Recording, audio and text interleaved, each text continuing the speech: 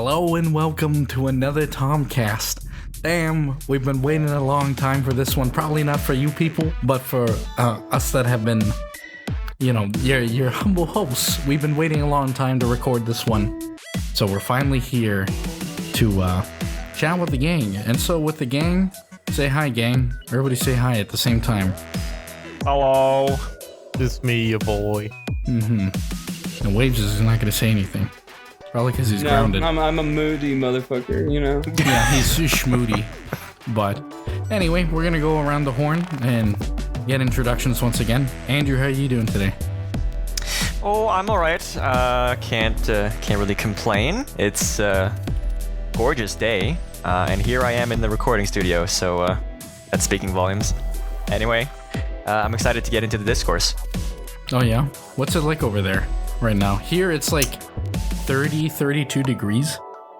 Yeah, we had a week where it was about that too. I believe it is supposed to start raining a little bit more either later tonight or tomorrow, but otherwise it's been toasty these past couple of weeks.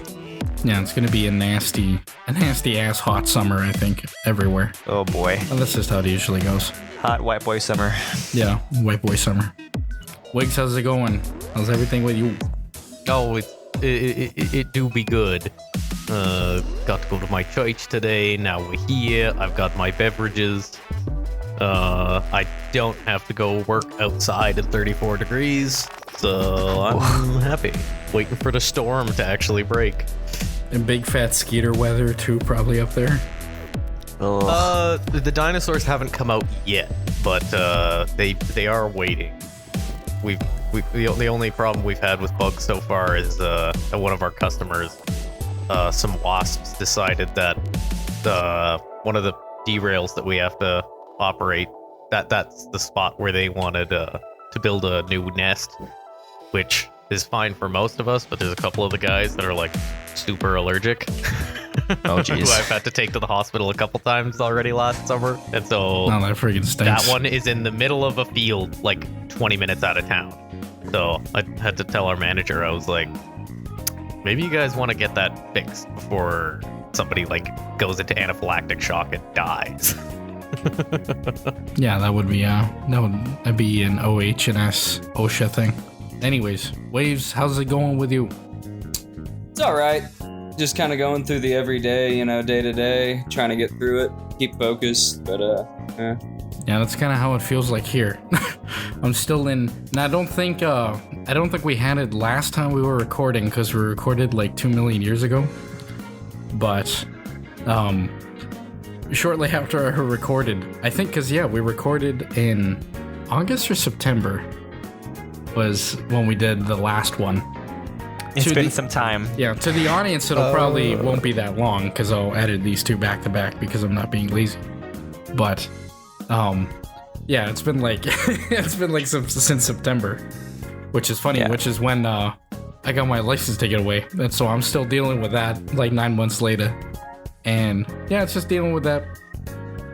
But everything fine here.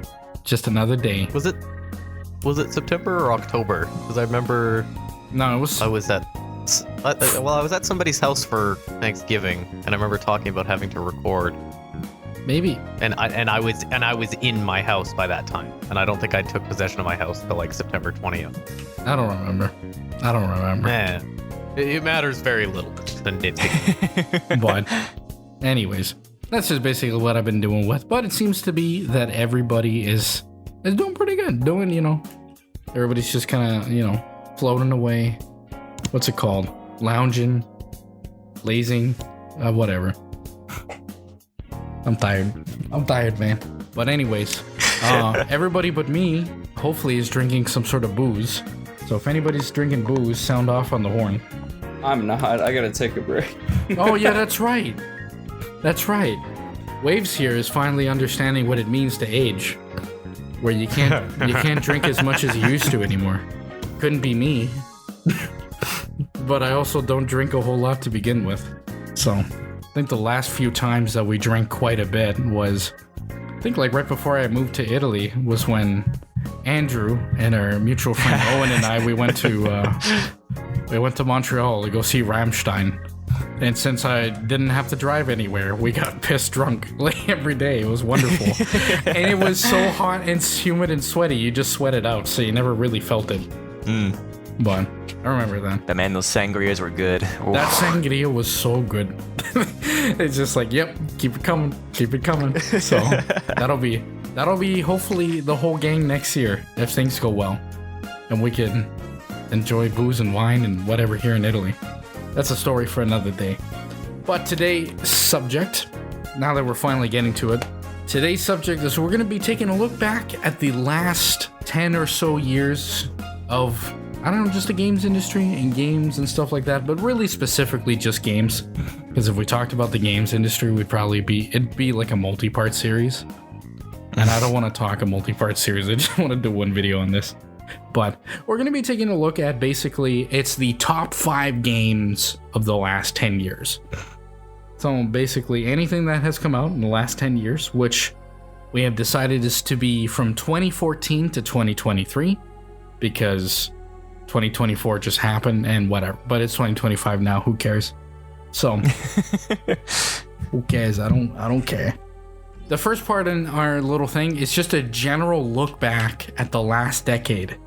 And just like kind of like basically what's the vibe? How are we all feeling? Like what are we feeling about the last decade? And so to start off, I'm going to go with Wiggz. Wiggz, how do you think the last 10 or so years of games have been? Are they good? Do you think they're bad? They no good? I would say that a lot of the mainstream stuff in the last 10 years is not bad, but it's just kind of mediocre, whereas I've seen a lot better things coming out of maybe indie developers, or at least like smaller developments, like random games that just pick up on a whim, or even like a few that I've found on Kickstarter and whatnot that I've backed and really enjoyed, whereas a lot of the stuff that's AAA developers or from developers that you in the previous 10 years would have been like psyched, I'm excited to see what they put out, and some of the properties that they've pushed out is fine. It's certainly a game that you can play, but it's not anything stellar or fantastic, or something that I would be coming back to again and again. Yeah, that's also kind of something that I recognize myself, that especially kind of in the last few years, is that it's starting to, and especially this year is a great example, where we're starting to see a transition from like big fat AAA stuff to like not necessarily indie, because indie's kind of always been there, especially in the last 10 years, but like AA games. Like, so as of the time of recording right now, like one of the biggest AA games that has swept gaming in general right now, this being the recording date being June of 2025, is Clair Obscur Expedition 33. That has just like, at this point in time, I've already I finished it and I've released my video on it. Spoiler alert, I fucking absolutely love the game. I think it's one of the best RPGs I've played in a long, long time. But it's one of those where, yeah, it's like a AA game where it's not quite like indie level. It's much nicer than that, like way more like production value, but it's not like, oh, we need to make a $300 million game so we can give $90 million to Disney type for the licenses type game.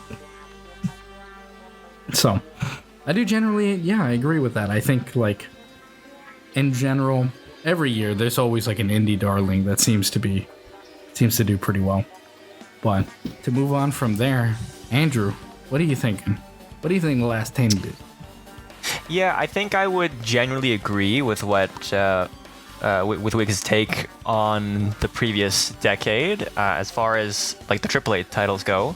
I know we've had some pretty major missteps in recent history on the AAA front. Stuff like Battlefield 2049, or something a little bit closer, Concord, for example, had that game only lasting two weeks before it was taken off. So yeah, when it comes to the big budget titles that are supposed to make waves, yeah, they've been sort of hit or miss. with indie titles and, like you said, AA titles coming in to fill in the gap. There has been a definite market push towards a lot of those live service titles. And I think as a response, some companies have made a conscious effort to kind of have a resurgence, I guess, of single player experiences. So like the Jedi Survive titles, for example. Yeah, for sure. That's a good point. I didn't even think of that. That yeah, in the last 10 years, we've seen the rise of the live service game. If you're Fortnite, well, it's not only Apex. that, but it's like even when they do fulfill like the community's wishes, it's only half fulfilled. Like they keep dropping these great single player games. No discredit to them, but it's like if you were to ask me, would I rather play as Cal Kestis or as my own character? I'm gonna take my own character 10 times out of 10. Like they're edging us, is what I'd liken it to. Where it's like, oh, we're gonna kind of give you the RPG experience, but it's still gonna be railroaded and yada yada. I'm like, people have been begging for a KOTOR remake for another Star Wars RPG, and like they'll fill a quarter of it and be like, but it doesn't make as much money as the live service game. It's like, dude, stop half-assing it, and maybe you'll get something good. Star Wars Rebels, that helped tank Ubisoft, and it's like, again, I get that you guys want to tell these stories and stuff, but for the love of God, give player customization a go. Like these games will have so much more longevity. That's more of a Star Wars thing than like a specific games industry thing. Mostly because like everything in Star Wars wants to keep in canon. So that's why they have like you play as select characters and stuff like that. Which is weird because the Disney sequels and everything kind of fucked the canon. So I'm like, I don't know why you guys are getting so... Wait, we don't have to get into that. That's a separate video altogether. That would be like a 5-hour long video, yeah. Yeah. You are right though, Waves. But it's like, the game developers do that too on other games, not in that fashion always, but it's like they'll listen to one specific thing that the community has an idea on, and then if it doesn't work out, they're like, hey, we listened to you guys and it didn't work and you weren't appreciative, so we're not going to do it anymore. Yeah. It goes a whole bunch of different ways, and I'm like, if you guys would just give the people what they want, you could have your cake. Well, there's arguments for that, and not to go on too long of a tangent, there's arguments for that, but there's also arguments against it, because you can take from 2023 like Hogwarts Legacy, which a lot of people were asking for a very long time for a Harry Potter game, and that one went into you have a fully customizable character, it is a linear narrative in a semi-open world kind of thing, but this is definitely like your character. You can respond how you want. And it kind of comes down to who is playing the game. Because, like, for example, the Jedi, whatever the Cal Kestis games are called, I can never keep them straight. Just Jedi. It's like Star Wars Jedi. Yeah, the Star Wars Jedi games. Anyway, I will replay those. I still enjoy revisiting Cal Kestis' story. On the other hand, you have Mass Effect, which is kind of your own character, but also kind of a character they've made for you. I play through those games at least once a year. See, and I think the Mass Effect games have like the perfect flexibility with a created character, and I guess Cyberpunk would be an example of that too, where it's like, V, and technically your name is Vincent or Valen, whatever the chick's name is, but like V is flexible enough to where like you can be like, oh, okay, you can justify it as your character nickname or whatever, and then you get full customization. Yes, so they both play into each other, but it also kind of depends just on what you're looking for. Like, I do agree that, a lot of people have been asking for the KOTOR remake or a KOTOR sequel for a long time. I do think part of why they are hesitant is because a lot of those original dev teams are not there. They don't exist anymore. BioWare is still there. Obsidian is still there. Most of the people who made those games are not, and so there is a certain amount of hesitation, because like take Duke Nukem Forever, which was in development for like 20 some odd years, and in my opinion, I had fun with the game, but I also wasn't waiting for it for 20 years, as opposed to a lot of the community which really wanted this game. You have that level of hype where if it's not what they were expecting, they're gonna be mad, but everybody, having waited so long, that's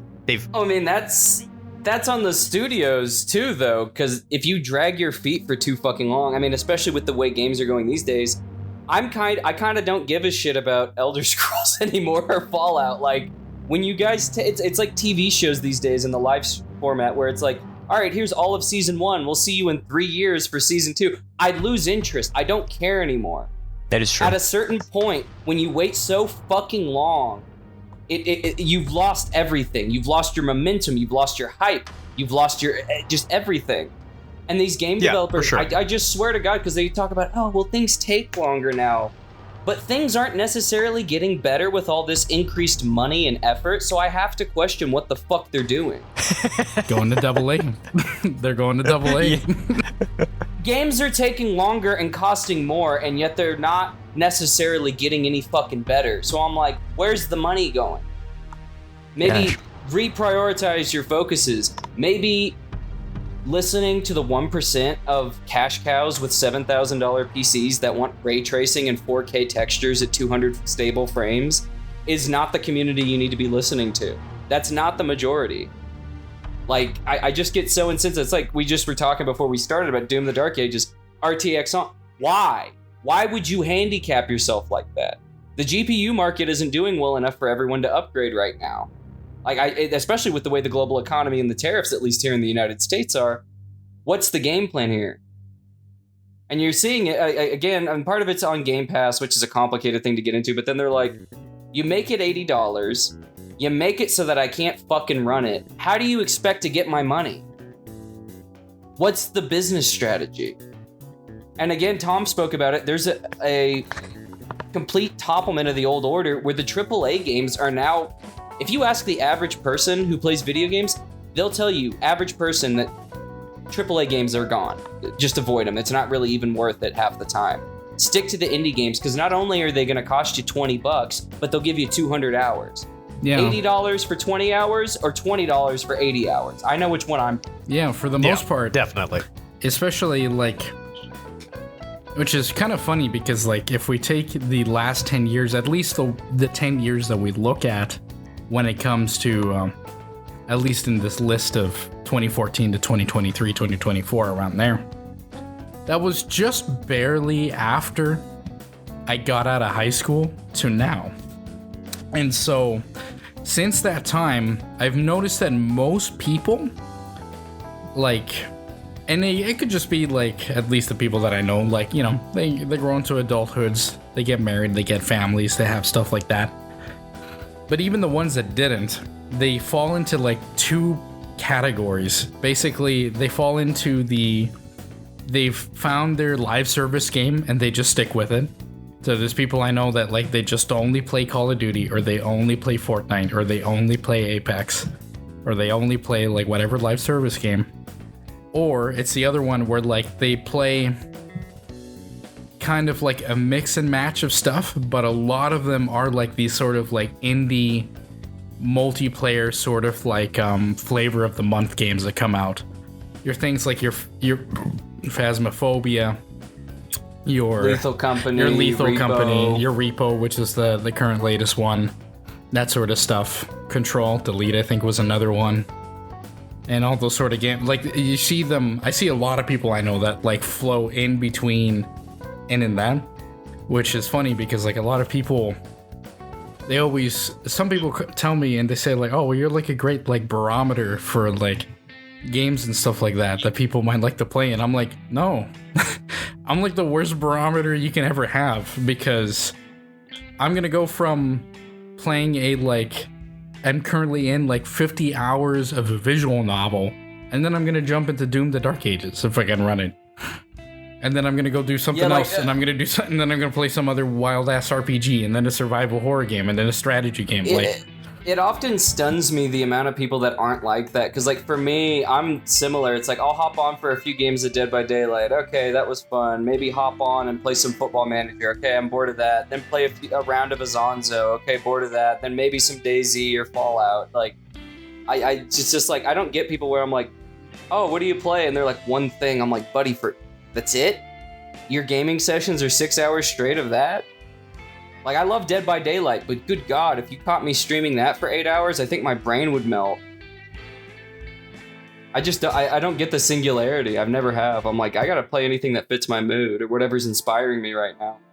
Yeah, which I guess will be kind of a nice little like segue into. I didn't put this into our little docket, but it is one of those where I will have to say with this list, and it'll be interesting because each one of us plays games, I wouldn't say very differently, because we all have like similar tastes in a lot of different ways, but we don't all play the same, if that makes any sense to you guys.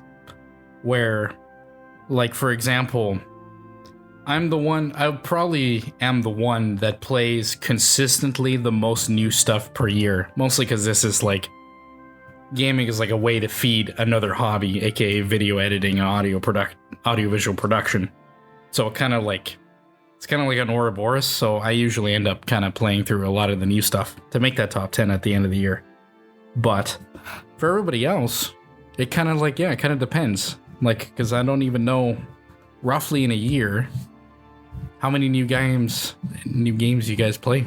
So it's like, Andrew, how many new games do you think you play a year, roughly?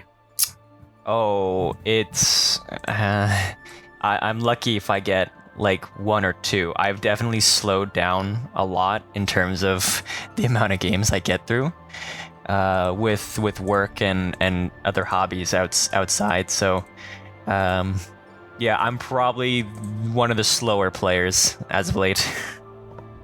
I mean, I think that's just how it's going, though. I mean, like, because I probably, even with those flavor of the week games, maybe 2 to 3 new releases every year that I actually play. Otherwise, I'm still playing shit that I've been playing for almost 10 years, you know?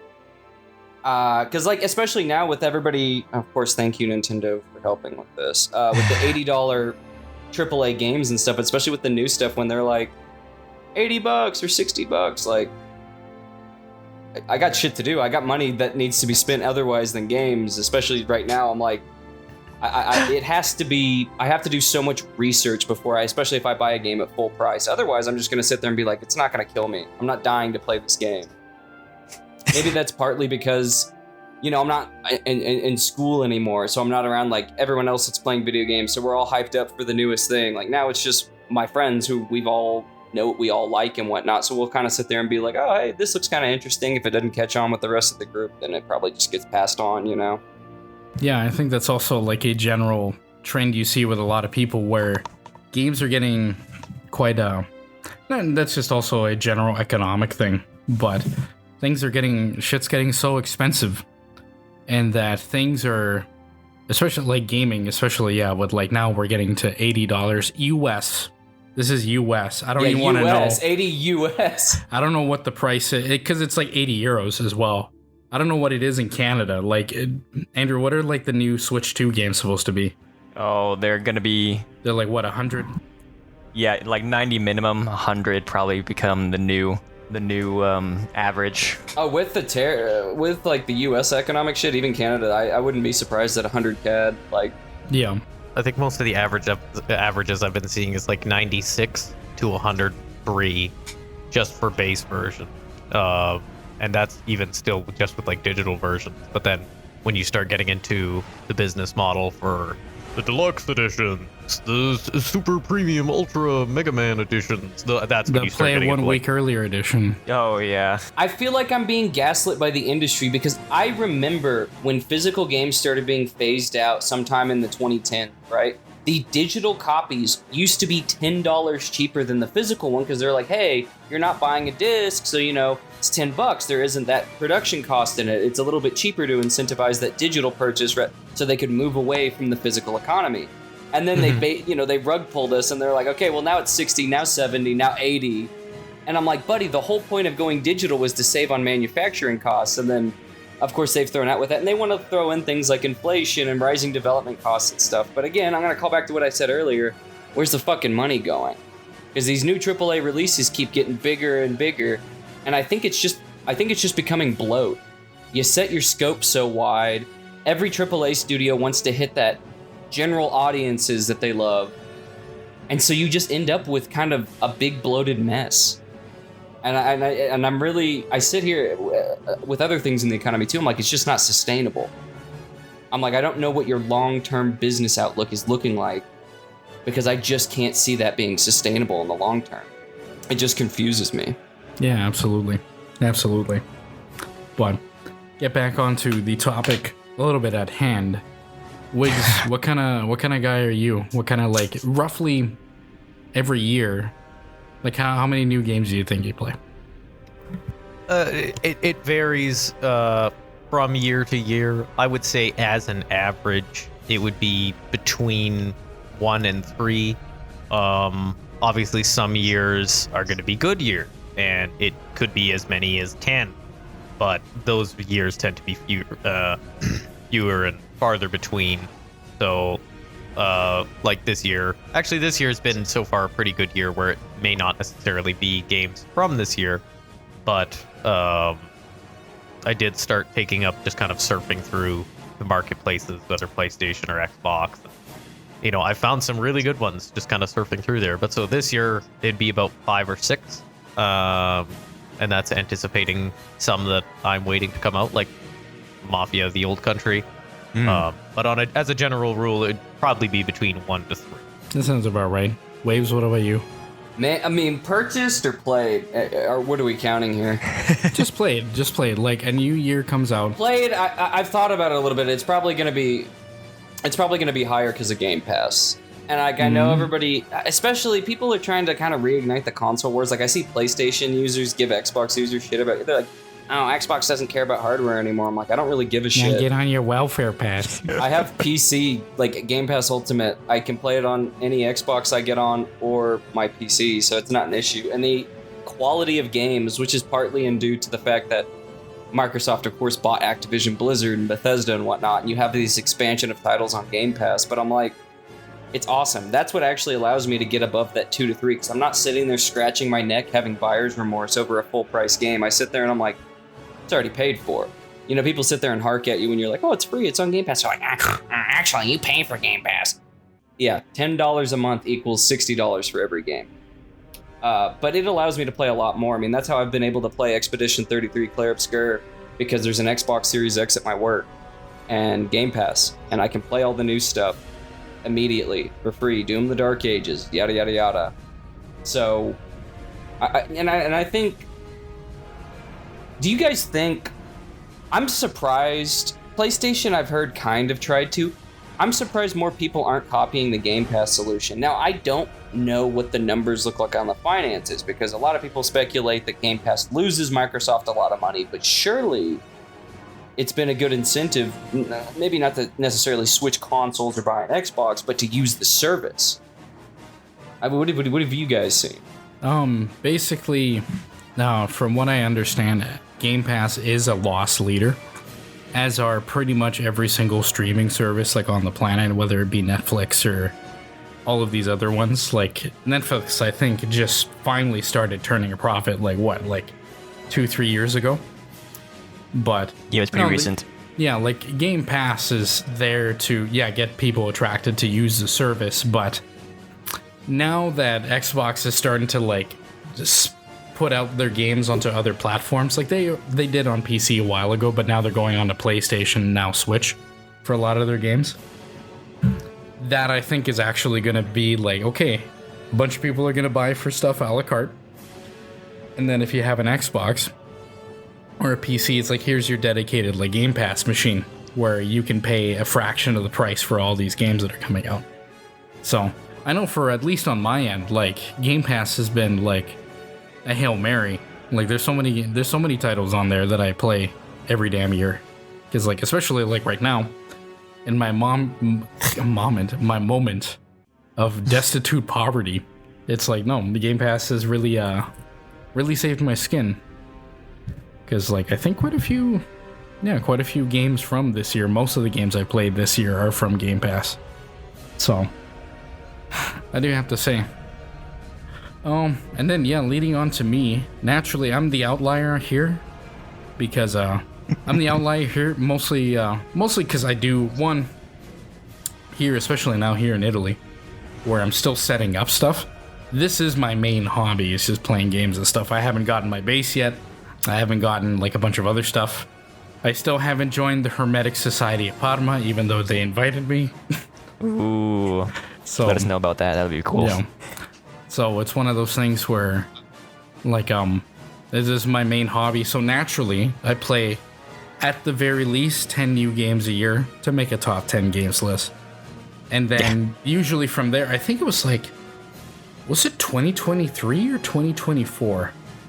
I think it was 2023 where I think I played from beginning to completion. I played something like 27 new games that year. Like mix and match of like indie games, AA, AAA, like a whole bunch of stuff. That was a big fat year. But yeah, so naturally I'm the outlier, and I've like for a lot of these years I've played a good chunk of games that came out each year. So my repertoire is a bit different, but that's my job. It's my job for me to recommend games to people on my big fat lists and for nobody to listen, which is how I love it. Except for Michael. It's Mike, who's not here.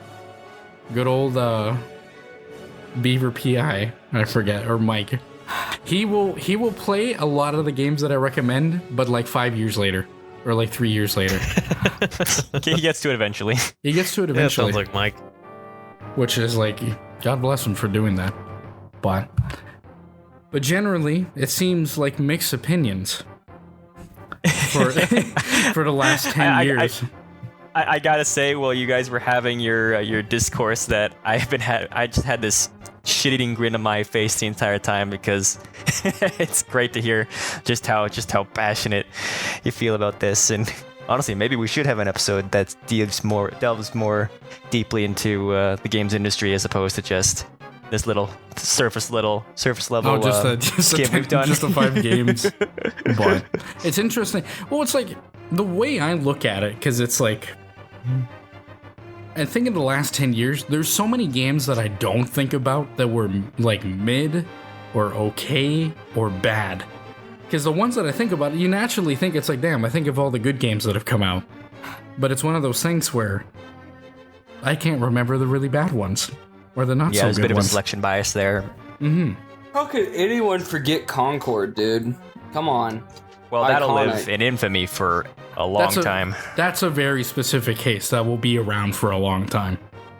Mostly because I think it's insane that a game's shutting down after, what was it, 4 weeks? 2 weeks. I've never seen 2 that. weeks. 2 weeks. 2 weeks. Something like 12 days, not even. Like it was like 2 weeks. It was ridiculous. Anyway, gang, are we good with this part of the discourse? We're gonna move on to our list. Basically, Yeah, the thing we're actually here for. yeah, the year that we're actually here for, which is like, to be fair, like it's only we're only here 36 minutes, so that sounds about right for the introduction and general look back. So basically, the main point of this damn list or video is we're gonna do the top 5 games of the last 10 years. So on our list, it's basically I'm gonna say 5, 5, 5, 5, 5, 4, 4, 4, 4, 4, and so on and so forth. These are games from the last 10 years. They could be multiple games from the same year or however many years. They could all be from 1 year if you really wanted to, which would be limiting you quite a bit, but that's just how we do it. And then if we have time, big if with a giant asterisk, we're probably going to shotgun blast all the best games of every year. But Number 5, Football Manager 2017. Number 4, Football Manager 2018. Number 3. Get him out of here. The hook is currently reaching over and dragging you off the stage. You will apologize to Lord Vader directly. Banish him to the Shadow Realm. Waves. But anyway, so we're gonna do our top 5 going out, and then from there we'll see. And then of course the game of the decade that we think is the best game of the last 10 years. But so damn, who wants to start? I'm gonna go Waves. We'll start with you. Why not? I gotta check something real quick now, because I started thinking and I'm like, decade, 2010 to 2020. And I'm, bro, it's 2025. You weren't the only one. Hold up. I gotta look up some release dates. I don't know, we're gonna get really stingy about the release dates, or... Not super stingy. Alright, well, you know what? I'll throw in it at number 5, even though the multiplayer in this game made me want to rip my asshole out, prolapse myself. Its longevity is insane. Black Ops 3's gotta take my number 5. Zombies alone pretty much carries that. I would throw in Black Ops 2, just for the zombies. I mean, that is such. I still play Black Ops 3 from time to time. I still get with my high school buddies and do run-throughs of the Easter eggs and stuff on like the great maps. And it has Zombie Chronicles, so you get all the World at War maps. Most of the Black Ops 2. Again, if we were doing this in 2020, I'd definitely throw Black Ops 2 there instead. But 3's got to be on there for the longevity. Again, fuck the campaign and the multiplayer, but Zombies kind of carries it. I love it. Black Ops 2 is from like 2010.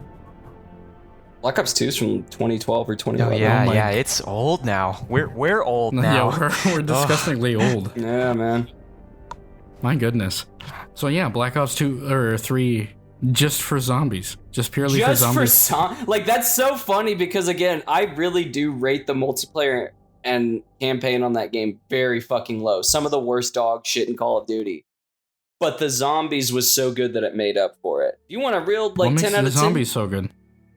Because it had another step in the zombies gameplay and story, and then it also included everything from the previous 2 Black Ops installments for the most part. Licensed stuff was a bit of an issue.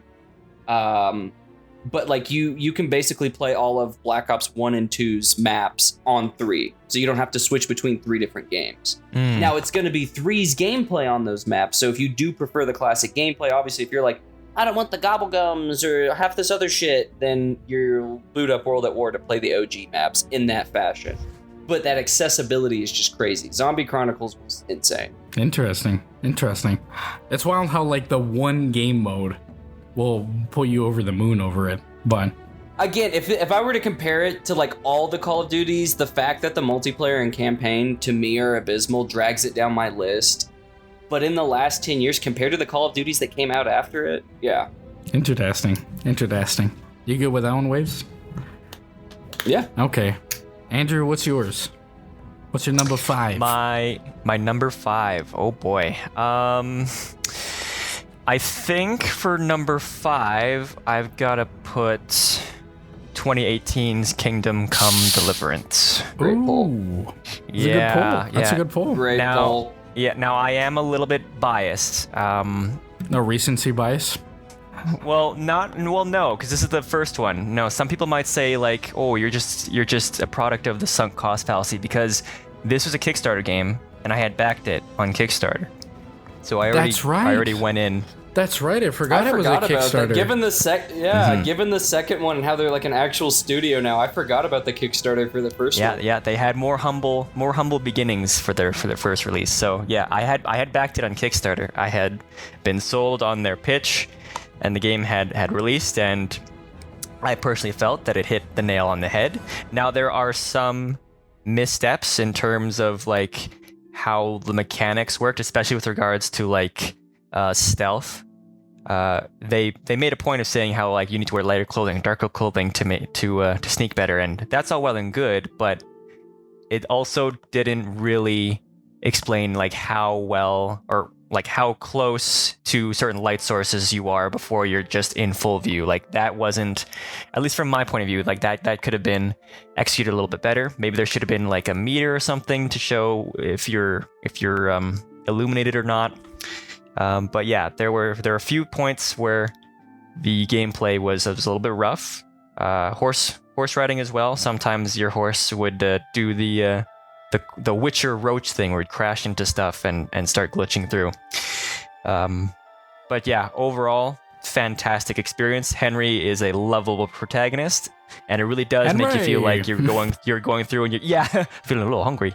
It really does make you feel like you're going through and you're learning how to do all these different nightly things alongside him. Like you start off not being able to fight, and by the end of the game you can fucking steamroll an entire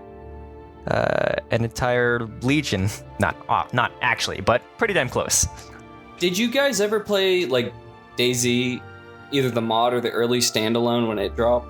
No, I didn't. I think the funniest thing that Kingdom Come Deliverance did for me was that it took shit that failed in DayZ and made it work. Like, because, Kingdom Come is very realistic. I need to eat. I need to sleep. Mm-hmm. And your character talks about these things. That's something that DayZ did in 2013, which is really funny. When you first played, like, the standalone DayZ, you'd get on and your character would sit there and be like, I'm hungry. I need to eat, or I'm cold, or I'm shivering or whatnot. And it kind of sucked ass. so they took it out, and now there's just icons. But then Kingdom Come comes around, and yeah, there's icons on it too, but like they did it better, which I think is really funny.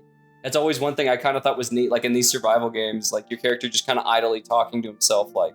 And there's so much more in Kingdom Come that I love, but just that like they found a really good balance between realism, fun, and not being annoying as shit. A lot of the game developers take realism and they're like, okay, we're gonna make it realistic. Here's the most tedious thing you've ever played, and it's like, okay. Kingdom Come's such a good game, though. They learned how to like gamify the right things to, because it's like it's funny because like people complain about the sword combat in the first game. I always complain about the sword combat because as a guy who was in HEMA, this is like, damn, this is harder to do than actually fighting with swords at first until you get used to it. And then it's like, and then you get used to it and you know how to do it. But it's like, it was always funny because I was recently replaying it a little bit earlier this year. And I was like, damn, it's like, if you gave me that sword, I'd know how to fight with it better than this. Like, it was almost embarrassing, but yeah, it's funny. I do think console players suffer more from Kingdom Come's combat than anyone else. Like PC, it's not bad. Like when I switched to PC compared to Xbox, I actually got a lot more out of Kingdom Come. I gotta say, that sword combat on a controller is kind of like dragging your balls through glass. I don't know how people do it. It's kind of like some like different video games where it's like it just works better on a mouse and keyboard. I feel like. Yeah, me personally, I didn't find too much wrong with the controller aspect. For me, it was the fact that the camera is glued to the front of Henry's head.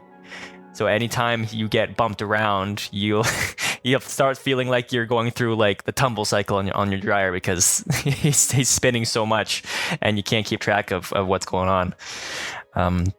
So that's where the combat sort of had a few kind of missteps for me, but overall, like I found it worked pretty good. Alrighty, are we good with that one then? I've said my piece. If you're satisfied, I'm satisfied.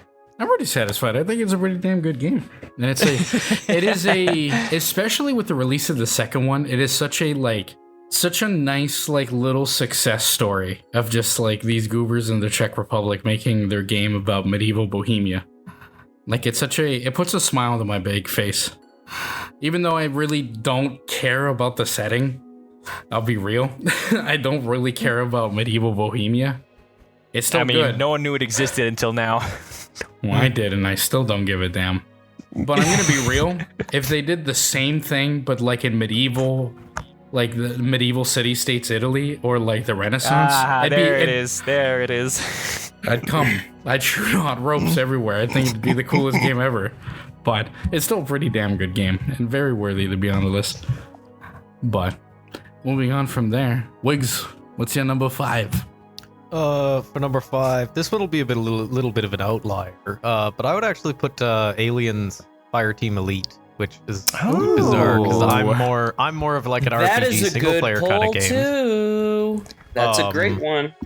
But that one, like it's more of an arcadey shooter, but it was actually able to keep my attention. Now part of that is because I love the Aliens franchise, and it did a lot to expand the lore, especially if you are like me and you've read the books. I know I put the tier list available for everybody in the Discord. I don't know if they've ever actually paid attention to it and read any of the books, but I haven't read any books because I'm literally right at the end of the Siege of Terra for Horus Heresy.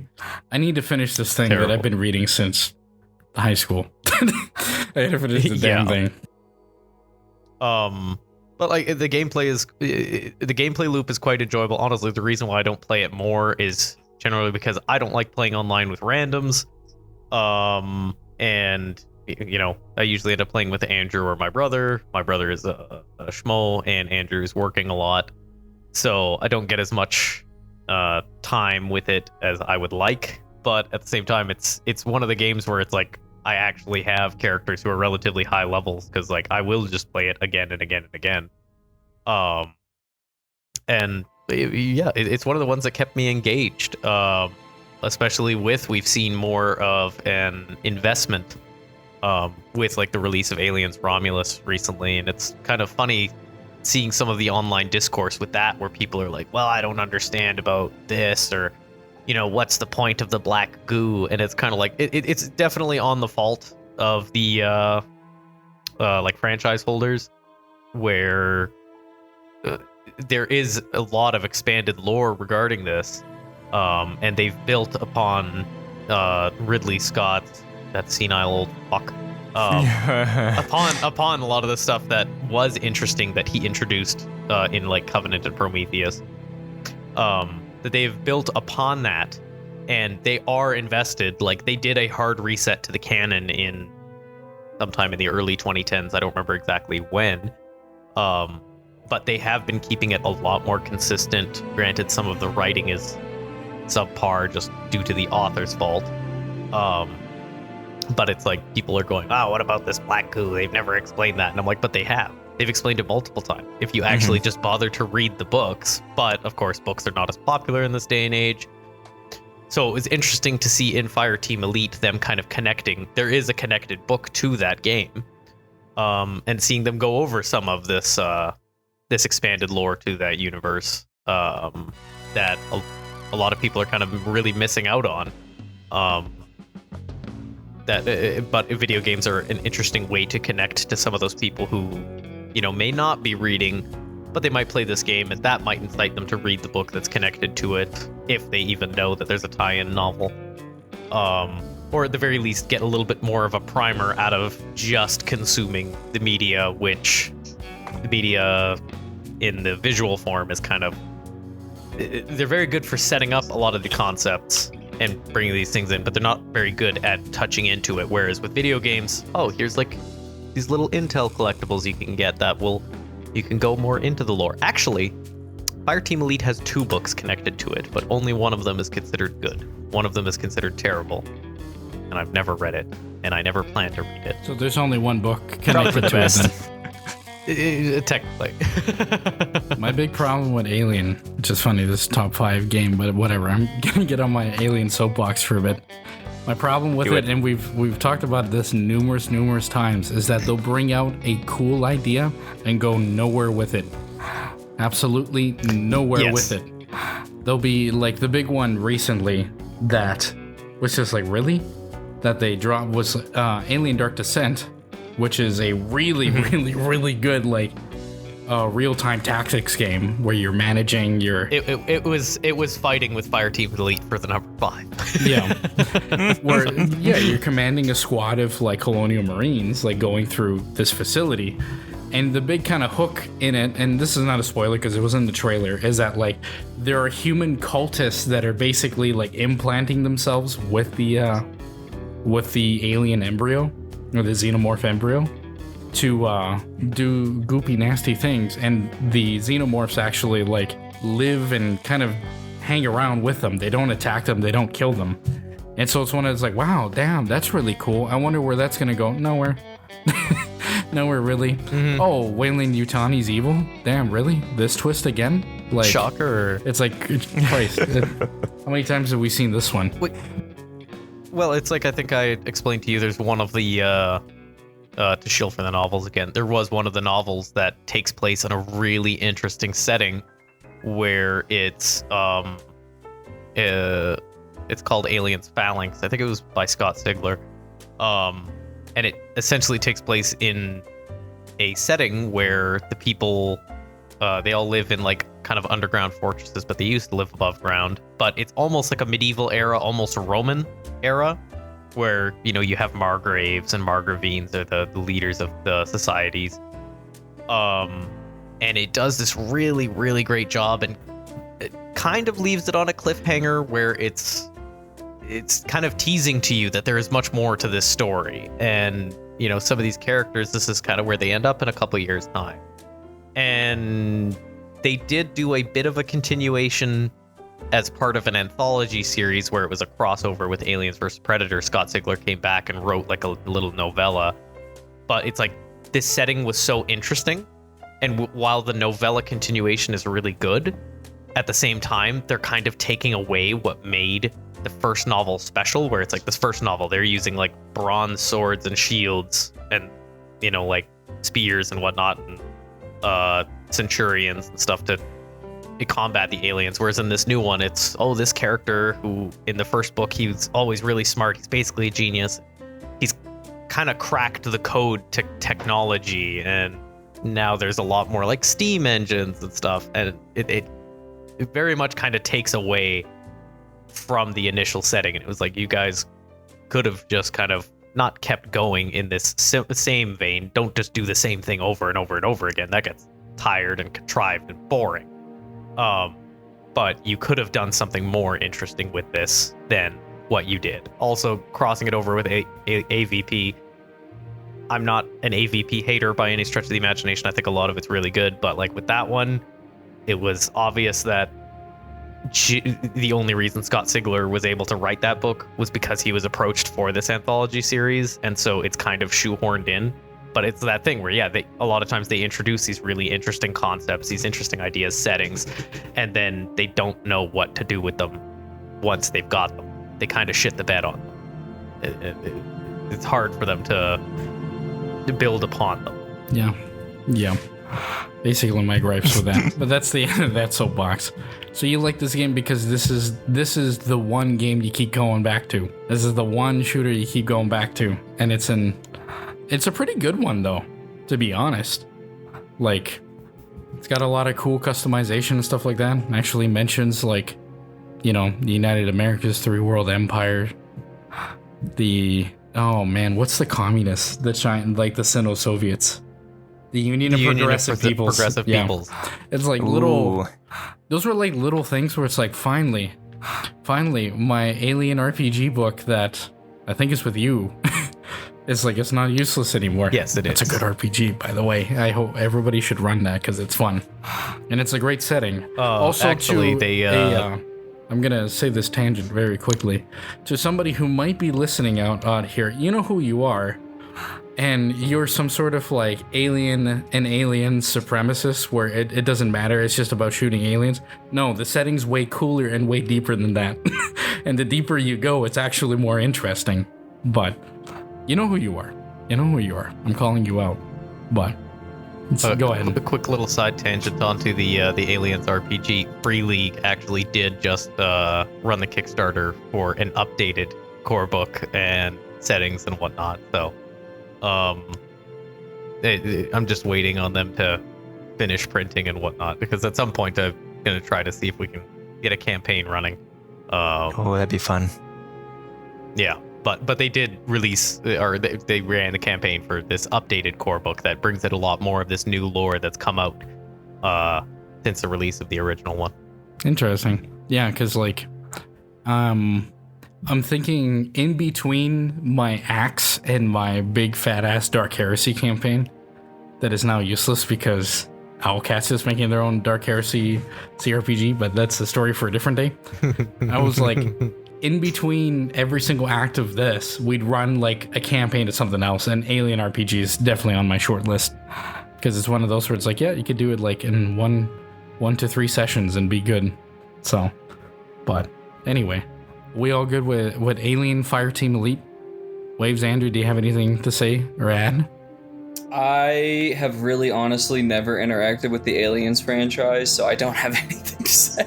I'm glad it's a good game, because I know that Aliens Colonial Marines was such a shit heap because of one error in a line of code or whatever. Even without it, the game stinks. I'm glad there's a good Aliens game out there because it's a cool setting.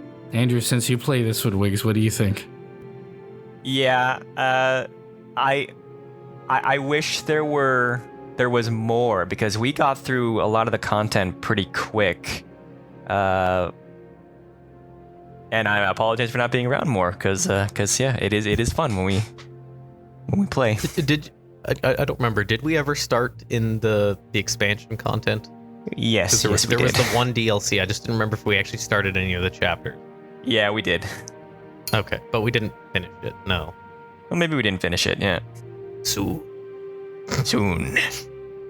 We good with that one then? Yeah. I mean, I could talk about it for hours. Yeah, so naturally. Well, I'm gonna go to my number 5. It's number 5, as I would say in my stupid ass videos, with the text to speech British guy. But My number 5, and this is kind of like playing around with release dates a little bit because technically it was released a little bit earlier, but in North America, when it finally came out on the PlayStation Vita in 2014, we got ourselves Danganronpa Trigger Happy Havoc, which is my number 5. And man, oh man, fellas, this is one. It's funny because we were just talking about it, and it's gonna come across like a lot of recency bias because I am currently playing through a fat ass like visual novel turn-based tactics game by the same director, that being Katsutaka Kodaka, who has directed and written all of those damn games. But this Danganronpa was the visual novel that got me into visual novels. It is such a like genuine, it is an interesting premise. It has crazy as hell characters, a great soundtrack, an incredible art style that just all meshes together into creating a very incredible game. For those that are not familiar, Danganronpa, basically the premise of the game is that like there's this facility that's like this closed facility, or I believe it's called a locked room mystery of sorts, where there's 16 high school students, and each one of these high school students is they're basically like the ultimate of their category. So it's like the ultimate manga artist, the ultimate detective, the ultimate gambler, the ultimate like swimmer, like all these different archetypes. And so they all get thrown into this like school, like Hope Speak Academy. And basically they get locked in here. And so this wonderful like good baroning bear called Monokuma basically tells them like, okay, you're all trapped in here till the end of time, till the day that you finally end up croaking up and dying. You'll never leave, you'll never see your family or any of your friends outside of this place ever again. That is, unless somebody murders somebody else. And when somebody else gets murdered, it starts this class like trial and this investigation where you like look at all the clues, you look at all the shit, and eventually go to a class trial where everybody's like saying what's going on, like what they think, who did it, like basically a whodunit. And so you have to like use the evidence that you've collected in the middle of these arguments to like basically tell people to go screw themselves, or like, no, you're wrong, or no, you're lying, or this person's like saying something.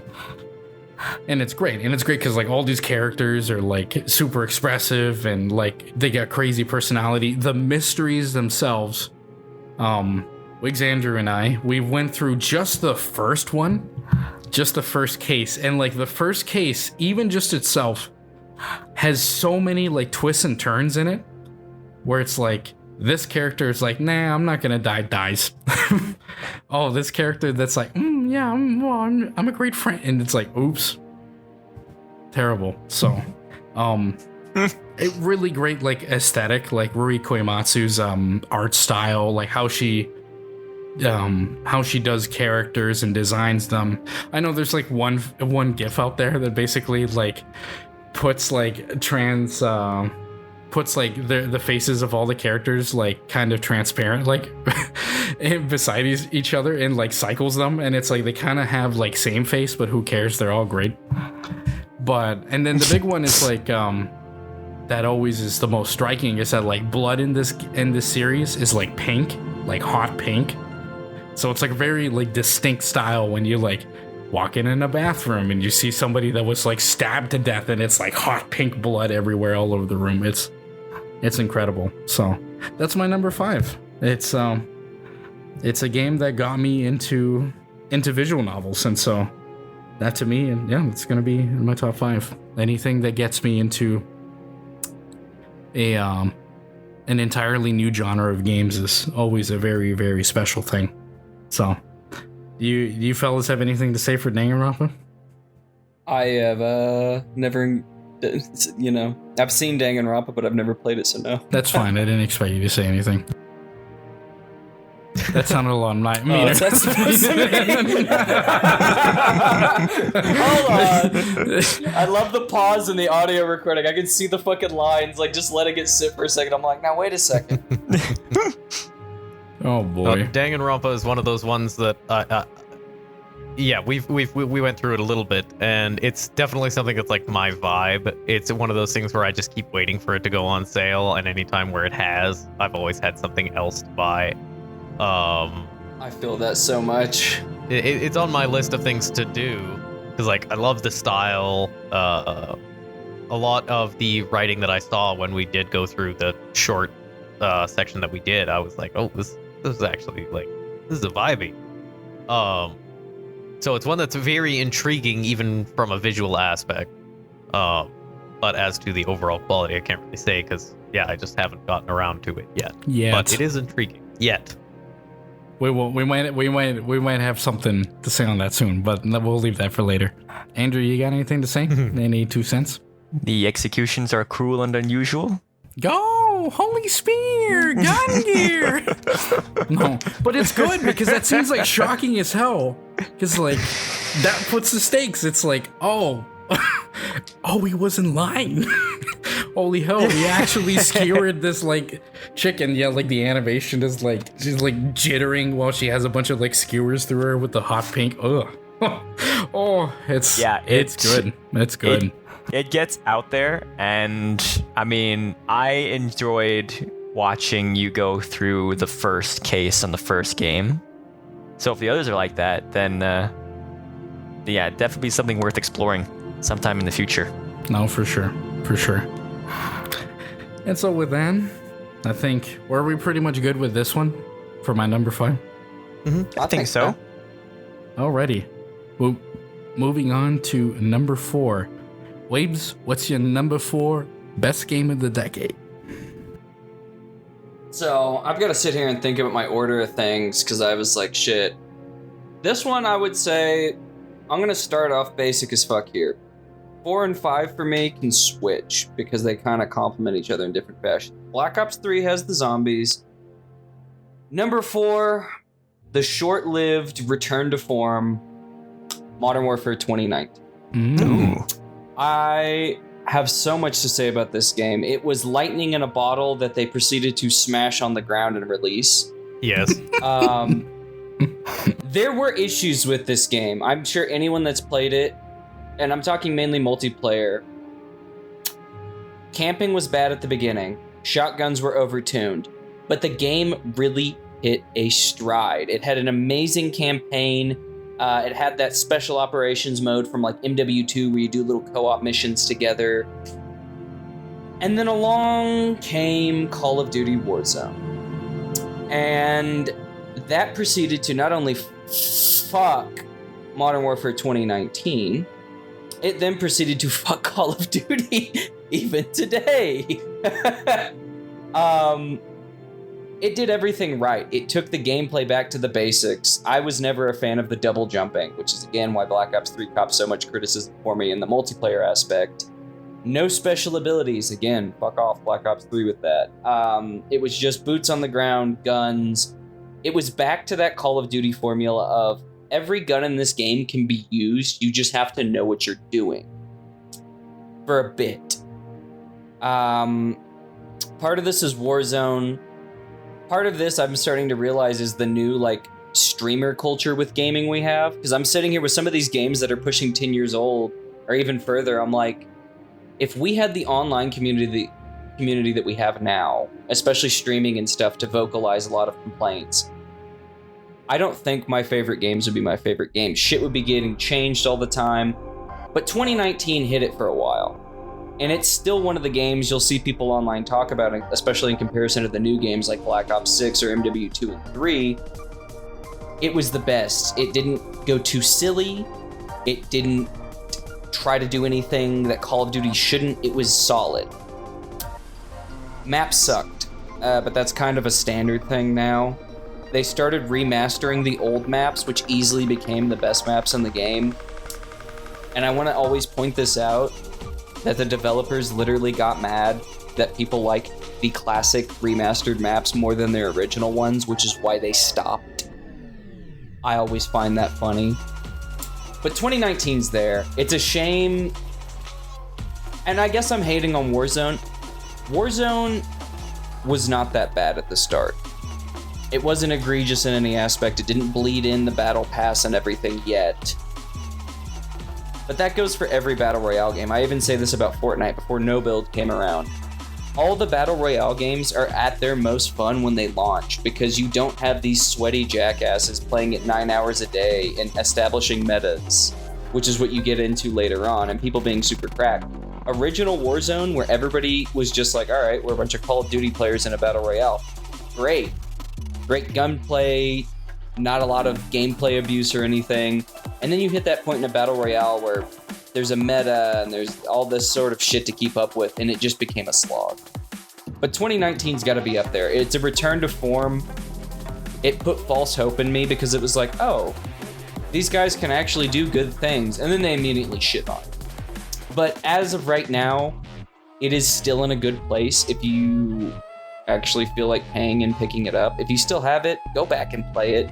There's still a good community on there, and it's still fun. But it is a shame. It's got to take my number 4. You could swap it with Black Ops 3, because again, Black Ops 3 has the zombies. That could either be a multiplayer or your definite single-player experience. Modern Warfare 2019 kind of has a whole package. It's got a good tertiary mode. If you like Battle Royales, then it's got even that for you. If you like a nice action movie campaign with a good amount of realistic visuals, Modern Warfare 2019 campaign's right there for you. If you like good old-fashioned Call of Duty multiplayer, they hit it on the head for at least a little bit before screwing up again. So 2019's got to take my number 4. I'm probably the only one, like some of these other games, that's going to say anything about this, but yeah, that's my spiel. Okay. Anybody else played Modern Warfare 2019? I did. Yeah, that one was one that was kind of like came out of it. I don't want to say it came out of nowhere. It was kind of a surprise when it did come out. I never touched the multiplayer. The only multiplayer that I'll still ever really go back to is Modern Warfare, the original one, or at the very least the remaster, which is basically just God, the talk old about one on the failed new potential with the remaster, dude. Holy, I need to do a whole ass fucking solo rant about that at some point, dude. Because people don't realize so much of the bullshit that everybody hates about Call of Duty nowadays. That Modern Warfare Remastered was the fucking testing ground, along with Advanced Warfare. They took Modern Warfare Remastered, and a lot of people don't fucking remember this. They added new loot box bound guns that broke the balance and didn't fit the visual theme. They were like modern 2022 weapons in a game that sits place in 09. Go off, Queen. Go off. And they were Battle Pass exclusive.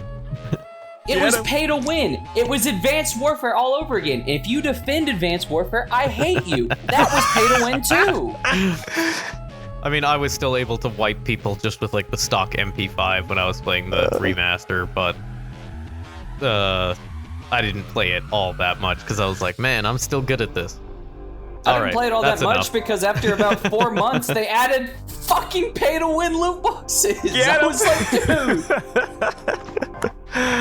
It was so good. It was what everyone has been begging for years. God, literally take amazing. the old game, update the graphics, and keep everything the same. And they were sitting there scratching their necks like Dave Chappelle on the crackhead on Fear Factor. Like, y'all got any of them pay-to-win loot boxes? They couldn't help themselves. It's so juicy to hear how pained Wavez is whenever he talks about Call of Duty. So anguished. It's interesting. Because they had it so good for so long and they just couldn't help but shit everything up. And again, it's gotten to the point where I still like keep tabs on even the mainstream community with these games. Nobody cares anymore. They've literally burnt every bridge. The casual gamers go, this is slop. The veterans go, Jesus Christ, this is fucking slop. Everyone is just looking at this shit like, this sucks now. I'm like, you could have had your cake and ate it too. But they couldn't help themselves. Wiggz, keep going. Yeah. You were talking good on this. So yeah, like it was actually quite a surprise when the new Modern Warfare 2019 came out.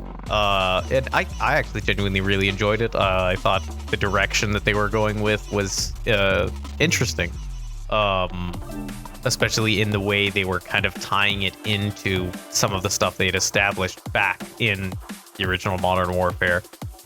And then, of course, yeah, as Wave said, they took that campaign and then ran it directly into the ground. And that is Warzone's fault, by the way, because they sat there and in their infinite wisdom, I think this was around towards Cold War's release, they're like, let's have the campaign in Warzone.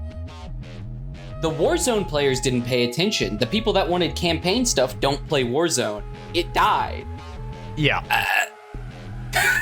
Yeah, it was a series of questionable decisions on their part. Because especially with the way they decided to retell some of the story beats.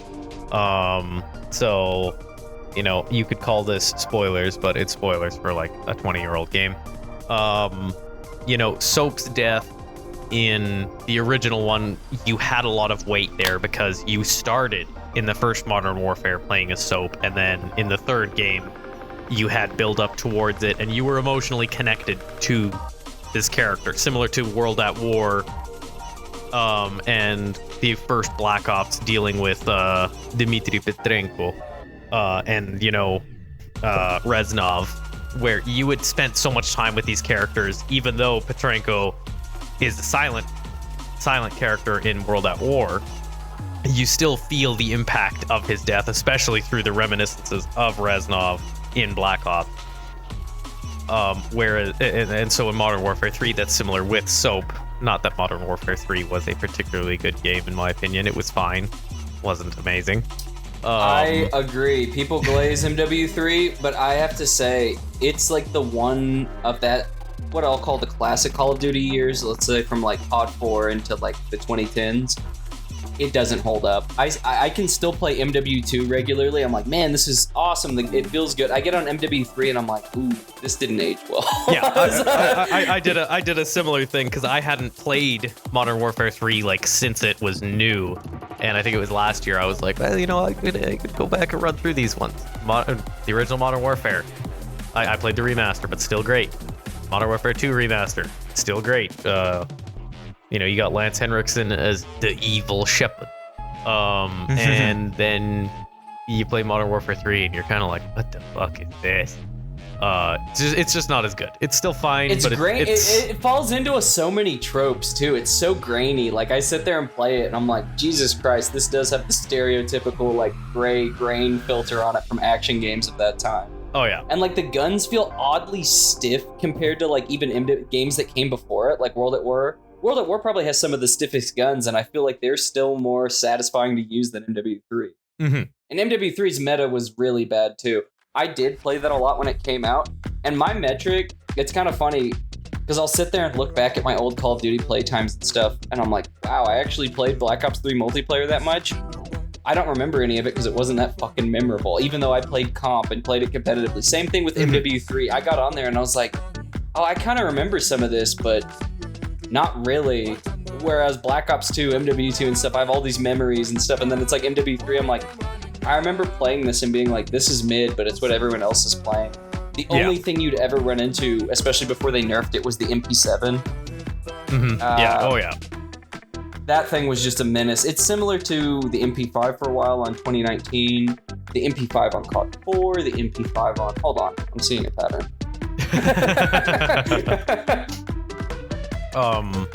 But yeah, so like the story beats in those games was dealt with significantly better, and so you know with the new trilogy, and like 2019 started off on a great foot, and then Warzone and just the multiplayer, and they kind of, even though a lot of people were really invested too.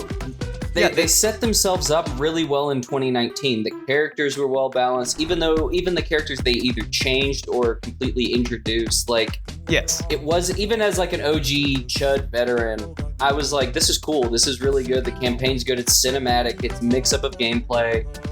And then MW2 came out and just shit itself. And they also shit themselves with the Modern Warfare 2 remaster because it came out when they're in the middle of this big reboot series.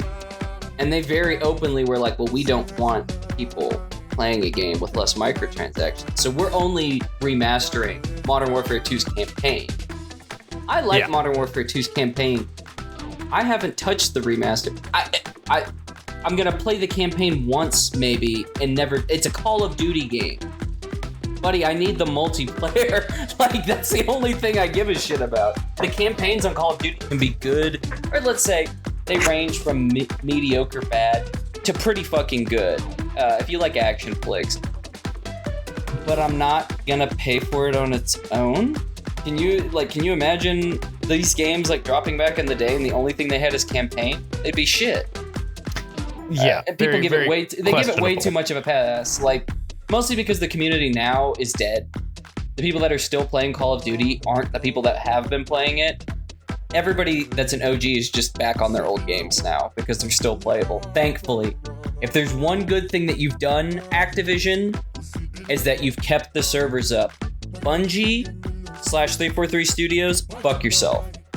EA, fuck yourself. 2K Studios, fuck yourself.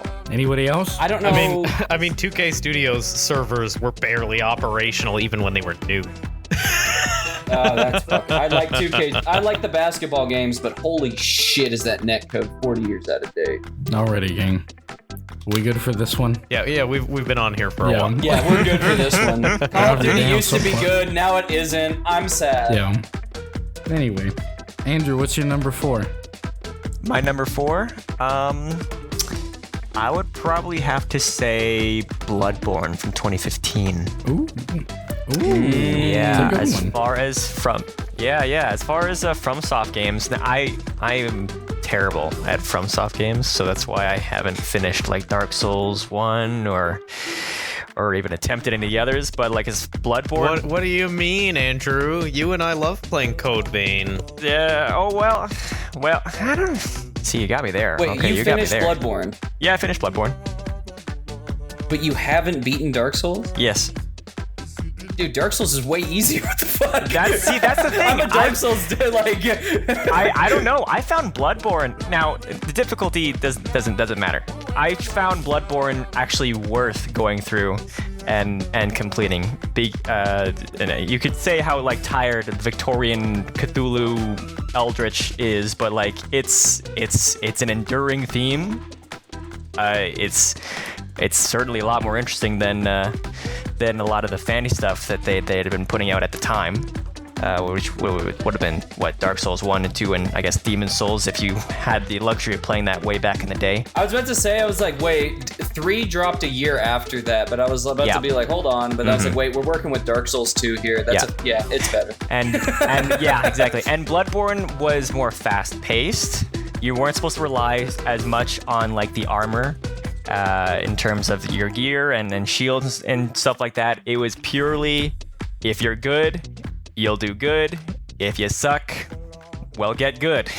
Literally. It literally embodies that to a T, versus the others I feel like are a lot more dependent on what gear you're running and all the upgrades. It's basically just, I'd say the other ones are basically more about, I've never beaten Bloodborne. I bought a PS4 just to play Bloodborne years after the fact. I only paid like $100. I love Bloodborne, the setting, the visuals. It does kind of hold me back. The PS4 is a piece of shit. That's my opinion. There's no on denying it. that. I'm sorry. Like, the instability kills me because, like, I played OG Dark Souls 1, not just the remaster and stuff, and, like, yeah, it's, not a very stable 30, but it's better than Bloodborne, which came out after it. And the one thing I'll always hold against Bloodborne, there's a bit of a lack of build variety. The amount, I always sit there when I play Bloodborne and I'm like, this is so cool. I wish there were more weapons. I wish there were more outfits. Because Dark Souls, no matter which game you're getting into, gives you that in abundance. Different types of weapons, even within the same subgenre or category of weapon. I do have to say, I love the faster pace, like you pointed out. that was the biggest thing coming from a Dark Souls veteran to Bloodborne. I was like, this is cool. Also guns. I was like, oh, Dark Souls and some guns. That's kind of cool. Mm-hmm. I gotta say that, like you said, the fantasy stuff does kind of wear thin. The Victorian, they just nailed. And I'm still so fascinated by Bloodborne's world, characters, and everything else. And I'm so eternally butthurt that they're either not going to do Bloodborne 2 or just dragging their feet. Yeah. Because I'm like, dude, this could be like, I mean, I guess Elden Ring was big. I'm like, this could be your next fucking Elden Ring, dude. Especially right now, like, demand's still pretty high for it. Like, Bloodborne still is, I'd say it's gone beyond a cult following, and it's still kind of entered the mainstream of, like, in terms of, like, kind of a legendary status. You ask the average person, and they're going to know about it. But if they don't have a PS4 or weren't a big Souls gamer, the access to it is kind of... And that's kind of why I suspect we don't have one yet. Because I think if I'm not mistaken, the Bloodborne IP is stuck with Sony. Yes, yeah, it was published by Sony Online or Sony Interactive, so it's not owned by FromSoft that's right. It's at all. PlayStation exclusive. Yep. Yeah. Yeah. Like Demon Souls as well. I mean, I'm surprised they ever actually got a remake for that out. Yeah. Because we all know Sony is not very friendly. Not for now, but they will be. They will be humbled. Inshallah. Yeah, they will be humbled. Inshallah. They will be releasing all of their games multi-plat day one, just like Xbox will one day, because that's where the wind is blowing. And I don't care how many damn people who call me. There's people that call me an Xbot, and I'm like, damn, dude, I play on PC. But Yeah. these sickening snoys. But it's like, no.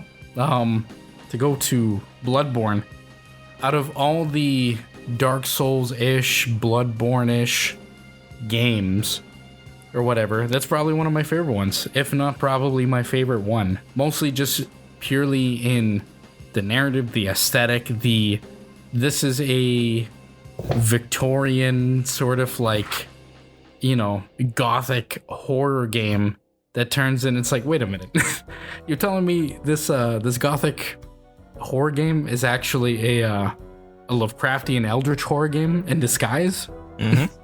And then when you figure that out, it changes everything. No, I love that. I think, like, insight is one of those cool little mechanics that you just have with you, and it's just, you play the whole game. It's like, oh yeah, this place is nice. Oh, this part of the Yharnam is nice.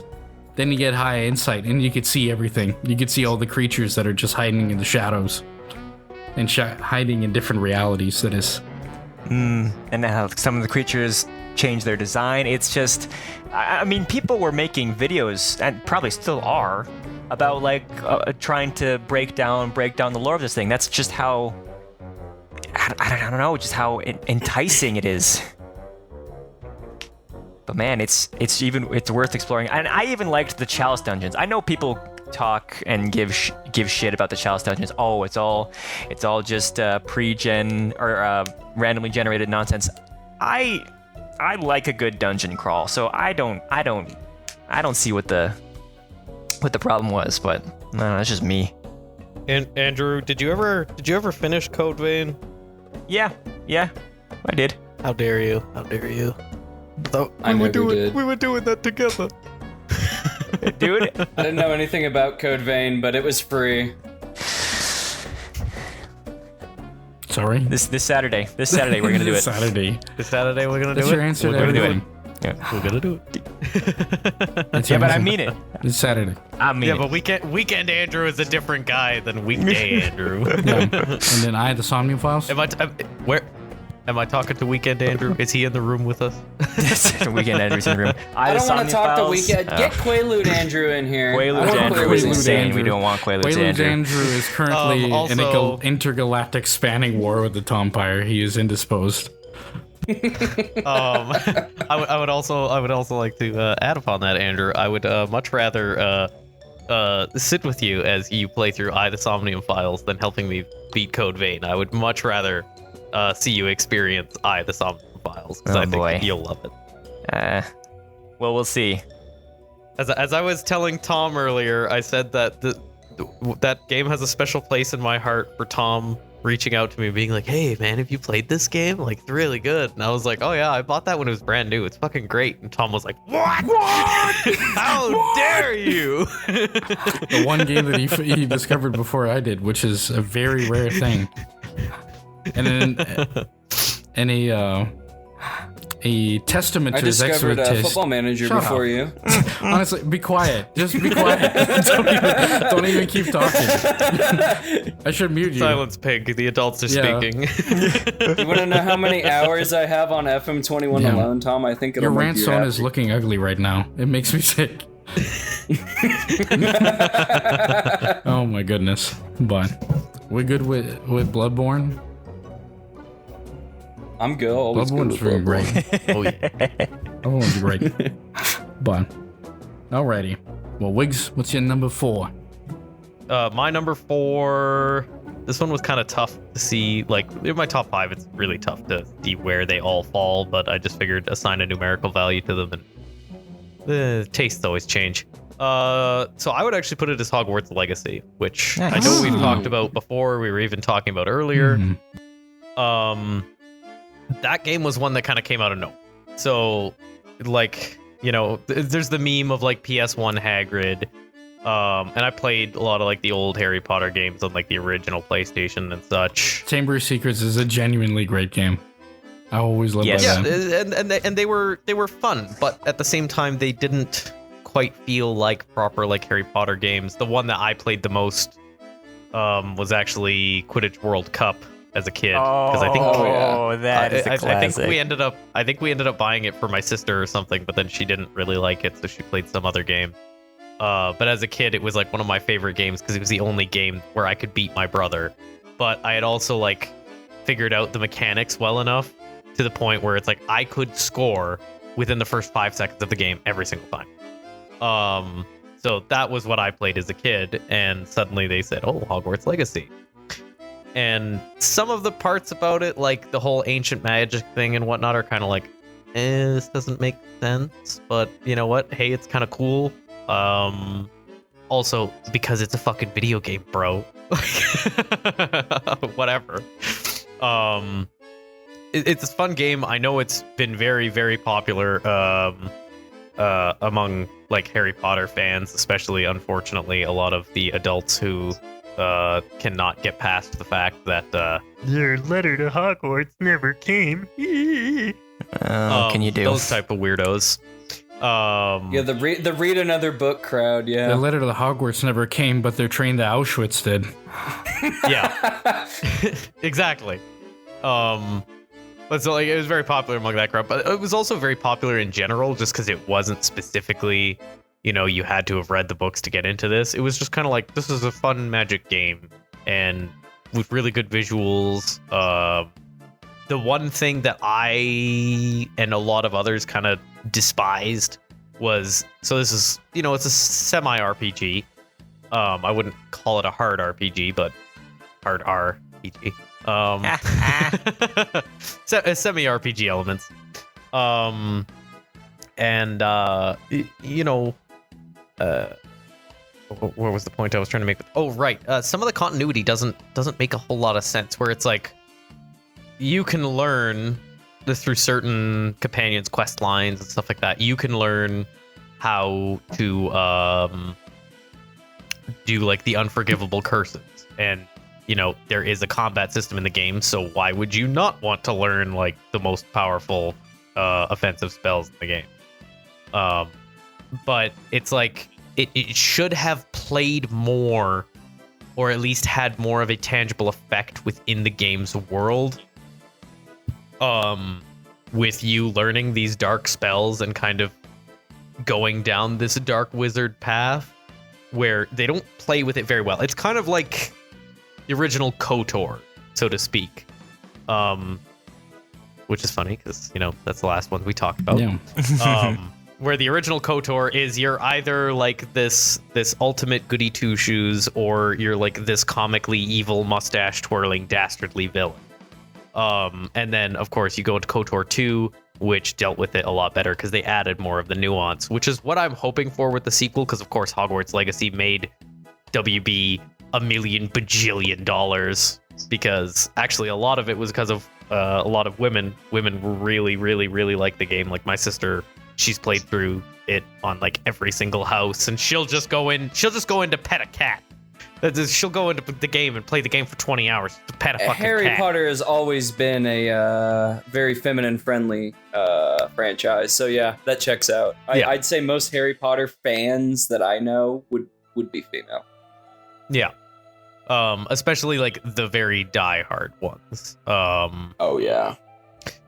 But so I would have liked to see more nuance with that, because it's, you know, I've learned the unforgivable curses. I can literally just kill people, and yet nobody responds to it. Even if you're in a combat situation with companions, like even fellow students, you use the killing curse and like that guy's fucking dead. He's ganked. He's gone, and they don't respond at all. They're just like, "Good job," and it's like I feel like you guys could have interacted that more into the story, like where you could have had someone at least make a comment like, what the fuck was that? Or, hey, you shouldn't necessarily be doing that.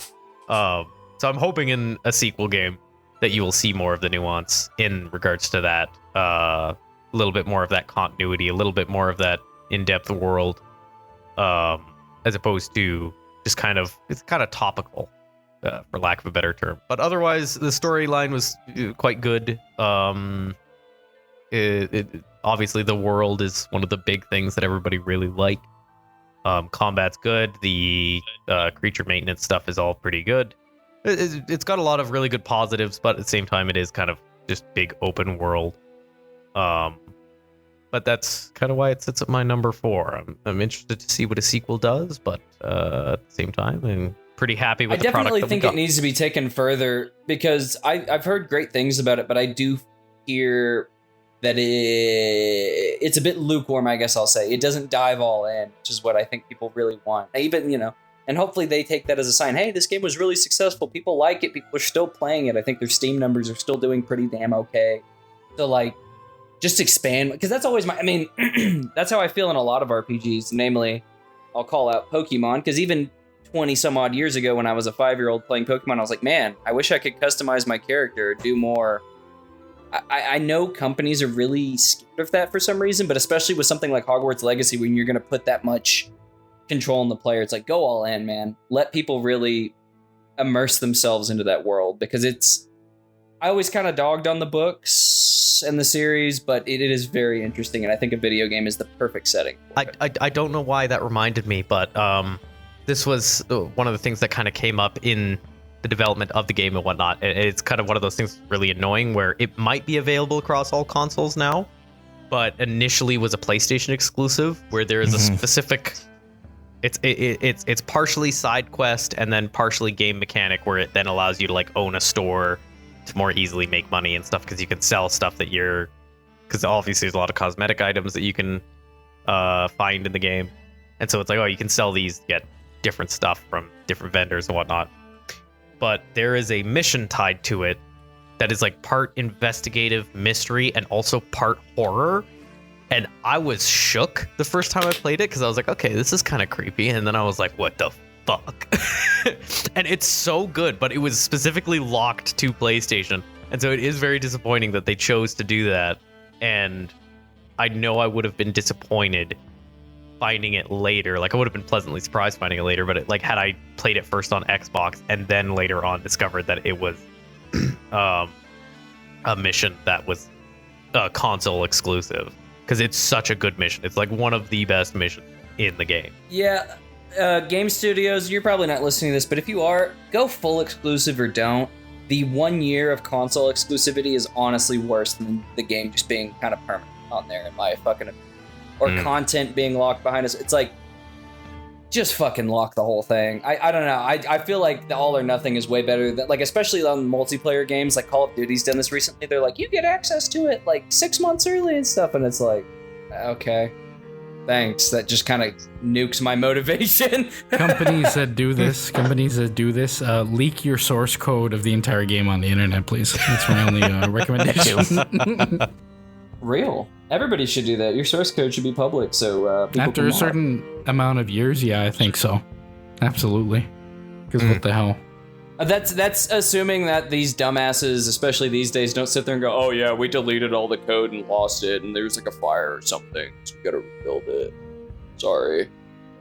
I that shit grinds my gears like almost like Bloodborne. They're like, "Yeah, we kind of forgot the code." It's like, okay, but these guys on PC are making a PC port and rebuilding the code, so $1 million company. It's like that All one right. Mass Effect DLC all over again. Yeah, but nobody wants Oh, that. God. Nobody cares about Pinnacle Station. Yeah, it's true. Not when the Mass Effect 3 Citadel Arena exists. Yeah, exactly. But, oh boy, we all good with Hogwarts Legacy? I'm done.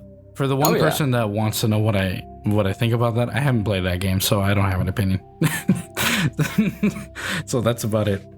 That's so old-fashioned, Tom. You should have opinions on things you're not familiar with. Come on. That was one of the reasons why it had to make it into the lineup, because I know that you haven't played it. So, like, I'm sure there's somebody who's probably at least somewhat curious about it. I might as well go off for a couple minutes. I haven't played it, but I was very interested to hear what you said. See, there he is. I told you, there's at least one person.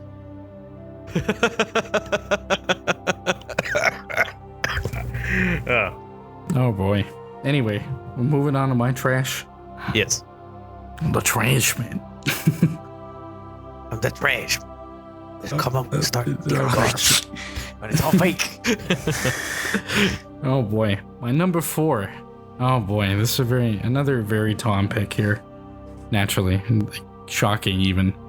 But my number 4 is 2019's Pathologic 2 by Icepick Lodge, which is just one of those weirdo games. I don't even know where to like start with it or how to explain it, but it is like a sequel / remake of a 2005 like Russian Ukrainian ass like not survival horror, but like a survival mystery game where you take like the control of 3 characters on this like town on the steppe that's currently going through a plague. And the plague is like, it's like, oh, is this like a normal plague? Is it a supernatural plague? Is it like all this stuff? And the big hook of the game is that like since it's a survival game, you can't save everybody. So every time that you play through the game, you pick, oh, who am I going to save? What am I going to do with my time that I have? Because it's constantly ticking down. The worse, like the farther it goes on into the story, the worse things get. The military gets called in, and so like everything breaks down unless you can figure out what to do. And so Pathologic 2 is basically a remake because they're remaking all 3 different paths. But this time around, each path of each character is like wildly different in mechanics. So in this one, you play the role of the Haruspex, which is like this sort of like, he's a young man from the town that left to go work at the city and learn a bit of medicine, but he's this guy that's like constantly stuck like in between the 2 worlds. So he's like the sort of guy that came in and, you know, it's like the town doesn't trust him, but they kind of do because he's one of them, but is he really one of them? How long is he taking time off away from it? But I really love it because it is, as I think I just said, it is the best survival game I've ever played.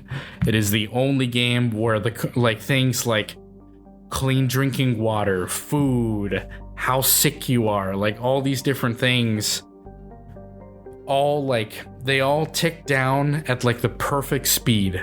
They all like, it's never tedious. It's always like, and if it is tedious, it's because it's like grinding at you, because it's like, am I gonna go out of my way to go find a piece of bread to eat because I'm gonna starve to death? Or do I go to this other person and give them like the serum for the plague because they're currently dying of it? Like stuff like that. Ooh. And so like every day that the game counts down, it's like they do this dice roll basically of like who's gonna get infected, and if they're already infected from the day before and you didn't get to them to cure them, or at least like diminish like their symptoms and that, it's like, okay, who's gonna perish to the disease?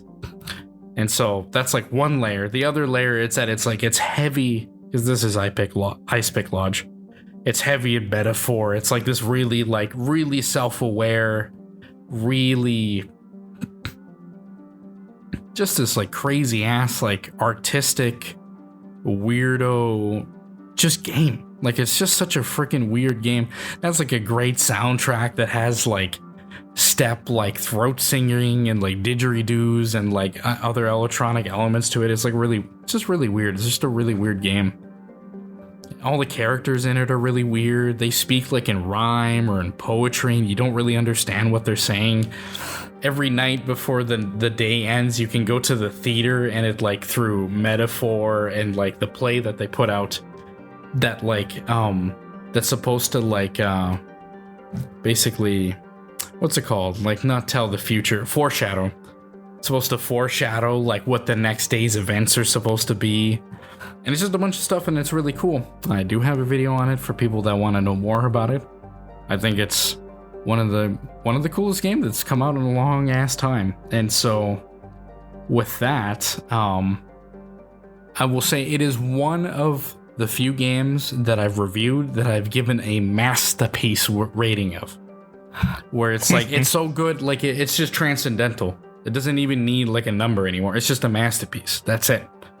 Like, if you play and you don't like it, you're just lost. You're lost. But anyway, that's pretty much all I gotta say. Yeah, with Pathologic 2. It's another one of those where it's like, I'm not even sure if anybody else has played it. I know other people have heard of it.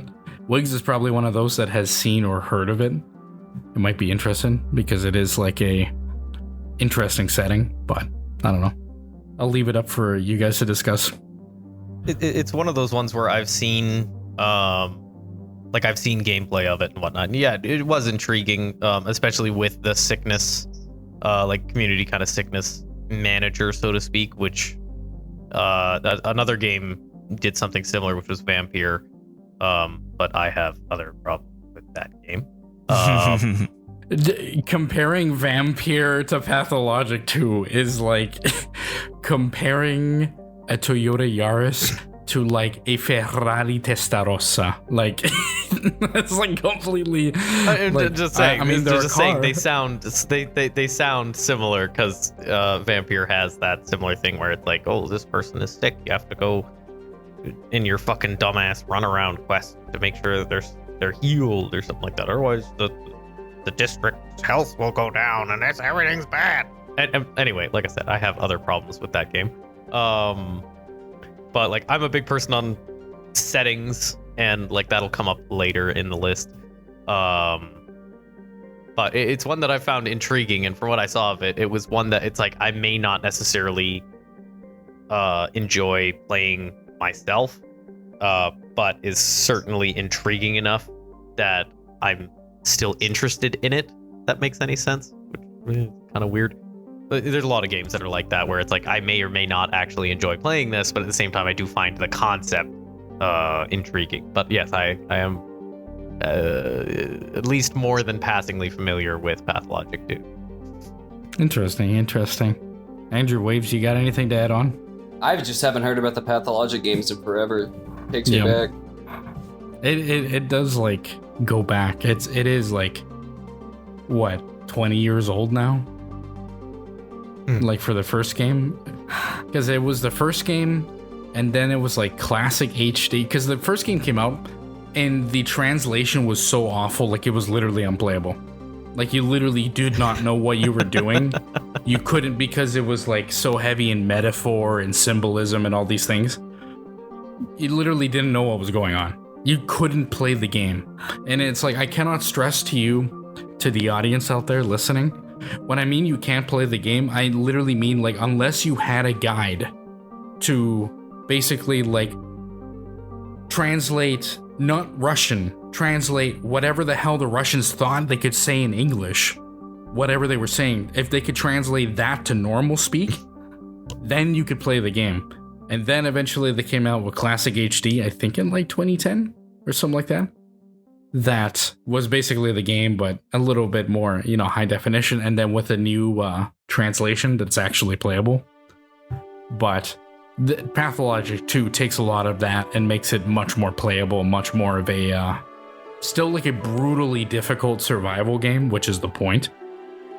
But Oh, so it's kind of like the original English translation of Metro 2033, the book, not the game. Where it was just which like unreadable. was unfortunately translated far too literally, and there are entire paragraphs which, like, because Russian as a language is very flowery and poetic, and so there are paragraphs that are just unreadable because she translated the lady who translated it so literally. And especially because Glukhovsky is very philosophical in his writings, and you're like, what the? I just got to keep going, because if you stop to try to figure out what the fuck they just said, you're never making it through that book. It took me forever to read that book until I figured out that I just had to stop trying to figure out what the fuck just happened and just keep going, and eventually it might make sense. It's very similar. Yeah, it is. Andrew, you got anything to say? Not really. Apart from watching your video, and I think it was also Mandalore who also had a video on Pathologic. Yeah. It's not something I've really thought a ton about. It didn't really strike me as my cup of tea, but who knows? It's never say never, right? Yeah. One day, like, you know, when your terrible empire based on chaos and evil comes crashing down, and my empire based on law and order and evil reigns supreme, you will be strapped to a the Tompire. Yeah, the Tompire. Two sides of the same coin, my They're friend. not. Two They're sides not. of the same I'm lawful coin. evil. You're chaotic evil. Even though I have written in the story that we do frequently go and have fast food together as part of this thing that we hope none of our empires see. But when this happens, you will be strapped down to a chair like a Clockwork Orange style, and you're gonna play all the damn trash that I like, and you're gonna love it, or else you're just gonna stay there. Stop! I beg you! This is going to be the final battle of the Tompire versus the Andrew Ordinary. Yeah, the Q. Well, it's Quayler's Andrew, right? So it's the Consortium.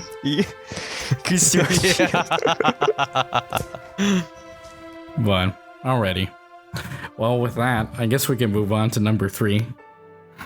Let's try and moderate this next one so it doesn't last 1,000 years.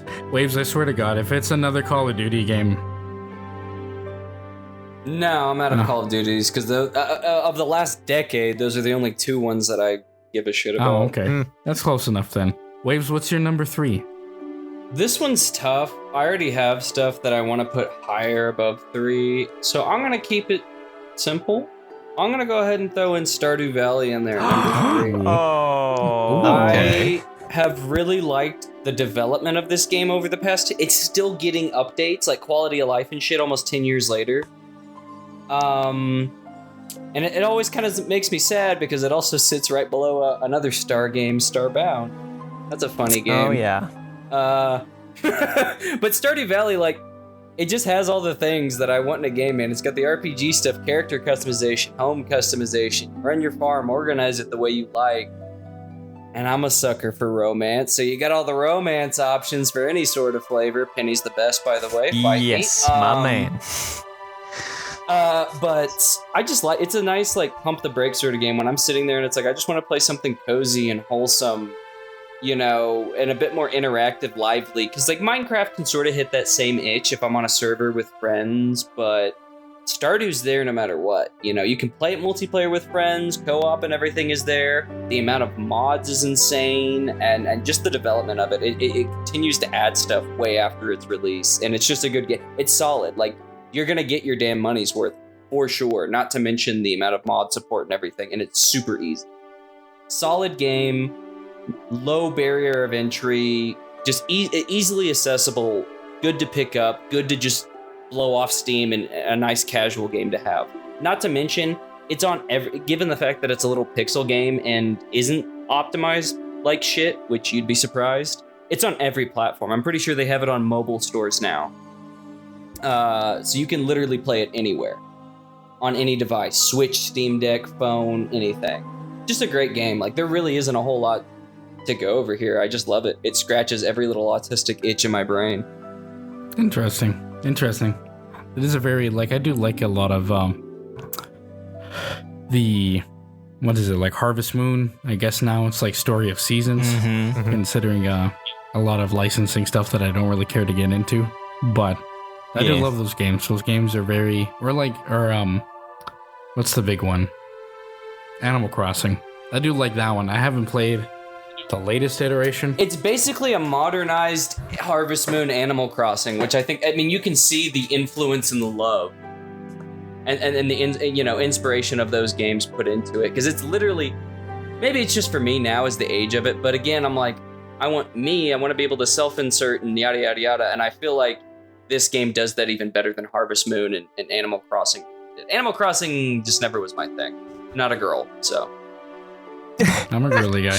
And yes, I'm gonna say that. Guy. I love Animal Crossing. I like the aesthetics of Animal Crossing, but Animal Crossing, I tried it, and to be fair, I emulated it. I found it really fucking boring. And I didn't like the rotating world and stuff. The art design is cute, the characters are cute, the world is cute and everything. I'll watch someone play it. My ex-girlfriend had a Switch, I'd watch her play it. Couldn't really get into it. It's because there's hatred in your heart, and you can't just let things be. As usual, you have become a slave to she those cheated things. On me. Oh, okay. Mashallah. Well, Wow. I bought her $100 edition of Smash Bros. Understandable. Have a nice day. oof, sorry. Bought a Switch for her, not for her, but to play with her. And then once we broke up, I was like, man, the Switch kind of sucks. And I sold The it. Switch does stink. It's not that good of a console. It's literally a mediocre handheld and a mediocre console. Whereas before, you'd usually get a mediocre console with Nintendo and the modern. And a great handheld.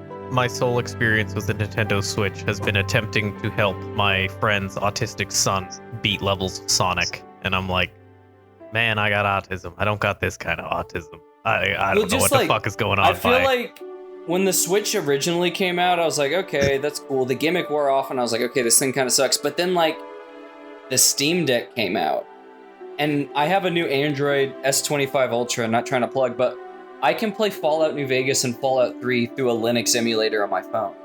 Why would I drop $300 to only play Nintendo games or other companies' games in shittier quality? You can take it anywhere. I can take my phone and a Steam Deck anywhere. Same price. Phone's cheaper. It's emulated. Oh boy. It's not my thing. Nintendogs, come at me. Nintoddlers is what we call them. So Yeah. To circle back to Stardew Valley, though, that's a game that, like, I even heard recently, like, yeah, as you said, it's still getting updates. I think the developer is working on another game separately, so I think the updates have slowed down. It's a game that a lot of people have asked me, like, oh, you play that? Because it is something that I honestly would play, and I probably should play. I haven't yet. But the more I hear about it, the more interested I am in it, despite the fact that it's been out for however long. Almost 10 years now. It came out in 2016. Yeah. Which is crazy.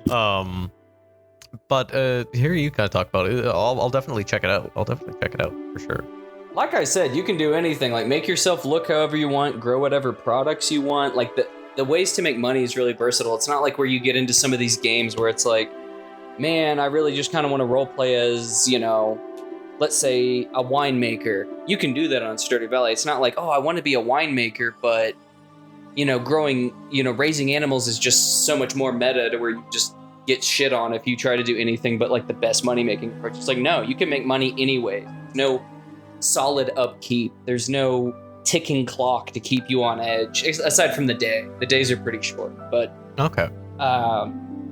It's good casual. Like, and it's not a game that's so casual to where I sit there and I'm like, what's the challenge? What's the point? What am I working towards? Why am I playing this? If I start asking myself that while playing a game, you fail. But if I'm sitting there and I'm just engaged, we're good. That's definitely something that I've heard from the people who do play it, is that it is very cozy. It's a very, like, just a layback and vibe kind of game, like a lot of people, where it's I'm looking for my minutes. I'm just chilling. Just load up Stardew Valley. I'm just so chilling. many games these days, even within their gameplay loops, don't understand I have to have a reason to keep playing, and that changes from thing to thing.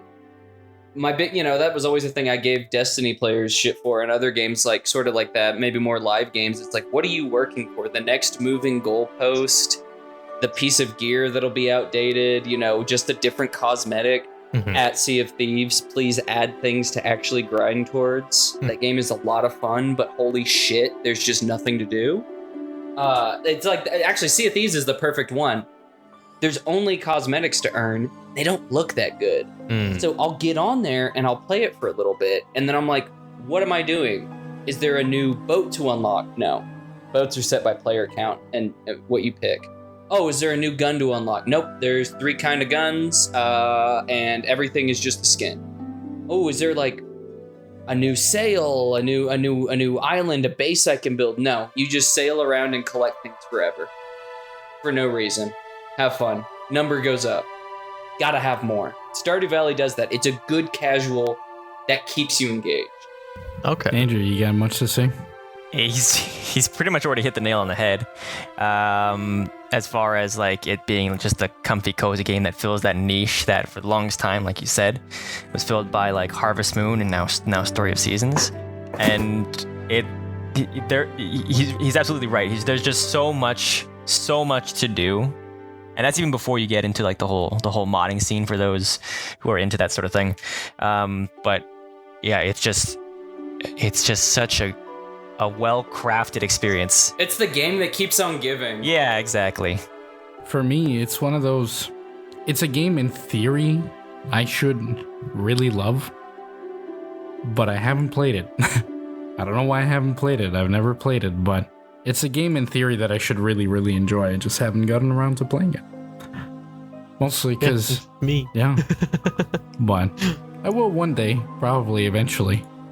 It's one of those games are like really not tough to get into, but they kind of have to like come into my stuff at the right time.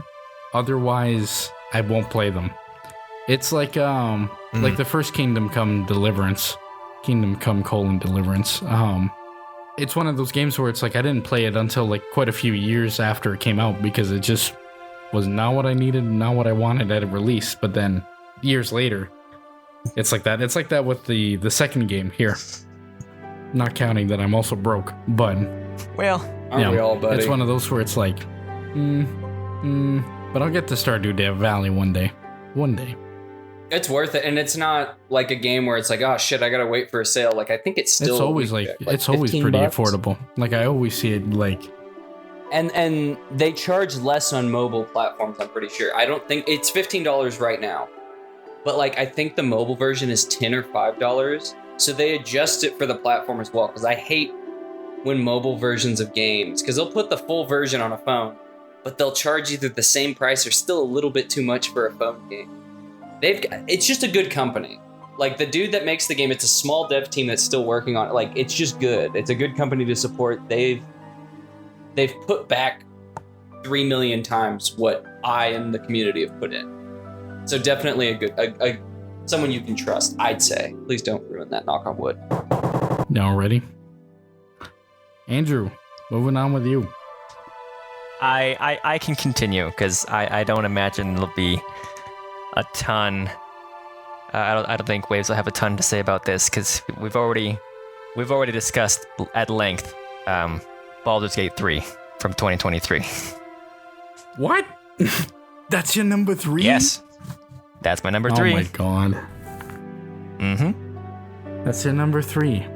I'm trying to remember because we did like talk about this game ad nauseum. What changed it? Yes, then? we did. What changed? Your opinion? Or well, your opinion was always the most not flowery, but like it was the most forgiving out of all the opinions that we had. Yeah, that's a good way of putting it. Because like mine is, well, I'm a nasty, disgusting old geezer that likes his own CRPGs his own way. That's correct. And I also hate D&D with a passion, or new D&D. But so what makes it number 3 then? Come on, man. You can't fault Larian just because it's a D&D IP product, okay? at the end of the day, it's still one of their most acclaimed products for a reason. All right. We've already spoken at length about how the story, while it has its ups, is somewhat disconnected from the characters, but the character stories themselves are still like well worth exploring, both from their perspective and from an outsider's perspective. Because if you go through the playthroughs playing as the characters themselves, you can go and you can change how they react to their own I guess side quests, right? Normally, for example, Will is very much against the idea of working with the demon bitch that he's tied to. But if you play as him, you can be like, oh yeah, absolutely, I'm fully on board with this demonification, and I submit to Demon Mommy whole hand and fist, right? So I'm still discovering new things, and I suppose there is maybe a little bit of a recency bias with regards to the new class options that they added. And I'm going through my own playthrough as the Dark Urge, or I guess spoiler not spoiler, the Ball Spawn campaign, which is very much in line with the original Baldur's Gate games where you played as the Ball Spawn. So yeah, it's just, again, there are some things that absolutely people can hate about it. 5e is not a perfect system by any stretch of the imagination, but Larian has done a good job translating that as best they could to their engine and keeping things nice and fun. I will say that, like, Baldur's Gate 3 makes 5e much better to play. Like, there are tweaks and little things that they do to it to make it a better game. Makes it a better game, which is wildly enough. But, man, oh man, I don't know.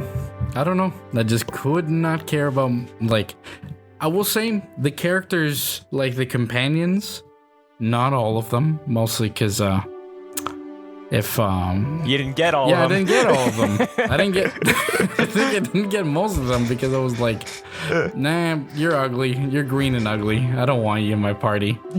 This one, oh, this was a companion? Hey, let me go back. They're gone. What do you mean they're gone? I can't get them anymore? No, interesting. It's very interesting. It is their biggest and most ambitious game that Larian has ever done. And they deserve all the accolades that they receive for it, which I believe I also said in the discussion that we had for it.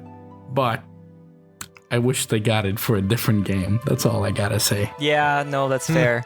Now, me personally, the whole fact that you weren't able to get Sun Companions because they either disappear or you just found them ugly, that honestly is great. They don't force everything on you. You can essentially pick and choose which elements you want to engage with the game, so no two playthroughs will ever be completely alike. So I love how open-ended that stuff is, and Larian has always done a good job of keeping things open-ended with at least with their more recent titles. So it's pretty damn close to being masterclass. Yeah, it's up there.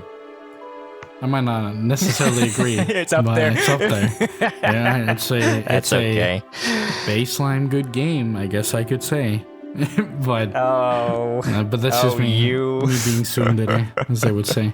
Yeah, Wiggz, yeah. We've already. Wiggz, do you have anything to say about Baldur's Gate 3? Tsundere. Baldur's Gate 3. I have actually played this one. I haven't beaten it. I played a little bit of it. Don't know why. I think it was just a little bit of a time investment thing at that point. I didn't really have a lot of time to invest in it, so I kind of didn't. Overall, I thought it was pretty fun. I liked the more of like that kind of return to turn-based combat and the actual like the D&D like dice system. The funniest part about it was my dad and my brother were up at the time, so my brother and I just sat there for like 5 minutes fucking around with the penis slider in the character creation and just laughing. What type? Because What type are you? I wasn't expecting it. I don't even remember. I just remember it being really, really, really funny. Coward.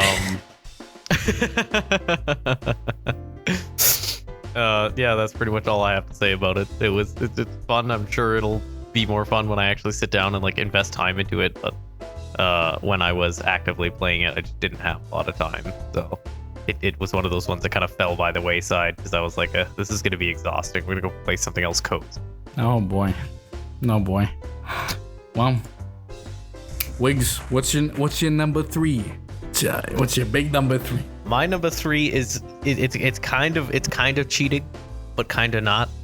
For number 3, I have 2020's Mafia Definitive Edition. So specifically the Mafia remake.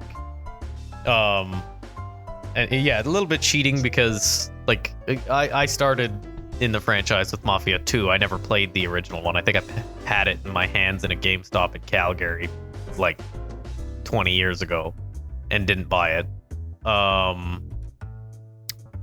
I did pick up the definitive edition because as we were talking earlier, I generally enjoy the game. Even 3, which has a bad reputation, and when I first played it, I hated it. When I played it when it was part of the definitive edition, my opinion changed to be a little bit more favorable, especially with the DLC. But specifically about the remake of the first one, I really enjoyed it. It did a lot of the things that I liked about Mafia 2, but then unfortunately, like Mafia 2, it also, like, you have this big, gorgeous, detailed open world, but at the same time, it's kind of empty, where you're following the narrative, the linear narrative structure of the missions, which is it's good. They're good missions. Even the fucking racing one, which even on like the modern difficulties is not that easy. Not as bad as the original, the classic version.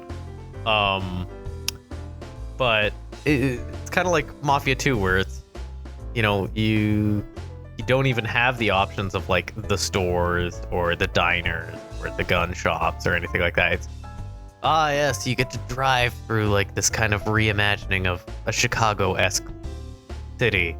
Okay, cool. That's a really cool idea, man. What can I do with it? Absolutely nothing. You can look. You can look and that's it, and be satisfied. And you're like, oh, that's kind of dumb. And they're like, shut up, bitch. Just accept it. But like the story itself, I really enjoyed. Like, I've seen comparison clips of the original performances from the first game that are like very early 2000s and hammy and like obviously kind of low budget, versus with the new one where they kind of went more in the realm of the cinema and Absolute trying cinema. to make it almost make it more film-esque.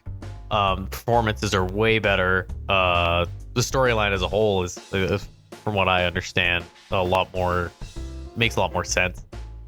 One thing that I definitely approved of, and once again, this kind of goes into spoiler territory, but literally like 25-year-old game. Don't at me. The ending sequence, which is also a mission in Mafia 2,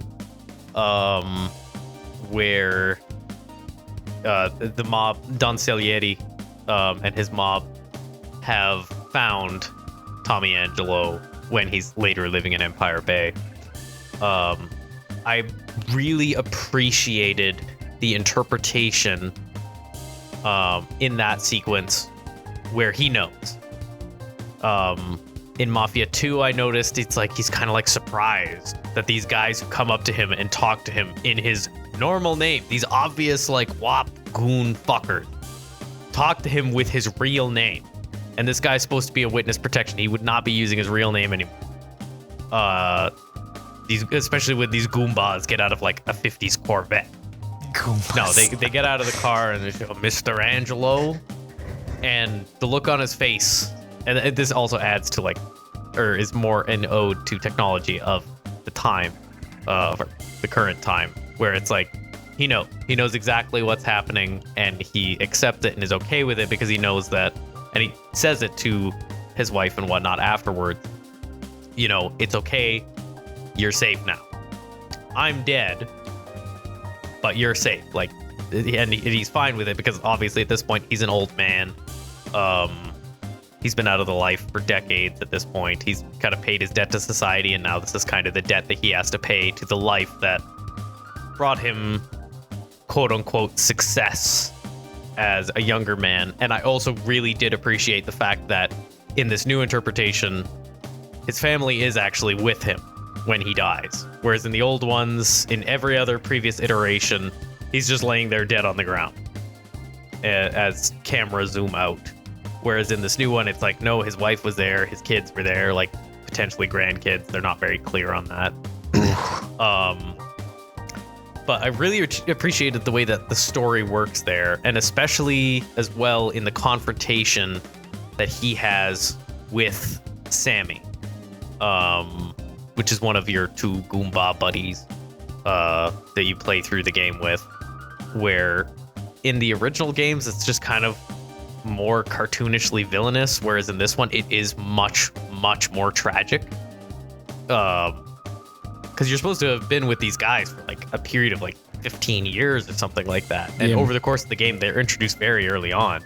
So you develop that kind of camaraderie, and the new voice performances really play into that, where it's like this is a believable friend group. That these guys are buddies, and they've been going through all this stuff together, and then it's the end of the story, and the visceral tragedy that is kind of everything falling apart. And this is the unfortunate conclusion that you've had to come to just because of the various choices that people have made.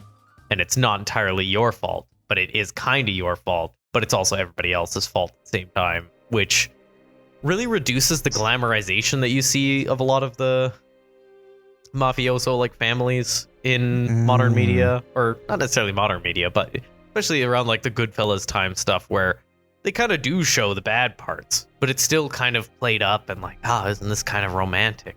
No, it's like, yeah, this fucking sucks. You're gonna have a lot of money, and that's gonna be great, but at literally any moment, your buddy might come and fucking shoot you in the head because you made a bad call. That might just happen, and then there's no good way to escape from this. Once you're in it, you're in it. There's not really a good way out, besides kind of you turning coat and giving up all of your friends, and then even then you're not fully out, because if they ever find you, you're dead. So the story is definitely part of why I like that game as much as I do. But the technical aspect of it, obviously it's a 2020 remake or something like that. I think I said 2020.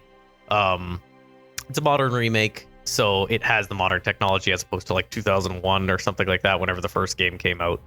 So obviously it's visually very beautiful. The driving is far more improved over the original one, and Mafia has always been very big on the driving aspect. It's not as detailed as Mafia 2's was in terms of, you run a stop sign, you get pulled over. But like you can do a manual transmission, which is very, you actually have to pay attention to think about how you're shifting and whatnot. There's various good things about it. So that's where it puts at my number 3. I should have said this way earlier, but I was going to say I will allow it because it is a full remake and not a remaster. Yes. So, yeah, I'll add it onto the list. I haven't played the remake, but I know a lot of people that did enjoy it because they haven't played the original Mafia, because it's like stuck on PC and ancient-ass consoles. I'm not even sure if you had like a disc copy of the Xbox version, I'm not even sure if it's backwards compatible on Series X, but it's one of those where, yeah, it was an old flawed game, so it's nice that it did get a remake. Yeah, well, I know with the original copy, a lot of people never even finished it because they hit the they hit the racing mission. And the racing mission was so difficult in the original one that I know a lot of people never even ended up finishing the game because they got stuck and they weren't willing to waste like the hours upon hours upon hours to actually get through that mission, and so they never completed it, which is a real shame because I think even the original game was quite good. Andrew, you got anything to say? Not a ton, because I haven't played the original Mafia. I've played Mafia 2, and I love those characters. So when that scene came up where you have to kill, when you have to, Vito. Let's talk about this, Vito. When it came to that mission where you need to kill D'Angelo, like it never really occurred to me that this was the character from the first game. It was like, oh, just some guy, and we just gunned him down in his own house. Typical stuff. So, I mean, maybe that's more accurate to how that experience would actually play out in real life, as morbid as that is. But I have seen that clip, or at least the comparison between his death scene in the remake and how it played out in Mafia 2, and yeah, quite the contrast compared to between the two and how it was executed. I would like to get through Mafia at some point, because it does explore a setting that doesn't get talked about a lot, at least in terms of video games, that being like the prohibition era. So I think that in its essence, or that alone, kind of makes it certainly worth going through, so you can get a feel for how America on the East Coast was back during that time. Yeah. As a quick little aside as well, connected to Mafia Definitive Edition, it did feature the Mafia 2 remaster, which was just kind of like a shitty mod that someone did, where they essentially retextured main characters, but everybody else is just the same. So like, and you and I had this argument where one of the big things Mafia 2 did was clothing physics, and in the Mafia 2 remaster, for some reason, they're broken.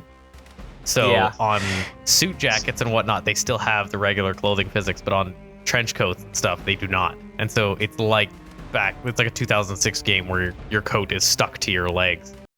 Also, they switched the driving mechanic, like the actual driving, from Mafia 2 system to Mafia 3 system, and completely fucked it.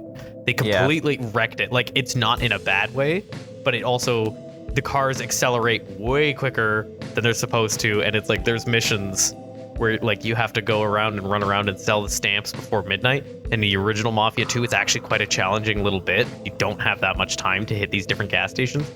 In the remaster, it's easy. It's easy as pie, because your cars just fly, and it's annoying but also funny, but it also makes some of the missions way simpler, so it's like, oh, okay, yeah, whatever, I'll allow it.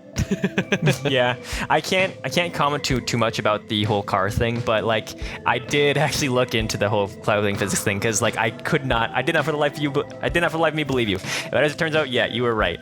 And the reason why there's that discrepancy is because the PS3 version had the clothing that was stuck to. It was the Xbox and the PC version that didn't. So they must have used the PS3 version for some reason to remaster, which is silly.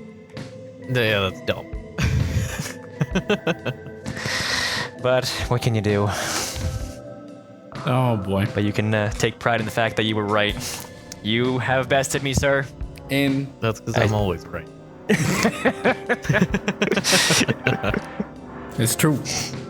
And yet I remain. What's that supposed to mean? Nothing. Absolutely nothing. Oh boy. Should we move on to my number 3? There's still no waves. Yeah, yes. You might as well go ahead. That works, yeah. And we'll get on to...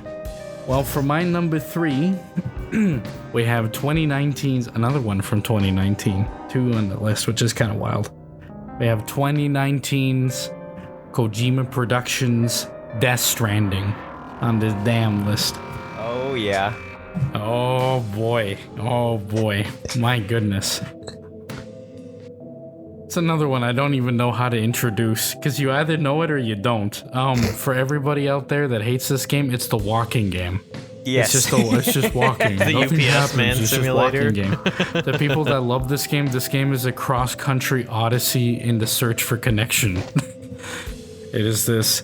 I don't know. I just think it's one of those, after being burnt from Metal Gear Solid 5, The Phantom Pain, for basically, I guess to put some context into all of this, the Phantom Pain was like the one game that finally forced me, like literally like beat me upside of the head to stop hyping up games. To like look at every game after that as like a tempered, like go into it with tempered expectations. Unless you know it's going to be great. Like if Atlas releases something, then it's like, oh, this game's going to be good. Or, you know, that sort of stuff. Tempered expectations, which generally I do have to think for that game, because generally it has made me enjoy games a whole hell of a lot more, tempering my expectations. But no, I just love this game. I love the world. I love the characters in it. I love the performances done by the actors in this, it's one of the few games where I don't know how to say it, like a lot of other games, there's like actors, like, you know, they scan them in and stuff like that, and then they play characters, but it feels like it's an actor playing a character. Death Stranding is the first time where it's like these actors are playing like actual characters. Like I don't see Norman Reedus, I see like Sam Porter Bridges. I don't see like I don't see Lea Seydoux, I see like Fragile. The ones that I do see are ones that it's like it doesn't matter who you are because you're freaking cool. It's like for Cliff, who's played by Mads Mikkelsen. It's like, it's Mads Mikkelsen. It always will be Mads Mikkelsen. Because Mads Mikkelsen largely just plays himself and everything because he's so freaking cool at this point. He's just so cool. He can get away with it. But it's so great. Like the mystery of the world, how all the mechanics work, like of the world, that then transfers to the mechanics in the gameplay, which, like, yes, generally, if we dumb it down to room IQ level for the idiots, yes, it is just walking. The reality is that it is like it's like a trekking expedition game. You have to like prepare yourself for what you're gonna like get out. You gotta prepare yourself. Do I need ladders? Do I need rope? Like, what kind of kits do I need? What kind of weapon should I bring? Am I gonna see other people? Am I gonna see BTs? That sort of stuff. And you plan that sort of stuff out, and then you just go out, and from there, it's just pure 100% therapeutic. Because it's just you looking at this genuinely, like, the desolation and the beauty of it, of this post-apocalyptic America, which just kind of looks a lot like Iceland, but whatever. And then you just have like low roar and other like licensed music play while you're doing that, and it's just like, wow, this is one of the most therapeutic games I've ever played. It is therapeutic in the same way sometimes, not all the times, in the same way that like survival horror games or like Stalker is therapeutic to me, where it's like this level of like low intensity, and then it starts to rain, and then it starts to rain even harder, and then you get into a zone where like your little fidget spinner basically pops out and like, and then you plug yourself into the baby to see the ghosts, and then it's flipping, and then it turns into a horror game where you have to be quiet. You have to like every time you walk, you can't see the ghosts, then you stop, and then you can kind of see like the silhouettes of the ghosts, of the BTs everywhere. And then they go through, and then, you're a little too close to one of them, and they start like, bomb, bomb, bomb, like stomping their way towards you, and you gotta like hold your breath in. Your fidget spinner's like, beep, beep, beep, beep, beep, beep, beep, like spinning like crazy. Like, no, it's great. It turns into a horror game, and it's beautiful. It's exquisite. And then you leave, and it's therapeutic. In the same way that, like, I play a Silent Hill game and I feel relaxed, the Andrew right beside me watching it has his heart pumping. Yep, my palpitations are flying. I'm on the verge of having a heart attack, but Tom right there, meditative. Yeah, meditative. Trance-like stance. In my zen. And so, I love the narrative of it. I love the narrative of the idea that like you have to go throughout the entire United States and or in this case the UCA, the United Cities of America, and reconnect everybody, and how when you play the game, basically like the game is connected to a server, and so when you go through an area, you lay down your ladder or you lay down your rope or whatever, you see nothing, and then when you connect somebody to the Cairo network, then basically everybody else's like stuff that has been placed there you see. And so what used to be like a struggle to get through, it's like, oh shit, now there's like a million ladders, there's a whole bunch of rope, there's like tons and tons of options for you to do things. One of my favorite ones, which is like, it's cool because it shows like everybody does come together to help each other out and work, is that like there's these highways in the game that you can build where it's like if everybody pumps all these resources into them and everybody pitches in, there's these highways that connect like all the cities in the game to each other, and it makes like the delivery portion of the game for some of the packages like way easier. And it's like a breeze. And it's one of those like that interconnectivity that with other players that actually ends up working really, really well. Where these little things don't go unnoticed, and it really does matter. And yeah, the story's all about that. And so it works hand in hand with the gameplay about reconnecting with people. And the new game's coming out here in about a month, and I can't wait to play it. I'm going to try and steal one of my buddy's PS5 so I can play it, because there ain't no way in hell I'm going to steal a PS5, or buy a PS5, more like. But anyways, gang, anybody play Death Stranding? Anybody have any opinions on Death Stranding? On this quote-unquote walking game? Death Stranding has been sitting mocking me from my video games shelf ever since I bought it when it was new. That's one I feel you would really, really enjoy. Because I feel like you would really like the vibe of that game. I'm also just like a Mads Mikkelsen chill, so it's once again, it's kind of in the backlog of stuff that I'm going to get to, because I like pretty much anything with Mads Mikkelsen, and like even the Danish films where you can't fucking understand anything he's saying because Danish actors don't know how to enunciate their own words. Yeah, the Pusher movies, Mads Mikkelsen. It's just Mads Mikkelsen. That's like every movie though. It's like the Hannibal TV series, which is like one of my favorites, and it's like, oh, it's just like evil Mads Mikkelsen. Okay. I will watch someone play Death Stranding probably, but I don't think I will ever myself play it. I don't really have an interest to. It just doesn't seem.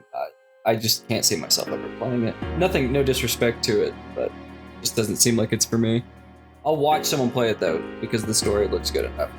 Just treat it like that's okay. You got your bib and pacifier on, so there's other games for you. Andrew, do you have anything to say?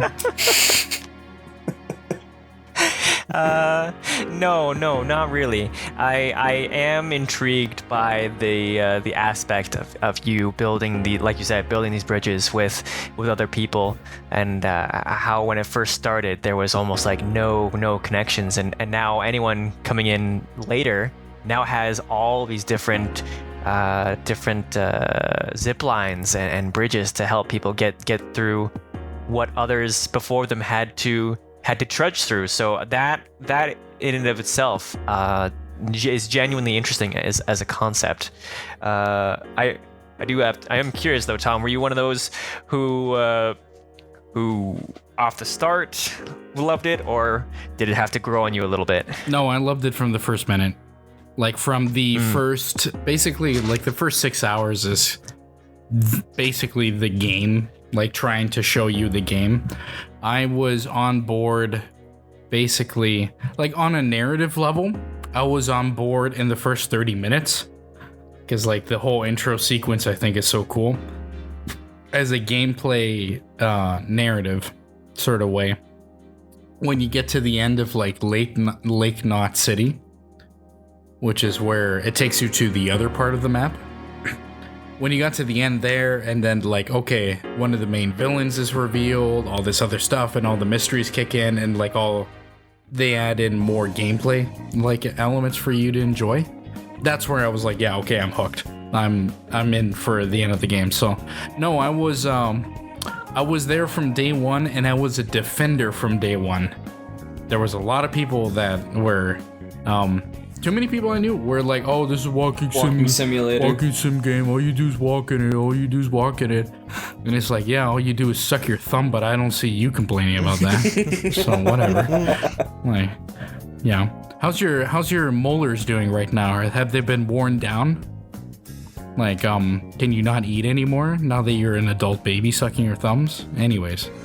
So that's what I feel about my detractors, but Are we sure it's thumbs they're sucking, by the way? 'Cause it is. It couldn't be anything else. Yeah, what do you mean by they're this? inept for anything else. They would never suck on anything else. I can think of one other thing they could be sucking on. What do you mean by this? Yeah, you know what it is. Pacifiers. Yeah, it's true. Bottles. Yeah, baby bottle. They're binky. They're bib. But yeah, that's pretty much what I got to say. And then, yeah. Do we want to catch waves up? So wait, what did I miss? Very then? briefly. We're gonna move on very quickly because I don't want to. Well, if you have something to say, say it. But anyways, Andrew, you go. Yours, number 3, quick. Number 3. I already gave number 3. Yeah, but he didn't hear it. And that's true. Right. Good answer. Catch up Good for answer, Waves. though. Three Stooges fucking moment. This is catch up for Waves. Now I got to catch up on the catch up. Waves, we've already discussed this before. You have anything to say on Baldur's Gate 3? Fucking sucks. Okay. Yep. He's my son, all right. Anyway. Okay. And then number 3. Wiggs, go ahead. So I had the 2020 Mafia Definitive Edition, specifically the remake of the original Mafia game. Any thought? Amazing, 10 out of 10. Love the Mafia games, except for 3, the originals. I like 1 and 2. Very good. Man. 3 gameplay, yes. Story, no. Yeah, that seems to be a general consensus. Eh. All right, I guess I'll just see myself out. The new one, Old Country, looks good though. Yes, I'm waiting. I'm for excited that. for that. I go to Mafia the Old Country every time I go to work, so I think I'll not be partaking. You're not in Sicily. Yeah, but the Sicilians are here. Are the Tironi in the room with us right now? We, I didn't say anything. I didn't He's say sweating. anything. He's pulling his collar. He's like, mi he's dispiace. sweating. Scusami ancora. Yeah, I think the Southerners get good. Moving on. Alrighty, now we're on to number 2. Number 2. Waves, you go ahead. In your exile, you should have known where your number 2 is. Well, this one's tough because I don't know where. 2 and 1 again. I'm like, I gotta let's go number 2. It's gotta be Warhammer Space Marine 2. I mean, I think it could be a lot more. I still have a lot of criticisms of it, honestly, in terms of content, really. Everything they've done thus far is fantastic. And I think it's a great access point for new people to get into Warhammer. Rest in peace to our wallets. But it's a lot of fun. The customization options are a lot of fun. The gameplay's engaging. You've got the campaign and co-op kind of play similar, but the co-op, customization and everything, the classes, multiplayer, another avenue to play. Just a solid game. A lot to come back to. The modding is actually going crazy right now. Anyways, I said I had a lot of criticisms of Space Marine 2 still. Just content-wise, in terms of amount. They just need to get their ass in gear rather than working on Space Marine 3. But it's a great game, has a lot of content. Obviously, you get the campaign, you get the multiplayer, you get the co-op, a lot of customizations. It's a great entry point for a lot of new fans of Warhammer. The accessibility is really good, and it's just a good casual entry. It's good by casual fans as well. Yeah, I will largely 100% agree. I think out of all the games that can get you into Warhammer in the world of Warhammer, Space Marine 2 is the best one. Like, in terms of the best game, that's for damn sure. It introduces most of the, well, at least a lot of the main factions, a lot of the cool weirdness. Does a lot of weirdness and weird stuff that the first Space Marine kind of shied away from. And on top of that, it's actually like a great game to play. Has like the use of the Tyranids as a horde enemy is incredible. I think they're great. The campaign's awesome. The co-op campaign's great. Multiplayer, like PvP stuff, is okay, but the customization so far is to die for. I love all the little pieces, and I would probably spend way too much damn time if I wasn't playing other games. But any of you other boys played Space Marine 2 yet? I have not. No, neither have I, but it's definitely on my radar. I mean, I've seen you play it. I've seen some other friends play it. I've seen my brother play it. So like, it's calling to me. And like I said, I do have criticisms of it, like content-wise. Like the customization and UI is pretty dog shit, and I gotta like they're charging money, and the outfits they charge money for, you can't take the pieces and customize it or like mix and match. The mods are outdoing them for free. It's just weird. They need to get their ass in gear and get some shit out. But it's still a solid game, even with what's there. I'm a weirdo that I really only care about the campaign and the co-op campaigns, so please drop the game and continue working on Space Marine 3 because I don't really care about the multiplayer that much. No, because they're gonna do. I have a feeling they're gonna do an MW2 to MW3 recently, where it's like this was basically just what should have been in 2, but we decided to charge you an extra $70 for it. Like, nah, man. I really feel like Space Marine 3 is gonna be like, yeah, we could have done this with 2, but we decided to charge you for it. It's like, okay. I get that strong feeling. My theory with this, and that's because how Saber Interactive is structured, is that Saber Interactive did not expect the success of Space Marine 2 this hard. It didn't expect the game to be this successful, and had some stuff planned out, but my theory is, because they gotta work on other projects too, because they contract for a lot of other publishers and that. They got other projects to work on. That's probably why the content isn't coming out as much as people wanted to. Because they just straight up didn't think it was going to be that successful. So they're doing the content that they're doing now. Granted, they did say that the second year content is going to be like quite a bit more, and they ramped it up, allegedly. But I wouldn't be surprised that by the time they have the resources to put into Space Marine 2, that the distance would be so long out that the resources would be better put into just putting Space Marine 3 right into production. That's the way I see it, in my opinion. I mean, but then they're gonna charge me again. I don't give a shit about development get a side. job. I care about consumer side. Well, I don't care. I care about the story. I care about the narrative. I want to see the next chapter in Dimitri and Titus's journey. That's what I care about. But I guess it's consumer friendly for you to watch it on YouTube. That would be the most consumer friendly way for you to watch it. I play Space Marine 2. It's on my number 2. What kind of assertion is that? We're just being evil here. We're being evil. It's here. so true. That's per usual. Oh boy. You boys have anything else to say? I do not. Oh boy. Okay. Moving on to Andrew, your number 2. What's your number your second favorite game of the decade? Of the decade.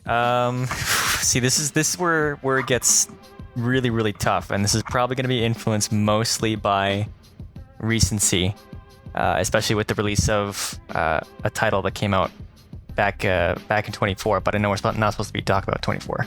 But it's going to be it's going to be a demo of all things for the PS5, Astro's Playroom, which is the What? Yeah. Not even the full game.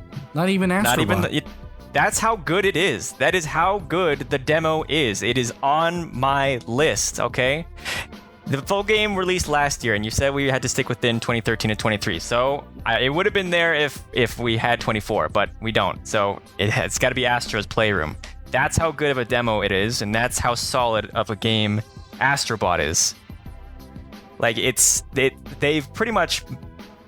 People will draw comparisons between this and Mario Galaxy or other Mario titles. I don't care. This has nailed in terms of its platforming, its adorable character design, its blatant appeal to nostalgia with all the different designs for the other Astrobots and how they're all ripped straight from previous PlayStation characters, and the soundtrack as well. Like, I've been playing, I literally have the soundtrack for Playroom and Astrobot on my playlist in my Spotify. It's that good.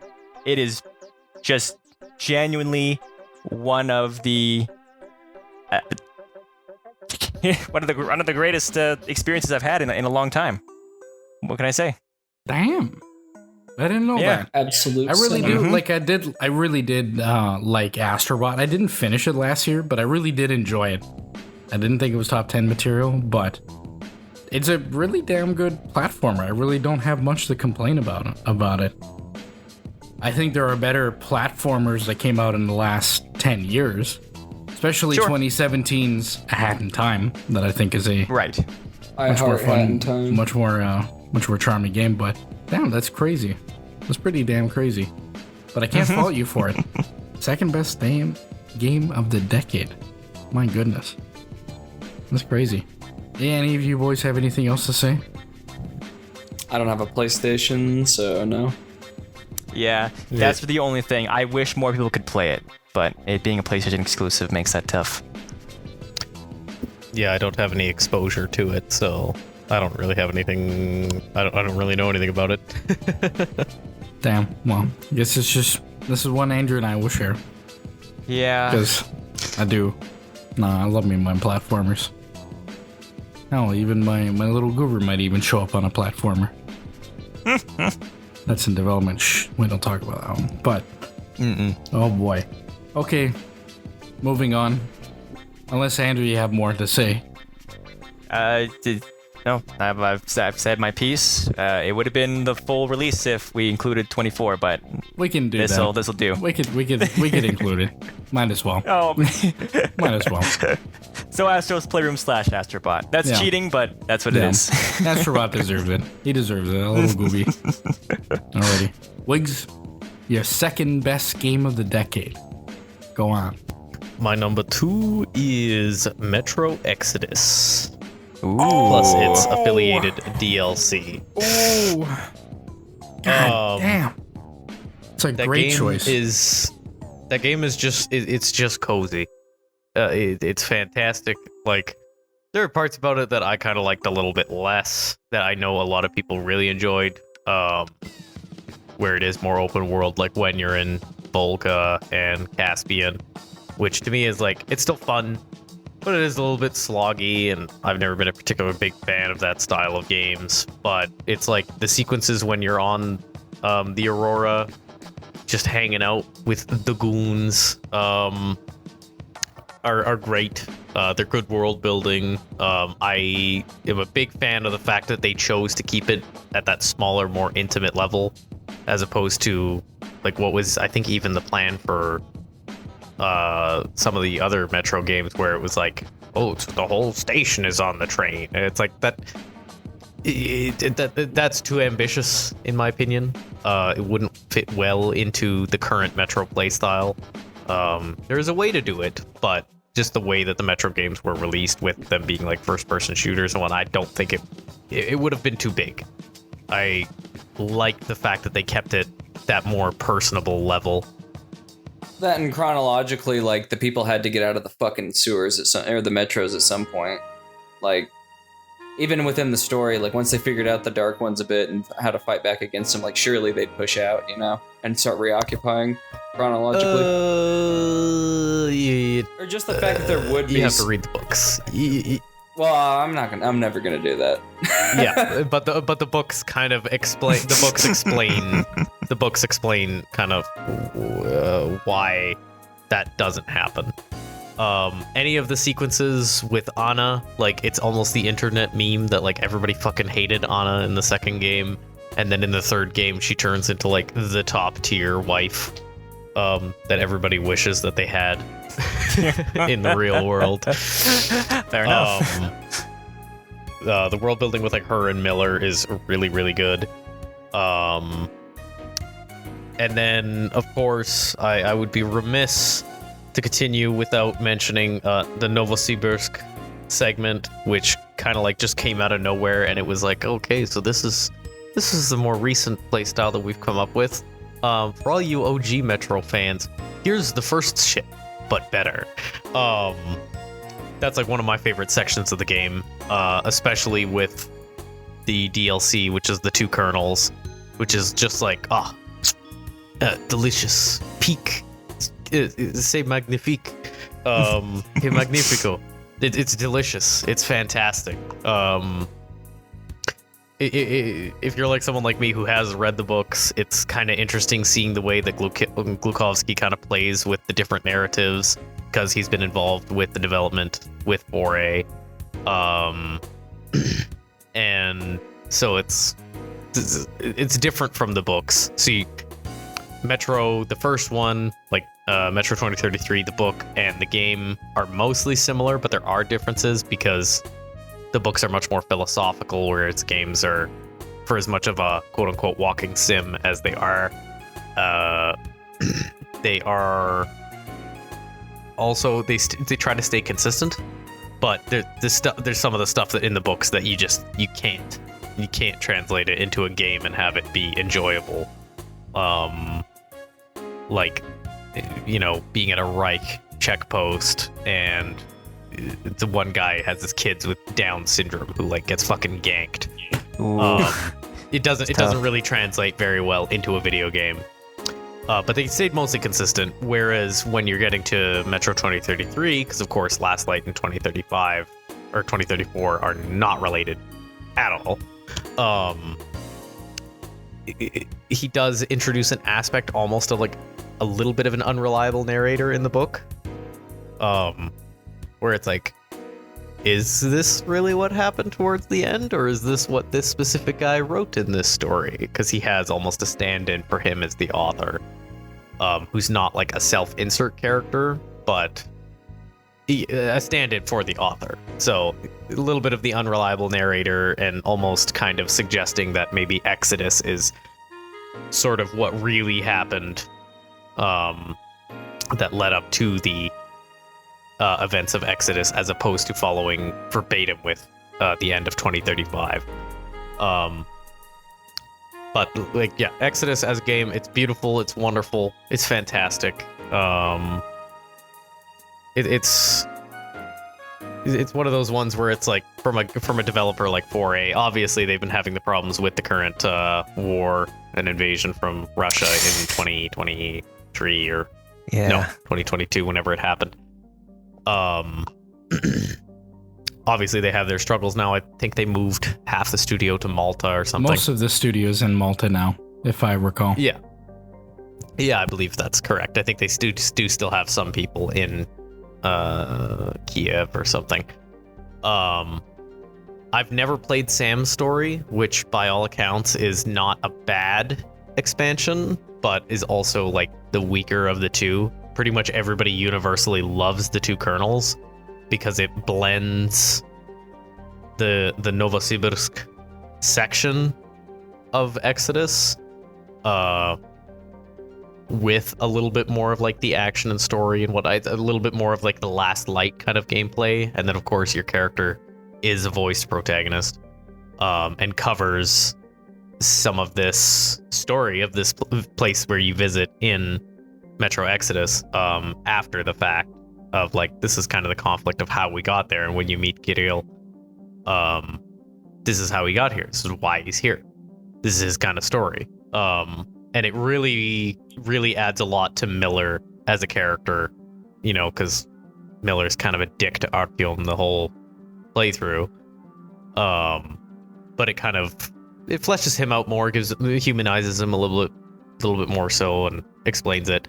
I don't know. It's just like a pure peak Kino game that I revisit fondly, and I love sometimes just being kind of the big LARPy loser, just sitting like on the Aurora and, you know, in the game going to talk with the character while having a smoke, and I'll have a smoke, or I get my big dumb bottles of Tarkun from Kalinka and Calgary, and just enjoy that. It's a vibe. It's a very vibey game, and even the parts that I don't really like about it, I still love.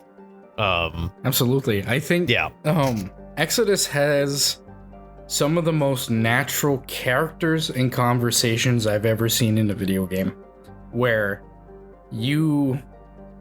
whenever you're shoveling coal to throw into the Aurora, or you're sitting outside with like any of the other guys having a smoke, you'll listen to these conversations, and these conversations go on for like 20 to 30 minutes.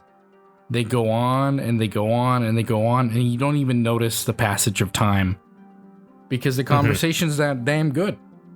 It's that natural. It's like that. Like, I don't know how it is in English because I always do it in Russian. But yeah, same thing. It's like it's so natural. It's so like well laid out. An aspect of the, I don't know how to say it. An aspect of the, I guess, the presentation that I think is really understated is that it does a really, really good job of presenting the game in a first person format. Like the first person animations, like the things like that, it feels very like real. Like you're in there, you are Artyom, you're always like you're doing shit. Like it's very kinesthetic, very like, I don't know how to explain it. Just very, it feels very real. It feels like you're doing stuff. But my favorite element of it, most of my favorite elements with games, of course, is usually the narrative. My favorite part of the narrative is that like it's a game that humanizes people. Like it's so like, even like one of my favorite portions of this game, it happens numerous times, is when Artyom breaks out the guitar and they start playing a tune. When you're playing like the duet with forget his name, the guy with the beard. Yeah, Stepan. Yeah, that's like, that scene's great or whatever. Or when you're playing with the captain in Taiga, and he just like, it goes to sleep or whatever. And it's just like, Artyom could have left. He could have killed that crazy old kook. He didn't. He played the guitar until he softly went to bed.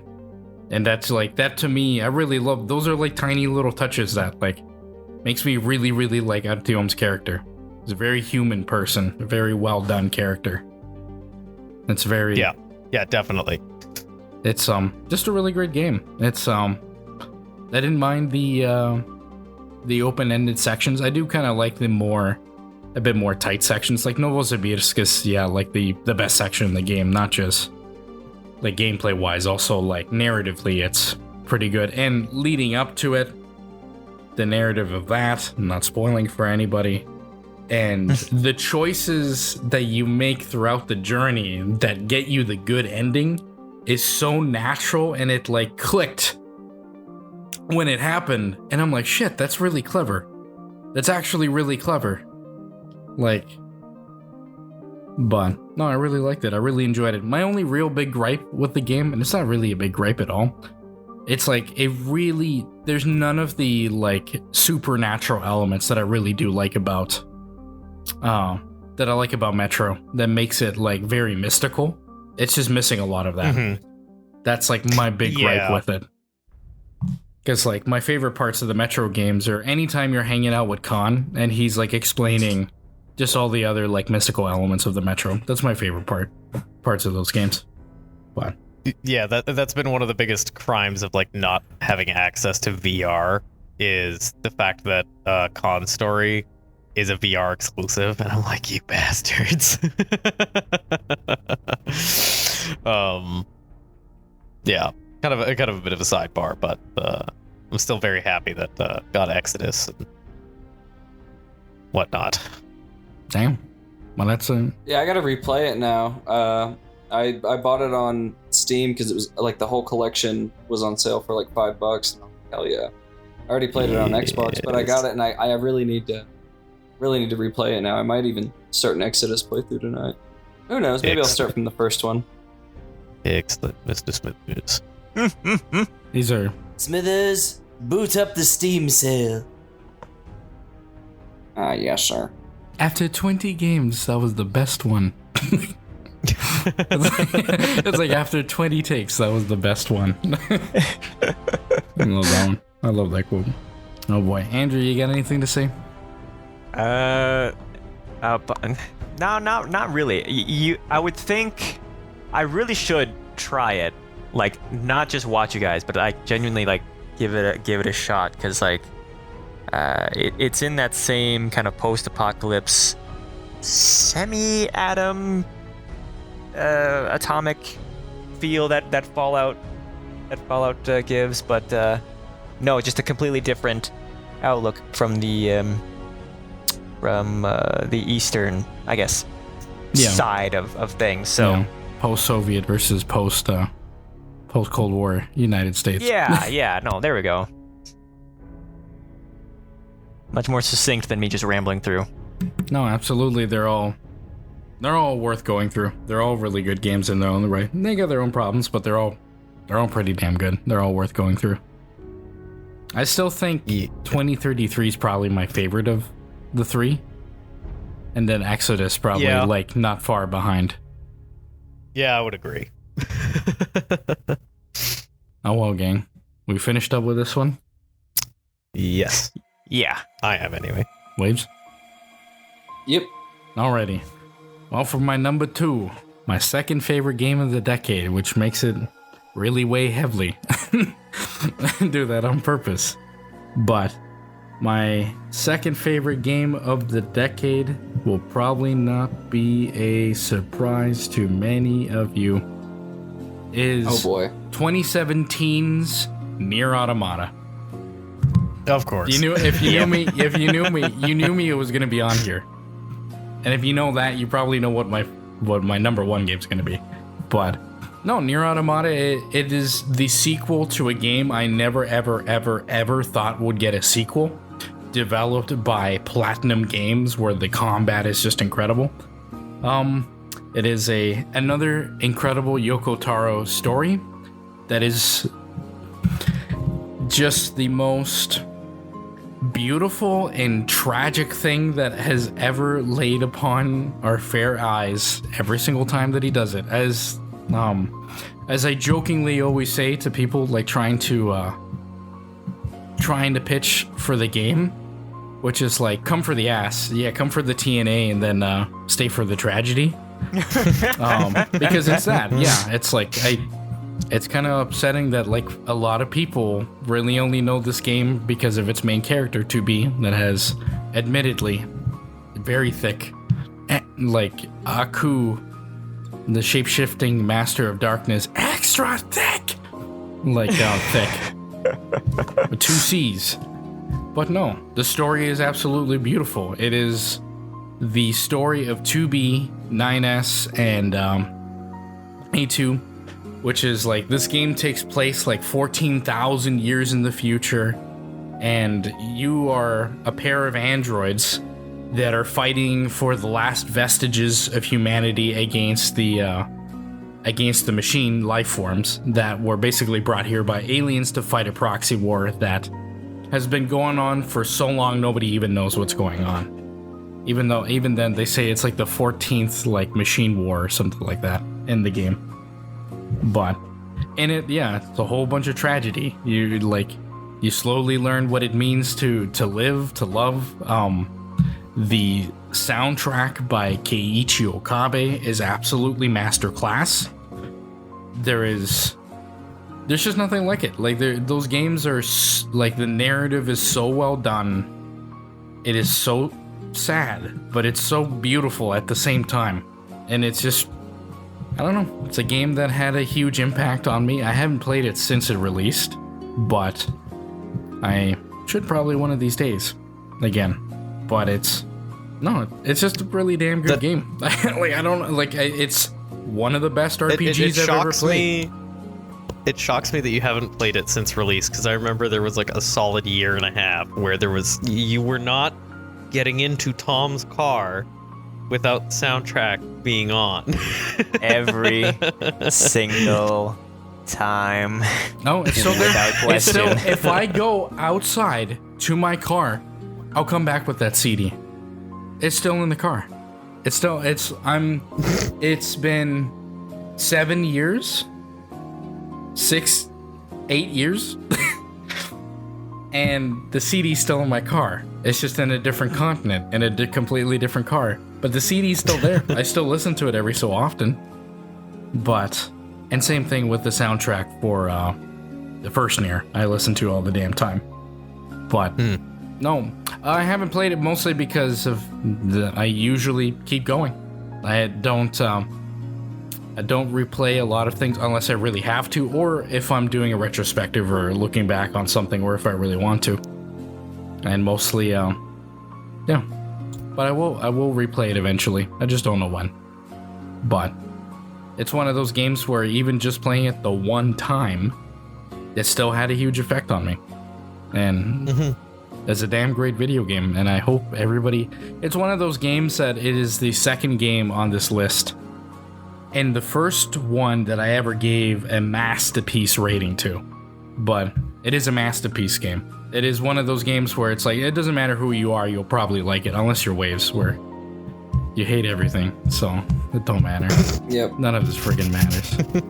But, boys, do you have anything to say? It's been on my list since we worked in the shop, and you wouldn't shut the fuck up about it. I remember, shout out to Scott, who used to work with the shop, where Bloodborne was like his game of the year that year because he played it for the first time. But the next year, it was Nier Automata. I remember that. Yeah. Whatchamacallit? Yeah, I've played like Nier.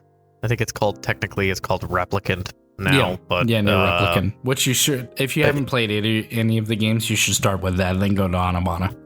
Yeah, which like I've started it, but I started the 360 version, but then of course they would now release the remaster, so I think that's the one that I do need to go through, and then go through Automata, because I have Automata's like Game of the Year edition, and I do keep meaning to play them, because like I was a huge fan of Drakengard as a kid, which also I was shook when I discovered that they were both Yoko like connected within the same universe kind of thing. And like, yeah, from what I've seen, it's like, oh man, this is kind of like a really weird kind of thing that I jive with, but it's another one of those games where it's like, it's just really big, and that requires the time dedication, and I just haven't gotten around to dedicating the time that it deserves, because I don't want to start it and then just kind of lose track of it. I do want to experience it. I don't just want to play it. Yeah. That makes sense. No. That's as I tell some people, I think I tell Mike this a lot of times, that like games should be projects. There should be things that you devote yourself into. If it's something that you play for 5 minutes and then let go, it's no different than masturbation, in my opinion. But that's my sicko arrogant like outlook on things. But I really do think, especially for really damn good games that are like, that push the medium forward, that have great narratives, it's like, no, these are projects. You should devote your time and effort into enjoying it. But this is so nothing wrong with that. Andrew, you got something to say? I'm in the exact same boat. Like, you waxed poetic about this game for months, if not years. It's one of those ones that I need to sit my ass down and go through to completion before I can die happy. So yeah, that's really all there is to it. Yeah, to the audience out there that might not know, like, you really do not understand how many years I genuinely would not shut the hell up about this game. Probably for a good 3 years since it came was out. like, 2017 to 2020. Yeah. Yeah. Like it's genuinely, and so much so that up until very, very, very recently, that was the best RPG I played. I finally found an RPG that surpassed it. Or like, not surpassed it, but it's like, damn, this is the best damn RPG since this one. Like, so. Was that Clair Obscur? Yeah. Or was that Metaphor? Clair Okay. Obscur. Clair Obscur. Metaphor I really love, and it's refreshing for an Atlas game. Okay. Clair Obscur I do own Metaphor and Clair. Yeah. And Clair Obscur is like, it is just, go watch my video on it. It is a beast. It is an incredible experience. But that's pretty much it. It's just like, I love every single moment of this game. I love everything. I love the narrative. I love the characters. I love the music. I love the music probably more than anything else.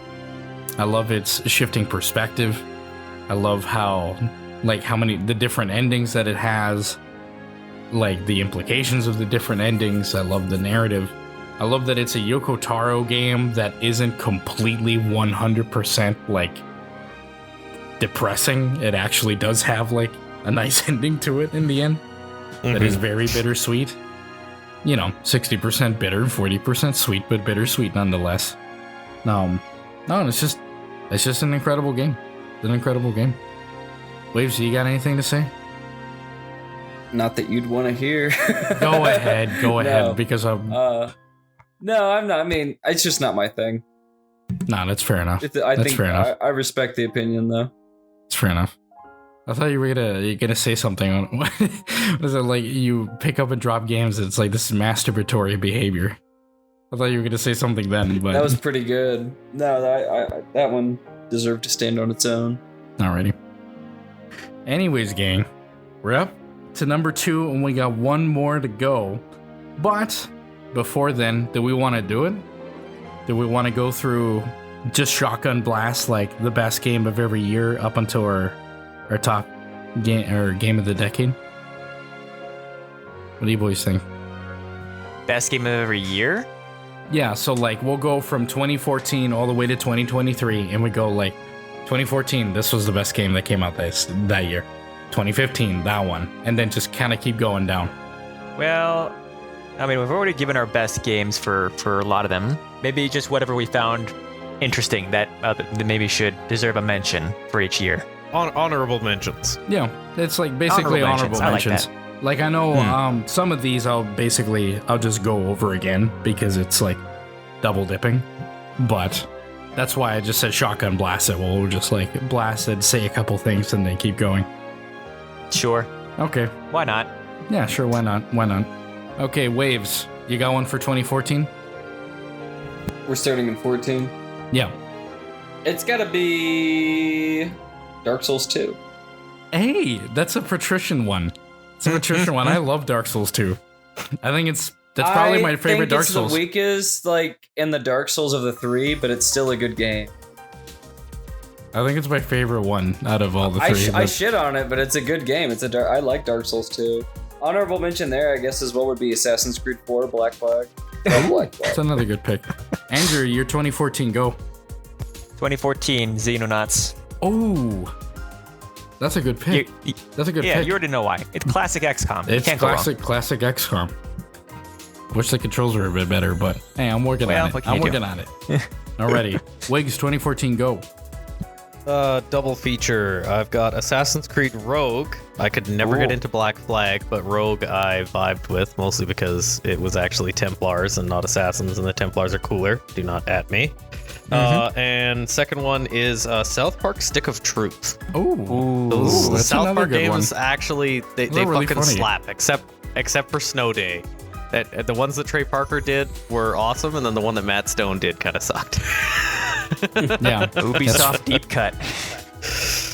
Yeah, that's fair enough. Fair enough. On my end for 2014, I got Danganronpa, Trigger Happy Havoc. We already talked about that, so. We already talked about that. Go to 2015. Waves, go.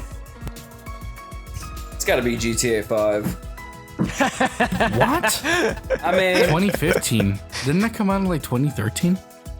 Yeah, it came over. I guess that was the re-release. Yeah, we were But, still I in mean, high school. Yeah.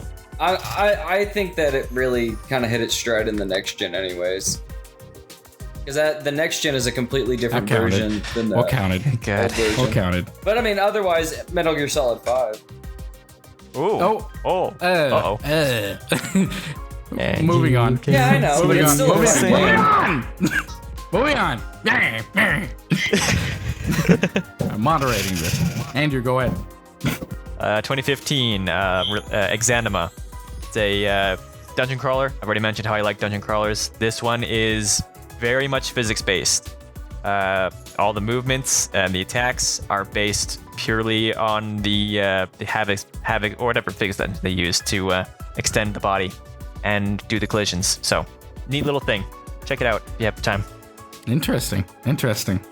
Wiggs, you go ahead. 2015, go. 2015, Battlefield 1.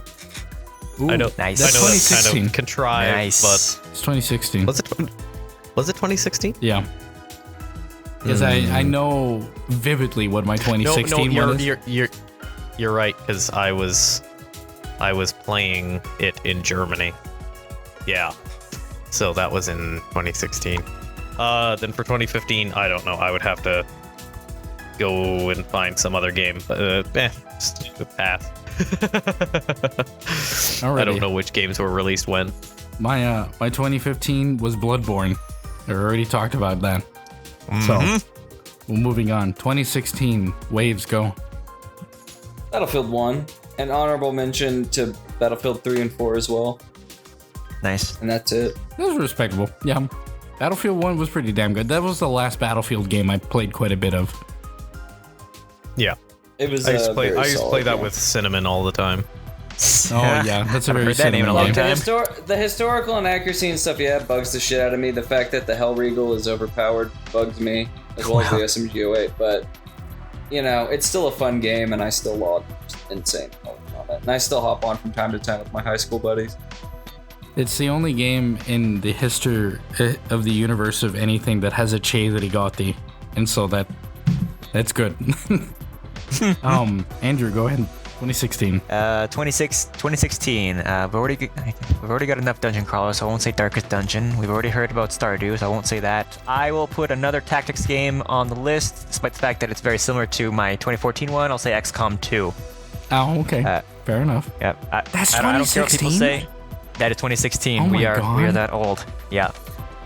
I don't care what people say. I like the art style for the modern Firaxis XCOM games. I don't mind their more cartoony kind of superhero ass look that they got to them. I like it. Alrighty. Wiggs, you got your 2016. It's still Battlefield 1. Actually, it'd be Batman Telltale series. Ooh. I That's just played those. Last year, and I was like, "Oh my god! Yeah, how did I sleep on these? This is so interesting." Interesting. For mine for 2016, my original top 10 games of 2016, it would have originally been Dark Souls 3. Now, all this many years later, I would change it to Titanfall 2. I think that's my favorite game from that year. That game's... Oh. It's like one of the few multiplayer games I still play. I was playing it like the other day. So, yeah. Mech combat and foot combat perfectly melded together. I can't say much more than that. Anyway. Okay. Moving to 2017. Waves, go ahead. It's gonna be Divinity Original Sin 2. Ooh. Good pick. We all love Larry in here, don't we, folks? Mm-hmm. Andrew, go ahead. Well, he's already said Original Sin 2. I'll put Shadow of War, Middle of Shadow of War on the board. Ooh. Damn, that was that long ago. Rip Monolith. So, Excellent. Excellent. yeah. Alrighty. Wiggs, 2017. I think I've got the right year for this one. That'd be Persona 5. Yeah. Yeah. Which is nice. It's nice that somebody messaged it because it's so damn good. Persona 5 Royal especially is really damn good. one of the best RPG experiences you can get out there. So, no, good pick. My 2017, we just talked about it, Nier Automata. So, Nice. if it wasn't Nier Automata, it would have been Persona 5. So, way out there. I was leaving that for you, honestly. The shop was filled with nothing but Persona 5 and Nier Automata during This that is- year. So This is the scene where Morgana freaking dies. Oh! I remember scaring Kyle into that. I remember he started that game like so reluctantly, so like. I don't know about this. I don't know about this. Beat Kamoshida's palace and loved it. yeah. And it's like, you always listen to me. You always listen to me, unless you're not listening to me because we're on the Costco hot dog line for hot dogs. And Wiggz here has to don't even- yell out extremity. Don't even get me started. But Kyle, women are the fakest bitches. They're the fakest things that there are. Will you two just shut the fuck up? Everybody's like looking at us like, what the hell? What are these nasty ass TLE I think texts doing? you had set me off in the shop already with my body made of steel while cleansing your fucking fist. I was already ready to kill you. Every time I said it too, it's made of steel. I still do that. I still did, yeah. Il mio corpo fatto un acciaio. I always, wrench my fist. It's funny. Oh boy. Anyways, 2018. Already, Waves, you go right ahead. Oh gosh, Fortnite. I'd probably say Red Dead 2. I mean, Oh yeah. they kneecapped the online, which was a really big shame because it could have been really fun. And I think the story is a little bit inferior to 1, kind of messing things up, but it's still a damn good game. Still a lot of fun to play. Interesting. Andrew, what do you got for 2018? Let's honorable mention BattleTech, Big Stompy Robots. Oh, yes. And that was on my list for that year. That was a great game. Nice. My actual 2018 Kenshi.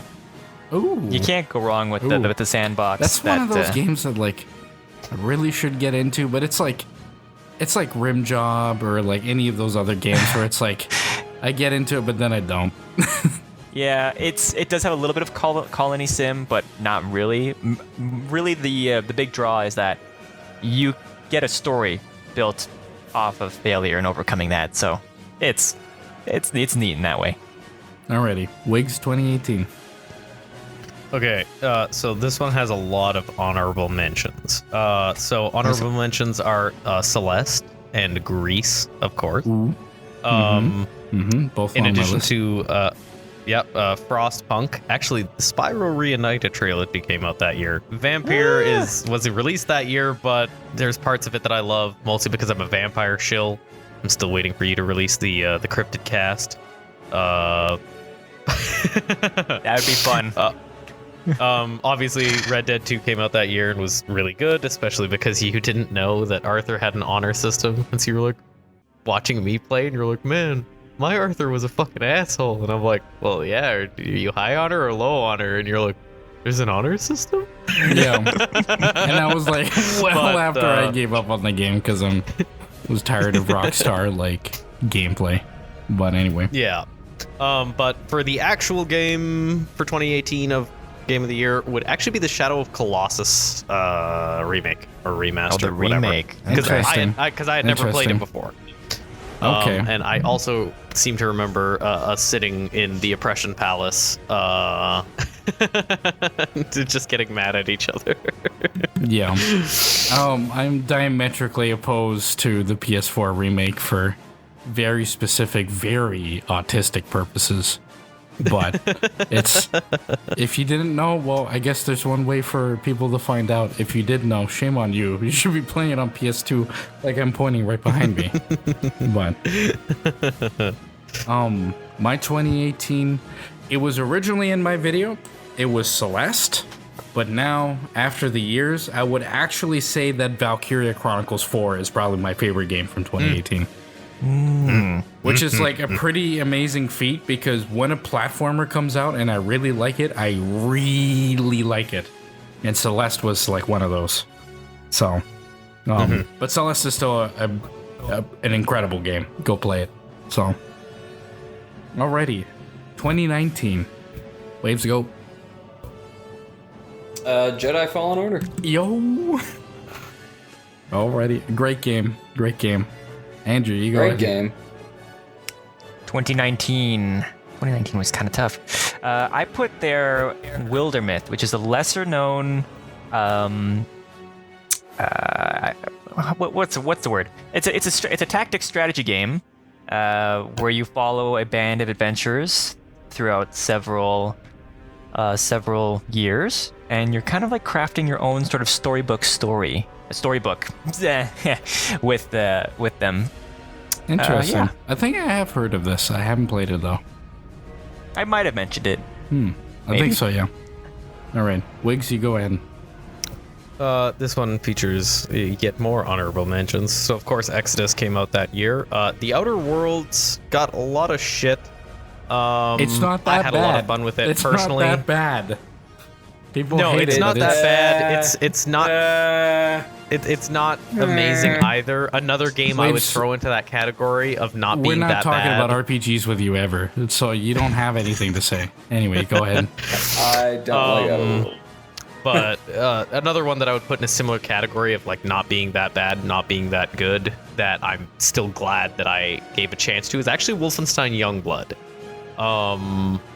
It's still criminal, some of the stuff that they really should have touched in a mainline game, but of course they're doing Indiana Jones, and that was when they were starting to go into Doom a little bit more.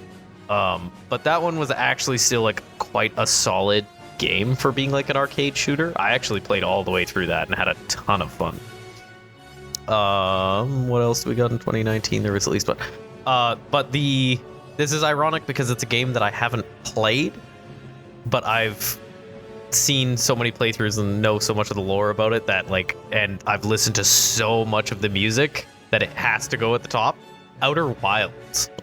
That got kind of and you and I talked about this not long ago, and you ended up really enjoying at least the music. I don't remember if you actually played it, but it was one that kind of got music's really good, but I haven't shuffled played to it the yet. side under the Outer Worlds because of almost the identical names, but it's like such a vastly different concept. And I have played it a little bit, but I've never beat the campaign, but I know exactly what happens. But it's such a deep philosophical and exploratory game that I just love it. I love it. At some point I really do intend to go through and actually that's a game that you don't play, you experience, and that's an experience that I want to have, which is kind of ruined by knowing what happens, but at the same time it's like I'm still in love with it just the same, and I got introduced through like a Spotify playlist. Interesting. That's pretty cool.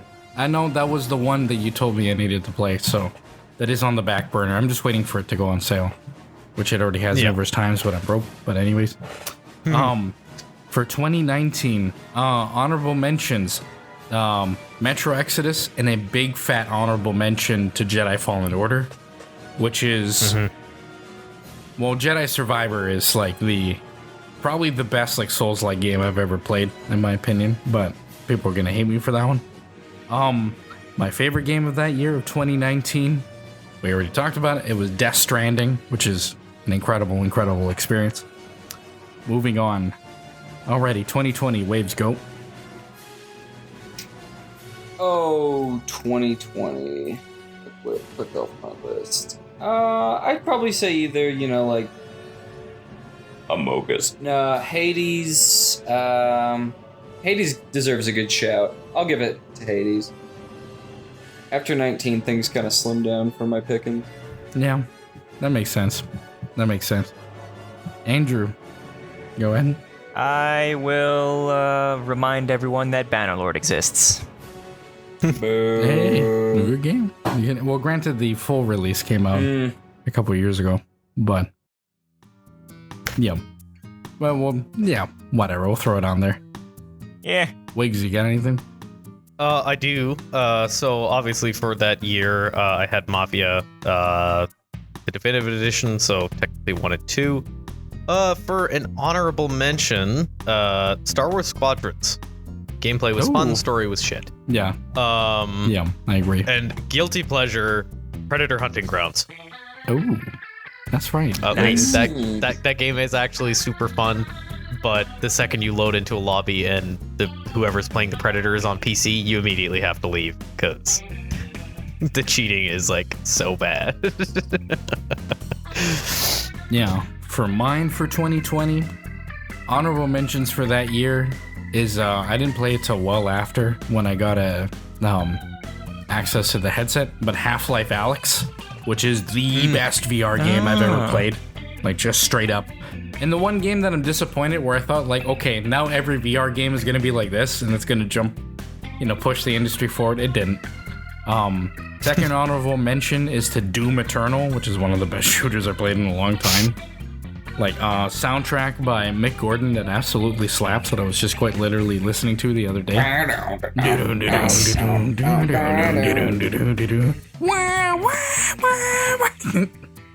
Oh, great. But my 2020 for that year was Yakuza Like a Dragon. One of the like funnest and goofiest like turn-based RPGs that's out there.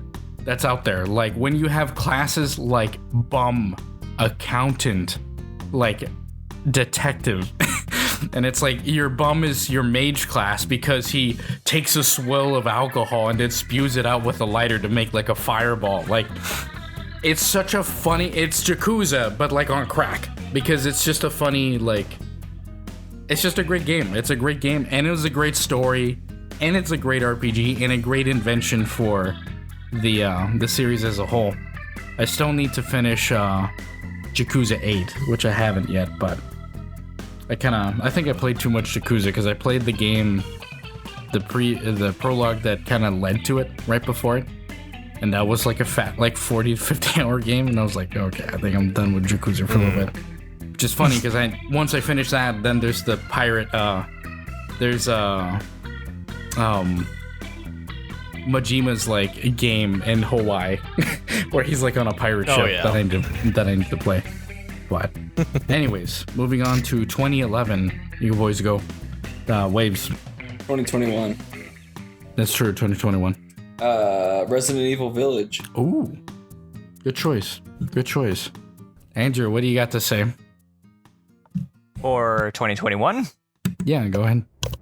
my title for 2021, Tales of Iron, which is the kind of like the rat version of Metroidvania Souls-like, which with narration by Geralt of Rivia. I don't know, it really appealed to me. Interesting. No, I've seen it, but I haven't played it yet. Wiggz, you go ahead. 2021. So it's got to be the Mass Effect Legendary Edition. Yeah. Obviously, I play it every year, but I do have an honorable mention for this is another game that I haven't played, but once again, like Outer Wilds, I've seen so much about it, I know what happened, and it's really intriguing, and it's one of those ones that I kind of wish that I had played before I had seen anything about it. The Forgotten City.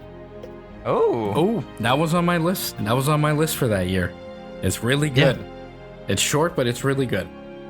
It's really good. There used to be that Skyrim mod, right? Yeah, it used to be a Skyrim mod, and then it just became its own game. Nice. Yeah. But anyways, for me, 2021, honorable mentions really quick.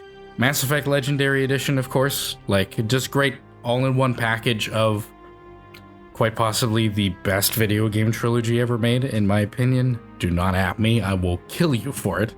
It's easy.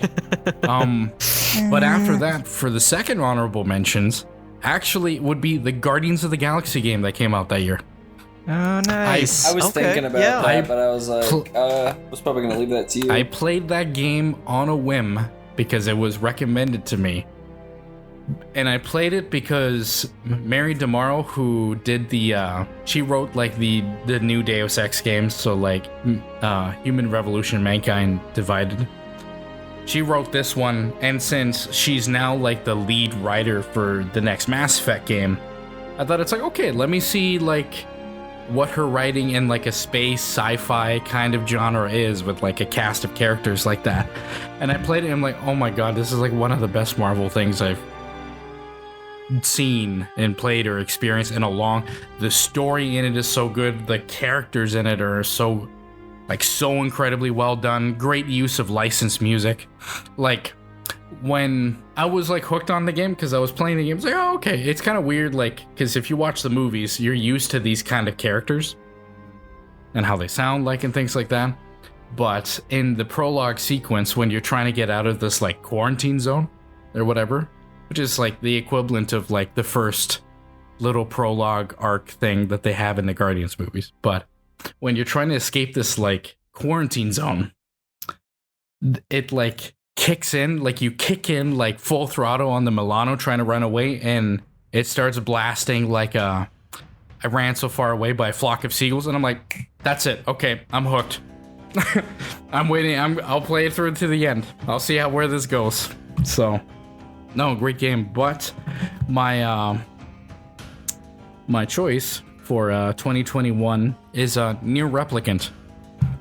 It is some say remaster. It's a little bit more of a remake, mostly like remake in the back end. They don't really change a whole lot on the front end with like the story and stuff like that. Only just they remastered the soundtrack and then added new tracks in, and then added a new ending to the game that's really, really damn good. But no, like I love Nier Automata. I love Nier Replicant, so Nier Replicant it is. I like Nier Automata more than Replicant, but I like Replicant more. But I already played that from 2010's Nier, so it's kind of like all over the place. Yeah, whatever.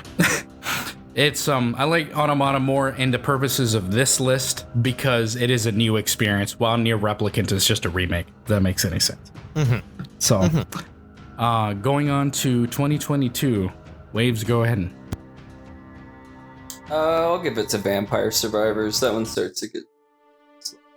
That one's fun. Unless you want to count Persona 5 Royal or. But, you know, Vampire Survivors, that'll take 22 for me. Yeah, alrighty. Andrew, you got one? 2022? I'ma put on Cult of the Lamb. Damn.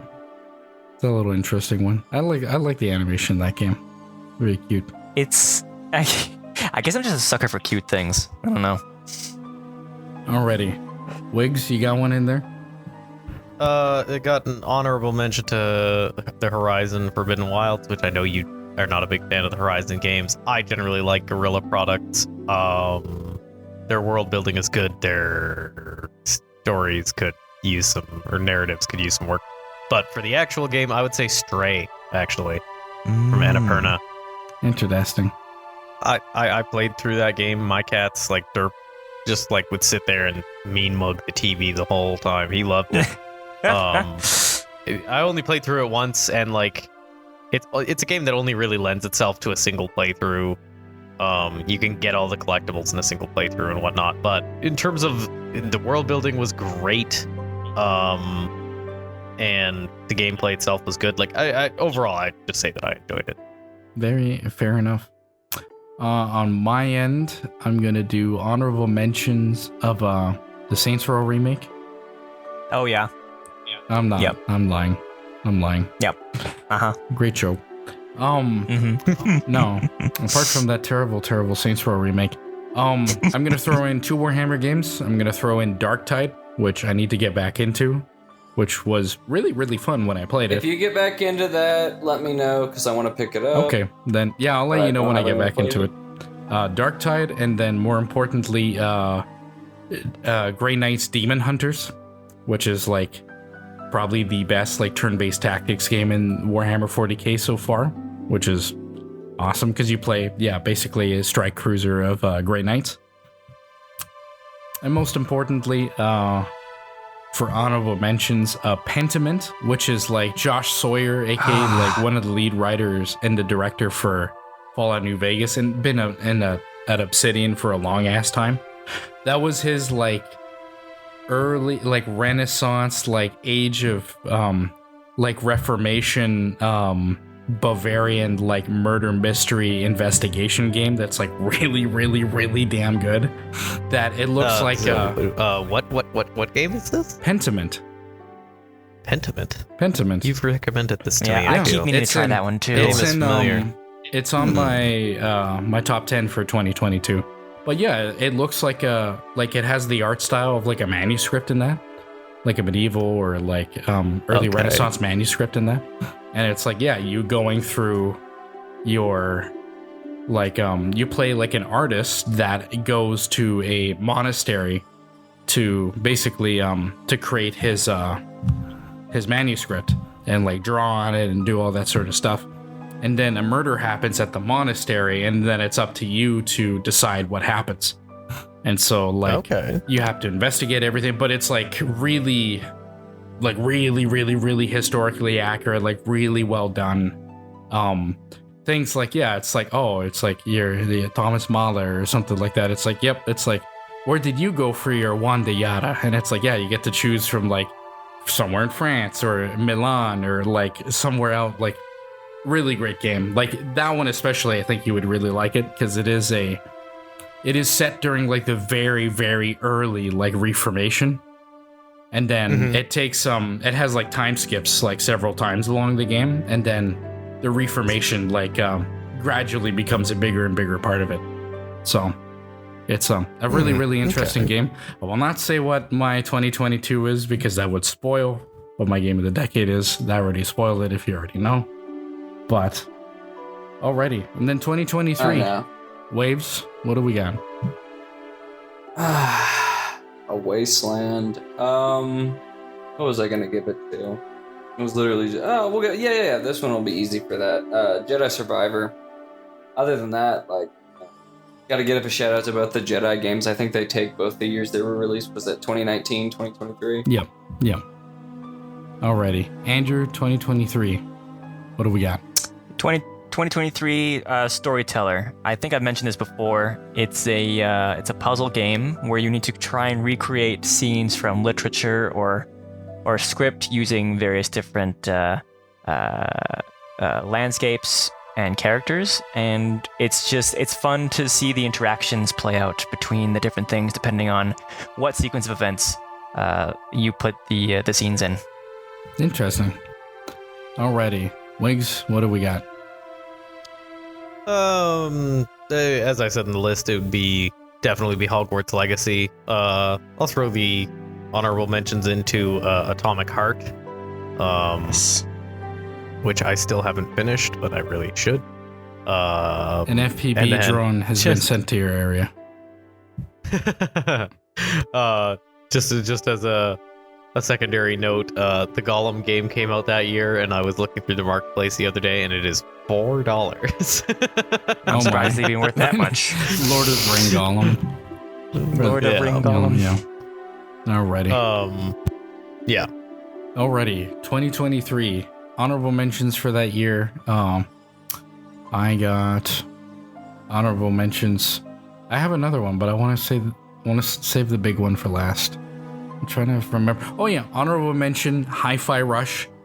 Exquisite, like rhythm-based sort of like platformer, not hack and slash, but like, yeah, like hack and slash character action, as the people would call it nowadays. But no, great game that has a lot of great music, a lot of licensed music in it, like a very novel gameplay system of using the beat of the backing track of the level to like, you hit on the beat, you do extra damage, you get that better S rank. The story's really charming. I love a lot of the characters in it. I love like the soundtracks is great. The use of licensed music is great. Big, huge, fat honorable mention to Star Wars Jedi Survivor, which, as I said previously, is the best Souls-like game I've ever played. The narrative is genuinely incredible. The twists and turns in that game are incredible. Like, saber and pistol stance followed by crossguard saber stance is the most gangster shit that you can do. I love the executions where, like, especially with saber and pistol, where like you like hold the guard up with like the saber, and then you grab the like you have your pistol in the other hand. You just put it like right underneath her chin and blast them, like just gangster. There's some stuff that Cal Kestis does in this game, and I'm not gonna spoil it for anybody.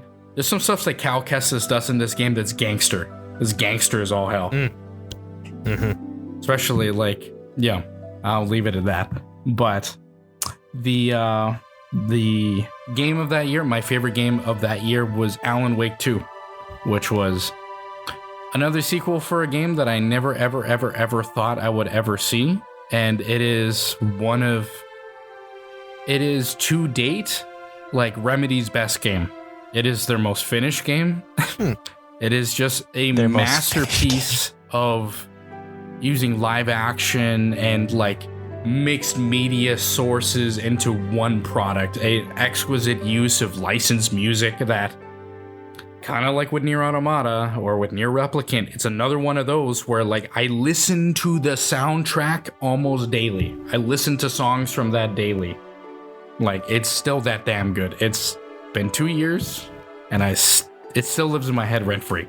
So, great game, great soundtrack, great, incredible story and performances. So, that's that. And with that, we've reached our little shotgun blast. That was quicker than I expected. So, thank you, everybody, for your brevity. With that, I guess, do we have anything to say or anything to think about before we head to our game of the decade? No, I've been itching to talk about my number one for a while. Andrew, Wiggs, you guys honorable got mentions. Or go in. Yeah, honorable mentions just in case I didn't get I know I probably didn't include any of them. That's just the machine games, other Wolfenstein games like New Order, Old Blood, New Colossus. Mm-hmm. There's a lot of games that I know I didn't include because I was just kind of quickly using a Google list to give me an idea of what came out when. Mm-hmm. But nothing will ever beat the New Colossus's peak. Two writers fighting, between one being like, we need to be progressive, and the other just being funny. like crazy Swedish. With Bist du ein Jude?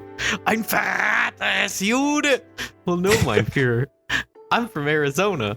Goodbye, Ronald Reagan. It just shoots Ronald Reagan in the face. Yeah. There's friggin' space aliens in there, BJ. No. It's the Jews. It's It's actually the Jews. It's incredible. No. Oh my goodness, that game. But Yeah, I just had to make sure I threw that one in there. Andrew, you got anything left? No, not really. I'm sure there was probably some other stuff that I could have thrown into this. I mean, there was some years where it was like impossible to choose from. So, we've done our best, but it's as good as it's gonna get, I guess. Alrighty. Well, with that, we've reached it to this moment, the grand moment, the grand parade, this sort of stuff. We have the game of the decade. Waves, you go ahead. What is your favorite game of the last 10 years?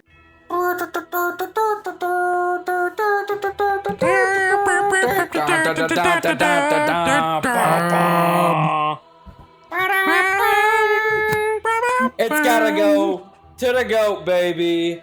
The one that finished it all off. The end of a trilogy. Couldn't have been done any better. Well, maybe. But Dark Souls 3. It's gotta be Dark Souls 3. Contentious. It's gotta be... Dude, the amount of hours across Xbox and PC I've put into Dark Souls 3, and then the amount that I got out of the multiplayer and PvP is insane. Both the arena and invasions, like... That's the game that really got me into Dark Souls, because I had played 1 and 2 and I was like, these are okay, never finished them. And then Dark Souls 3 came out when I was in high school, and I gave it a shot, and I was like, holy shit. And then that caused me to go back through everything else, and then eventually get Bloodborne. We don't talk about that. Elden Ring. But, I love Dark Souls 3. It's still a game I go back to. Just so much build variety, outfits, yada yada. It's like... I love it. I'm always gonna love Dark Souls 3, and it's scaring me that it's almost 10 years old. Came out in 2016. I'm like, geez. I will say that I'm the sort of sicko that likes Dark Souls 2 the most out of it, just because I like the vibe of that game. The story that you told of like, you played the game and that made you want to go back and play all the other ones, and it opened up a whole genre too. I love that. I love that story. I love that in anything. Like I dig that shit so much. So, no, that's great. And it's a great pick. It's a great pick to have it as your game of the decade. A very Wavez pick too. Oh my dad. I love Dark Souls. I'll always love Dark Souls 3. After I beat the game, and obviously you can only run through it doing different challenges so much, like the PvP on that game was it was perfection. It was modernized a little bit, but it wasn't to the point of being neutered like Elden Ring. I love Dark Souls. Love Dark Souls 1 and 2, but 3 takes the cake. Alrighty. You boys have anything to say about Dark Souls 3? I think I played it once with Conrad. I don't know if you ever met Conrad. And all we did was like Heart of Darkness? Heart of Darkness. Oh no. no. Our good Polish boy Conrad, whose dad tackled him into a wall the first time I met him and then offered me a shot of cognac. very Polish, very G. I miss my boy Conrad.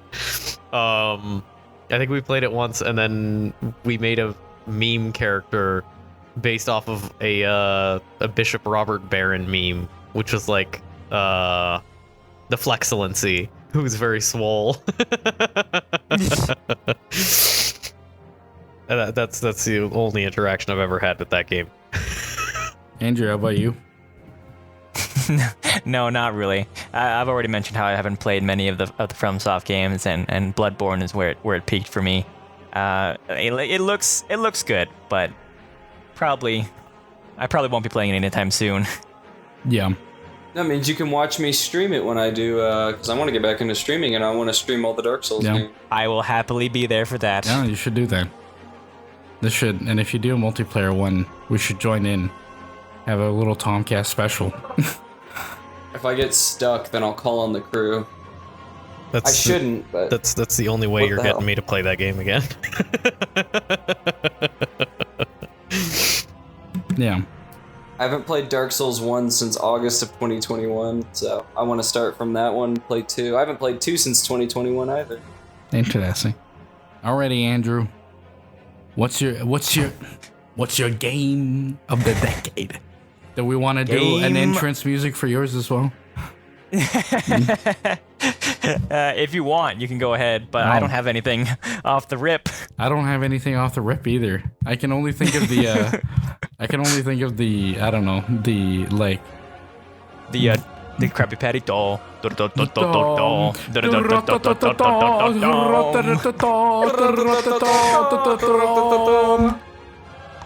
Presenting the game of the decade.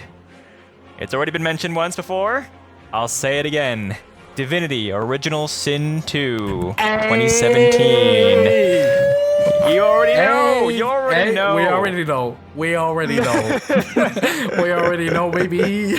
God damn, what a great game.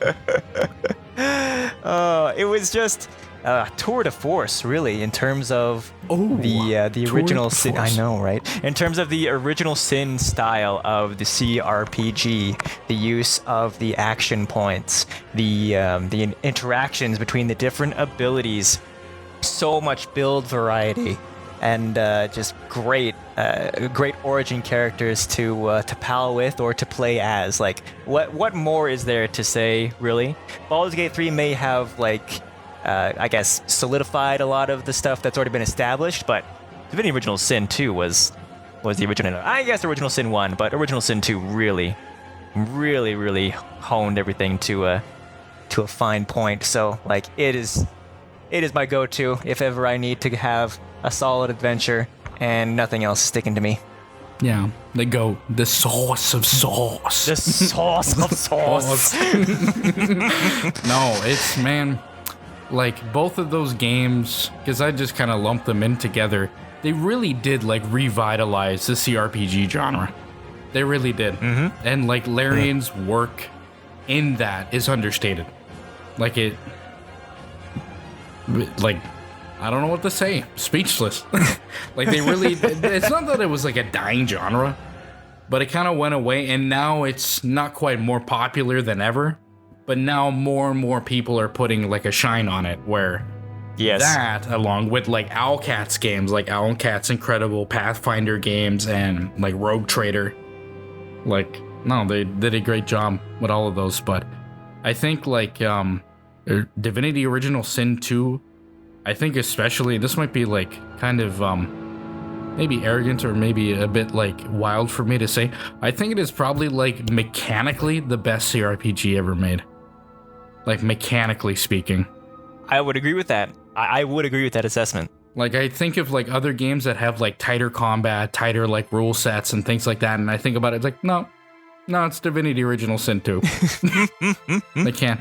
There's like Rogue Trader, but that to me is because like I know that system like the back of my hand, being a DM and all for that. Literally behind me. Literally behind me. But no, Divinity Original Sin 2 is like, no, probably mechanically the best CRPG out there, in my opinion. But and original too. It's not pulling from any pre-established Absolutely. rule set. No, for them, because like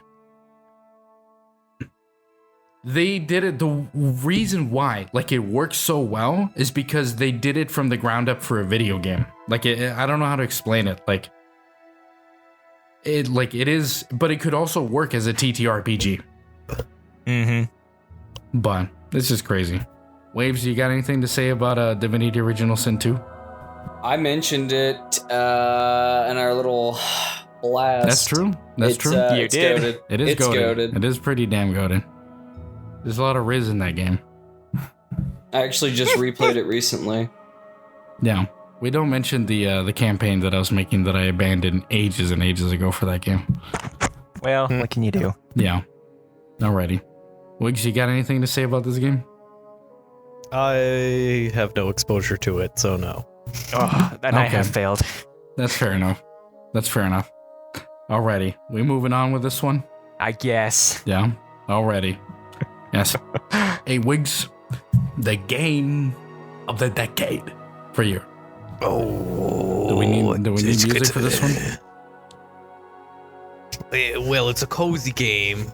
I don't know if you've listened to the Outer Wilds main theme. We'll use that one. Do do do do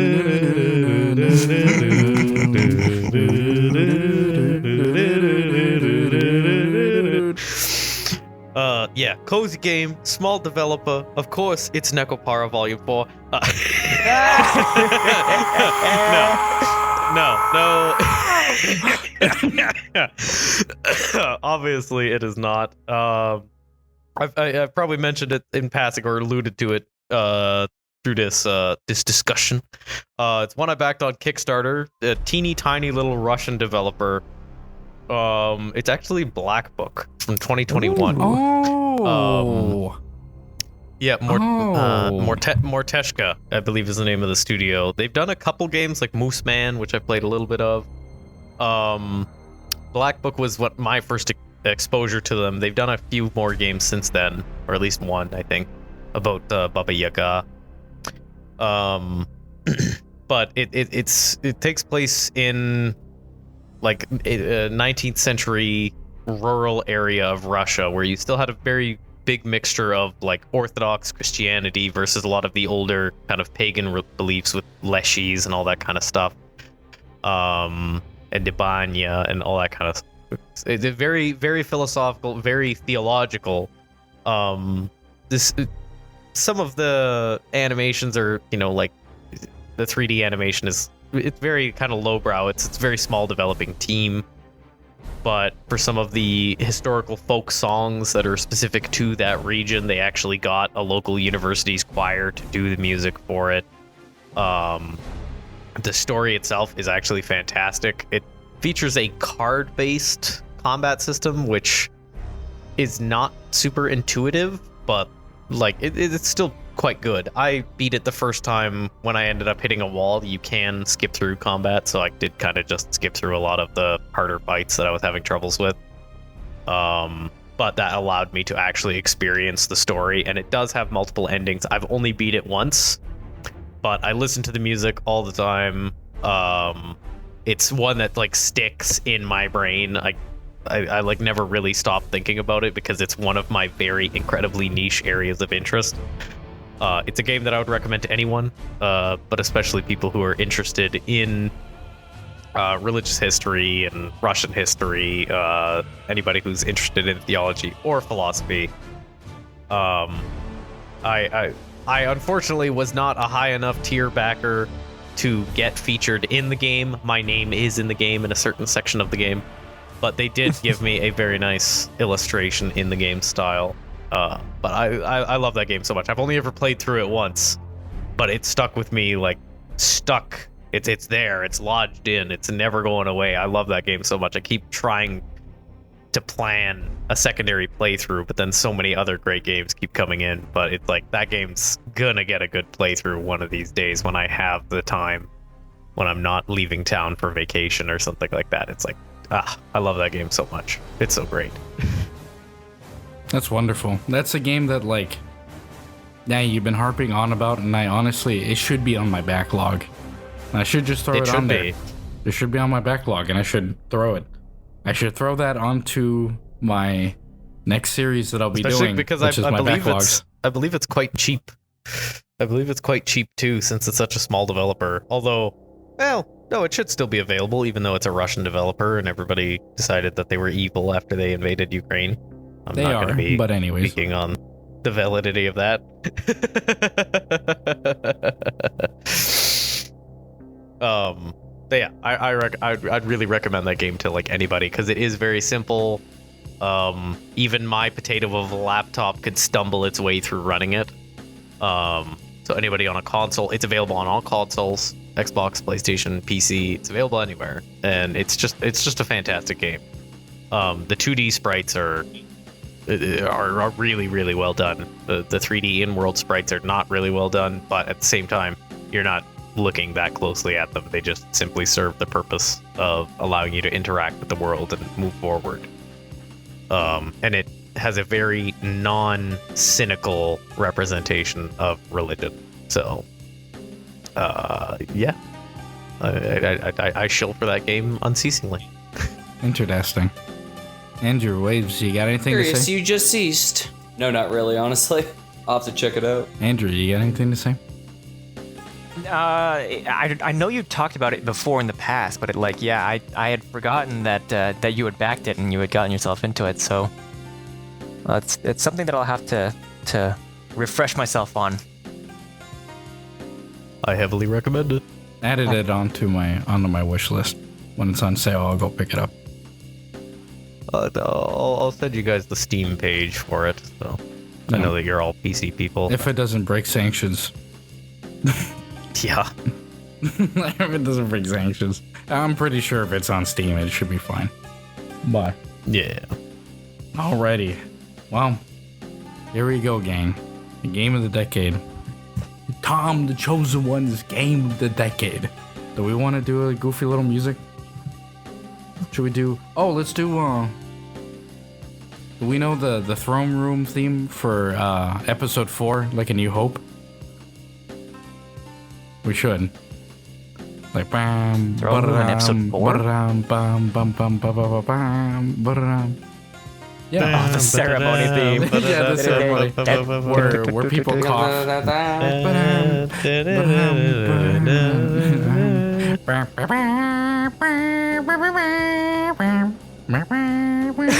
This is completely falling off the rails. Okay, I always love seeing it's like the throne room scene, but without the music. Just people coughing. Yeah. And the Orlots one, and because like their Chewie just screams instead of doing like a nice hearty instead of a nice like hearty Wookiee like they do like a but oh boy. Anyway, back onto it. Can anybody guess it? Persona 5? Ooh, that's a good pick, Persona 5. but it's not. Andrew, can you guess it? Metaphor Fantasia. No. Nope. Could be Can't be that one. Signalis? That one too came up too Ding, recently. ding, ding, ding, ding, ding, ding, ding. It's Signalis. Signalis, it. baby. I knew I called This is Signalis, to the people that do not understand, was my game of the year in 2022. It's why I had to skip it, because then I would have spoiled it. But Signalis is straight up the best horror game since Silent Hill 4: The Room from 2004. It is the best survival horror game in like 20 years. Without exaggeration, it is better than all the Resident Evil games that came before that. It's better than Dead Space. It's better than like, there's no other like survival horror game that's still like in my head 2 years later, 3 years later now, just lives in my head rent free. Like different theories, different like, it has, it like, I always say there's like the two schools of like survival horror games. And so there's your like Resident Evil school and there's like your Silent Hill school, where your Resident Evil school is like, they're both like really good and mechanically very similar. Because like, you know, they're survival horror games. They have lots of puzzle solving, enemies and stuff like that. Resident Evil is usually like not hard sci-fi, but like straight sci-fi, in a sense that like they're zombies, they're things that like, you know, it's like they're goopy creatures. And Dead Space is like that. It's like, it's not really, they're goopy creatures. The marker made goopy creatures. Then you have your other school, which is Silent Hill, where the creatures and the monsters are metaphor. They're metaphors for things in the game, for things that happen, you know, like talking about like your innermost, like what's going on, how messed up this guy is. Holy cow, this guy killed his wife, like all this nasty stuff. Signalis is like the melding of both of them, of like this sci-fi, this genuinely horrific and like dystopic high sci-fi setting of this like weird sort of like East German, like DDR sort of like police state, mixed in with like Lovecraftian, like eldritch, like forbidden gods and things like that that just like mix it all together, where you don't know, is like, is this a dream? Is this reality? What the hell's going on? What does this mean? It's one of those things where like every so often, it's like if I listen to, and it's another one of those, I listen to the soundtrack, and it's one of those where, as a testament to Andrew, the times that he's been in my car and he's listened to the Silent Hill soundtrack, dentist drills and all, it's like that. It's one of those soundtracks where really great piano music, really great like just calm sort of like liminal sort of like music, and then at the same time like really high pace really high pace, or like high intensity, like dentist drill, like mechanical industrial, like grinding and like discordant sounds that make you like just like it Cringe almost, like adrenaline cringe kind of like thing. cringe. Yeah. It pierces your ears. It makes you like shriek. It makes you like tense up because it's so damn good. But then at the same time, an incredible use of like classic literature, classic like classical music, classical artwork, like especially classical music is really really like in the game, where like the game starts off with, because like the premise of the game, for the audience out there that doesn't know it, is that you take the role of Elster, which is like a an android, a replica as they call it in this universe, that is like the co-pilot of this other person, that they crash land on the moon of Lang, which is like this icy moon that is like this mining colony for this like DDR sort of like empire that's in this future. And like you traverse the you go through this moon and the mining facility and all the horrible things that happen in it, to basically keep the promise that you made to your co-pilot. The promise is vague. The promise, you don't know what it means until you reach the end and you figure out what the game's about. But it's one of those, like, it from the beginning, where it's like, it has like Vivaldi's like l'estate, or like summer, like on strings, as it like pans back, and it's just like this snowy hellscape. And then it goes in, and then you go in through this like hole.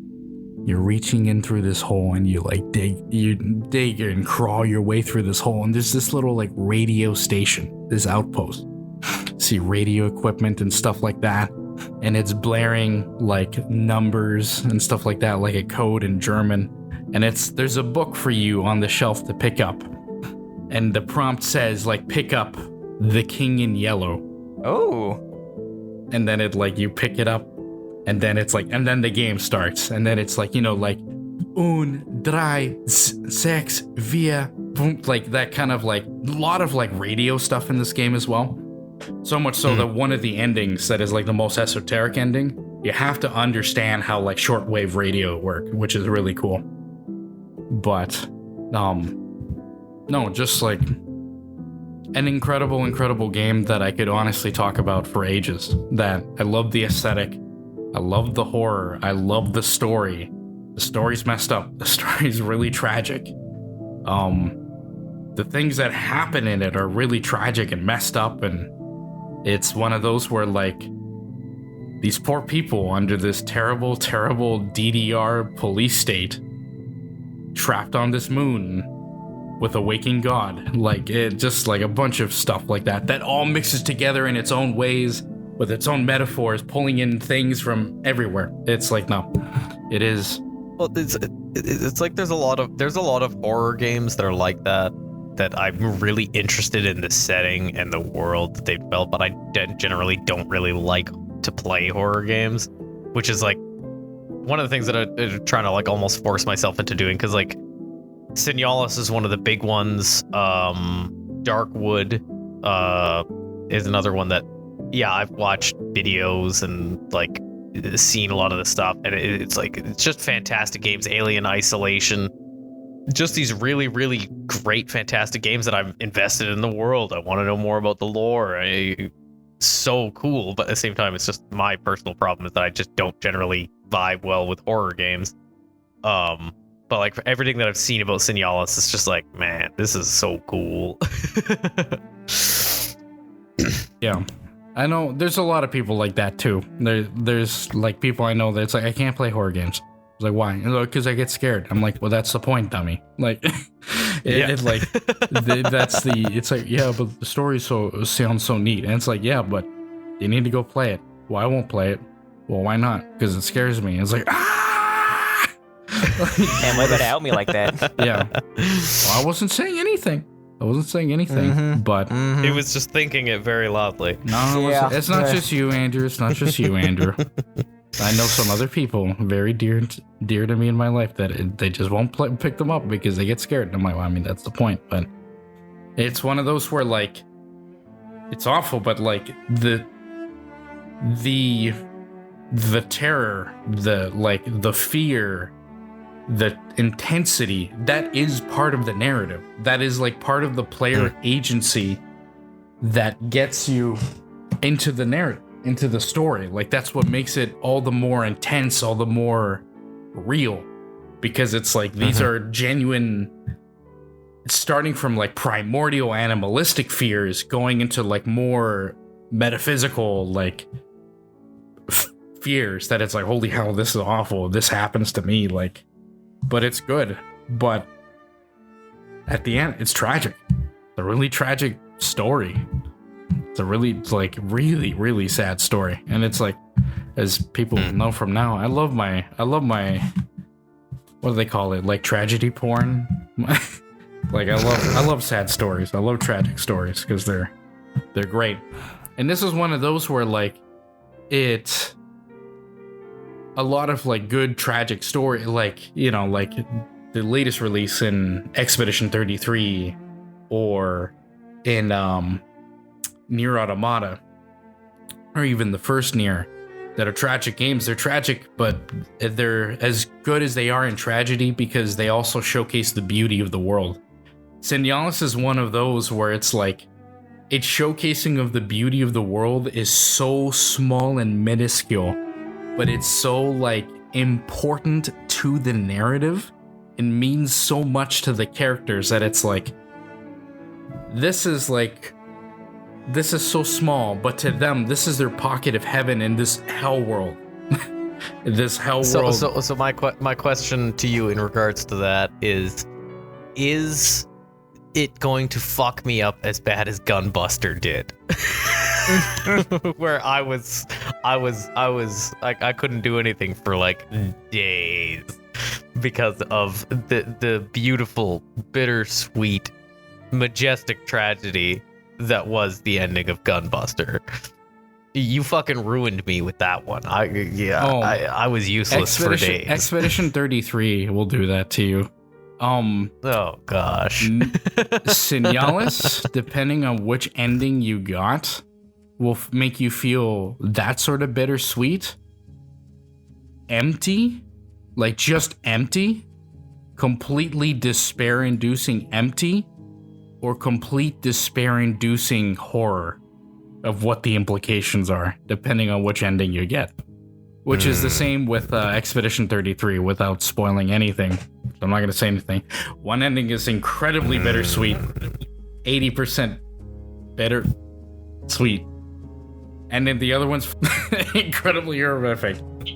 The implications of it, anyways. So I'll shut now. But yeah, that was my game of the decade. Gang, fellas, Waves, Andrew, do you have anything to say? Nah, not really. I'll have to check it out. Don't you have an entire video on this? I do have an entire video. He does. Technically It's a have good two video. Check it because out. I have the review, and then the review is like much better and much more detailed, and then I have the slot of it in my 2022 Game of the Year. I need to check it out though. I've watched the videos. Yeah, go watch the video. It's good. Well, I mean, And it comment was and like and subscribe. Yeah, comment, like, and subscribe. That video actually was like one of the first videos that I made when I moved here in Italy. So, what's it called? The like red is like like the lighting is really, really bad on it. Like it's like 100% red. So, but apart from that, That's because you don't have me helping with your videos anymore. That one didn't. No. That one, I literally didn't have any of my other lights. I didn't have any of my other lights. The people need to see my hands again. Yeah, they need to see your holding hand. up. What was it? The Tome of Evil? Or Yeah, something? the Tome of Evil. Yeah, need to see your hand hold up the Tome of Evil or point a gun to my damn head. Yeah, listeners, go find my cameos in Tom's videos that are all me doing something heinous. Yeah. Yeah. Lowest hanging fruit challenge. Yeah. It's not as hard as Find Tom in one of Mandalore's videos challenge. That's quite literally impossible. Or not impossible, because I know exactly where it is, but I'm never gonna say it. Tom's in one of Mandalore's videos? Yeah. What the And the fuck Planet over? Side 2 video. Sheesh. You and 1,000 other background Yeah. characters. That's why it's like good luck. That's why it's like good luck. But alrighty, gang. Well, that was our games of the decade. Our top 5 games of the decade. And I gotta say, gang, it was a pretty damn good list all the way. I think everybody did a pretty damn good list. Everybody had some good stuff. I'd agree. I think everybody did good. Does anybody have any closing thoughts or remarks so far? If Waves doesn't upload his He did. audio in a timely manner, I'm gonna declare a papal crusade. I'll start part 1 right now, actually, to satiate the demand. Oh, so I can edit till part 2. You will be banished to the Shadow Realm. Yeah. Your brother's soul is mine.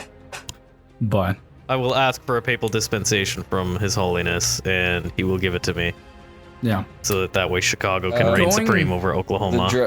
The drive is full. Going through the list now and shotgun blasting our games or whatever, and going back to the original prompt that I had, which was like our general look at the last decade. Do you guys is your opinion still the same, or has it changed a little bit? Maybe soften a little bit. Waves? No, things start getting bad in 2019 and it kind of drops off. It's not to say good stuff doesn't come out, but there's a noticeable drop off. I'd say 2019 and 2018, you look at it, and then COVID obliterates the industry. And that's when I think, honestly, looking at it, when the indies start to take over is after COVID. That's funny. All right, Andrew, do you got anything? Well, just that there's a lot of stuff that we still have to go check out. That now have to be added to my list. I was actually adding several titles to my list. But as far as my general thoughts on the game's, I don't know, industry or world as a whole for the decade, I'd say it's a little bit more positive than what I was thinking originally, because I think I made the mention about how there was the rise of live service, and while that may probably still be the case to some degree, it's not completely dominating the space. There is still a lot of genuinely good experiences out there that aren't just market capital pushes. So yeah, that's where I sit. Yeah, it sounds about right. Wiggs, do you got your opinion or anything like that change? Or any other kind of closing remarks? It largely remains the same as what I said at the beginning. Looking back, I see a few more. There are a few AAA gems, but from what I've seen, mostly in my reminiscences, and it's all like AA and below. AA and below, pretty much. Even from 2020 from 2014, I think was one of the last times that it was like a really big Ubisoft kind of game. The rest of them, it's some of them it's big publishers, but at the same time it's not necessarily at that same mass appeal kind of level as you would have from Ubisoft. It's a lot more kind of smaller tier stuff, and of course, a lot of indie games. Not much has shifted in my opinion. I would say it's largely the same. Just you do get the occasional AAA gem, but largely it seems that smaller developers are able to cater a lot more to demands of smaller sections of the community, because they are not beholden to making $1 million bajillion, and so having to cater to a general audience. A lot of these games that we've been talking about are ones that cater to specific audiences, because of their budgets, maybe it's because of production, but they're able to do that because they don't need this return of, we spent $400 million, so we need to make $800 million in order to break even. So overall, everything remains kind of the same, but just seeing that a lot more stuff is coming out of smaller developers as opposed to the big ones. Big ones are they're still there, but they're letting out some letdowns. Yeah. My opinions are pretty much the same as they were at the beginning, which is even in a sea of shit, there's still a lot of good stuff. There's still a lot of great stuff coming out, and even a lot of good stuff in the what would be the word, in the sort of AAA space. There are still some good games coming out, but for sure, I suspect in the years, as shown in the last 10 years already, that the indie and AA scene will continue to dominate quite a bit in making incredible experiences. It's even looking right now on my top 5, so from the 5 down, 5 Danganronpa, which is pretty much almost an indie or AA experience. Pathologic 2, an indie game. Death Stranding, not an indie game, but a pretty indie thing. Nier, not an indie game, and Signal is an indie game. I have a quick one that I just reminded myself of. It either came out late last year or early this year, but I picked it up purely because it had really awesome reviews. And it's a very short game. I haven't beaten it yet, but like I said, the reviews were awesome. And it's called Nobody Wants to Die. And it's almost... I hesitate to call it cyberpunk. I would put it more in the area of what Sid Meier or Sid Mead, whoever did the effects for Blade Runner, the original one, called it trash chic. Where it's a little bit neo-noir or whatnot, but it's a detective investigation with futuristic elements. And from what I've played so far, it's awesome. And it's another indie game. It's fabulous. If you like the old like noir detective stories, but in a semi-futuristic setting, it's been great so far. It just totally blew my mind. Low life and high tech sort of stuff. More of like a, not really a diesel punk, not really a steampunk, but it's like, to be the easiest way to explain it is flying cars, but they all look like a 1932 Chev or Opel or something like that. It's very much an older style, like grizzled kind of detective investigation story, but has BioShock is very close to the aesthetic that it would be. Just like general like retrofuturistic, almost yeah, retrofuture, like cyberpunk yeah. retrofuturism. A little bit, yeah. Interesting. Just slipped my mind, but it's one that it surprised me. It came out of nowhere. I was surfing through Marketplace and I found it and I thought, oh, this sounds kind of like an interesting premise. And then I read the reviews and it didn't have like a single bad review. They were all glowing. Interesting. But guess with that, gang, we're pretty much right here at the end. We are looking at it now. We're 2 plus 151. Almost what? It's 3 hours. We've done 3 hours.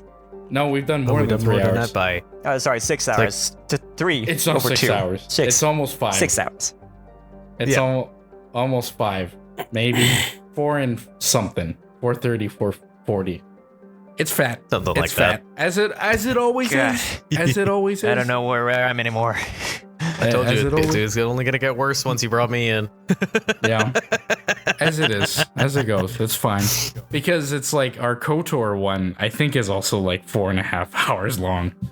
Which makes sense. Which will make for a good video because there's a lot of good stuff said in it. So by the time the audience listens to this video, that KOTOR Tomcast will already be out. So I hope everybody enjoyed it. From there, I don't know what other videos I would have done since then. As of the recording of this video, there is the Expedition 33 review that I really did quite enjoy. A Space Marine retrospective that I really had a lot of fun making, and in general, retrospectives are coming back.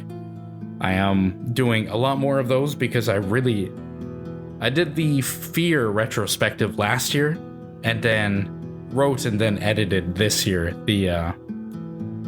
wrote last year and edited this year the Space Marine retrospective, and I had a whole hell of a lot of fun making those videos. So more retrospectives are coming down the road.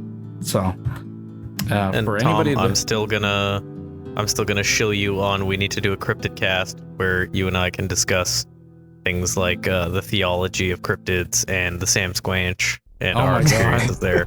Yeah, and how evil that'd be the an 8-hour continents long of video. the Americas are. Well, especially because of how close I live to the Nahanni Valley. Yeah, I'm telling you. one of these days. That'll be like a good Halloween special, I think. Ooh, I'm down. That'd be a good one.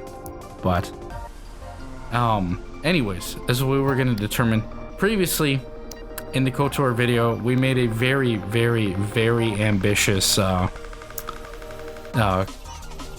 sort of challenge or report where we were going to challenge all of ourselves with different games to report on. And I can safely say, several months later, that only one game out of like 9 has been beaten. And so we're going to tone that down. That'll still be there. It'll be left for one day. One day we'll get on those games. But the next Tomcast full discussion of one singular game. I was talking about it with Wiggz prior, and I was talking to Andrew with it a bit not too long ago, I think. But I put it out to the rest of the gang, and then Wavez, if you don't want it, you can just drop out. That's fine. No worries. We'll For which one? We're thinking of doing Danganronpa, Trigger Happy Havoc. Yeah, I don't have anything that I would be adding to that. So that's probably fine. Just tap out. We'll figure something out next time. We just got to think about it, and then the next discussion we'll get you something that you really do want to talk about. So, but no shame in that. No shame in that at all. So, but Andrew, Wiggz, what do you guys think? About doing a Danganronpa one? Yeah, We've been saying for years we should do it. This is the best time to do it's it. the best time to do I'm it. in. It's the best time to do I'm it, in. baby. Is there a specific Danganronpa game we will be covering? Yeah, the first one, Trigger Happy Havoc. Okay. And then probably down the road we'll do the other ones. But for now, just the first one. If we did one video or one Tomcast on all three, it would be like a 15-hour Tomcast. Oh yeah. You think so little of me that it would be only 15 hours? Only 15 hours. It would only be 15 hours okay. because I would have to go to work eventually. That's why we do it on a Saturday. Yeah, after 15 hours on a Saturday, I would have to go to work. But Oh, gross. nasty. But anyways, that is... Yeah, that'll be the next one. So the next time that you hear the Tomcast, we'll be discussing the seminal visual novel murder mystery whodunit game developed by Spike Chunsoft by Nippon Ichi Software and developed or directed by Katsutaka Godaka. And so we'll have that. And then another day we are definitely going to do the Somnium Files. So Andrew can finally play that damn game. One day. But all in due time. So, with that, gang, this is pretty much the end of the video. Does anybody have any closing remarks? Wavez, you gotta say anything? Stay safe, everybody. Yeah, it's kind of hairy these days, so I hope everybody's taking it easy and enjoying themselves. Wiggz, you got anything to say? Nah, let's just get this shit done. Yeah, I'm kind of in the same boat. Andrew, you got anything to say? You usually end it off pretty well, so. Yeah, well, I always like to remind people to watch and rewatch the other videos. Microsoft, maybe you could send some of that money our way since we keep shilling Game Pass. That'd be nice. Wait, you guys haven't received the checks? You guys even receiving checks? But no, thank you once again, Andrew, for the shilling. I appreciate it every time. But well, I guess with that, gang, this is Tom the Chosen One. I hope you enjoyed our goofy little discussion that we just wanted to do, because it was half, damn, this is a good discussion, and half like, damn, we really need to do something because it's been a while. But it's always great to hang out with the boys and discuss stuff, even if we don't disagree, especially when we disagree, because then we get to yell and scream at each other. So with that, it was all a great discussion. This is Tom the Chosen One, and I hope everybody out there is having a great day. You boys, take it easy. Hey.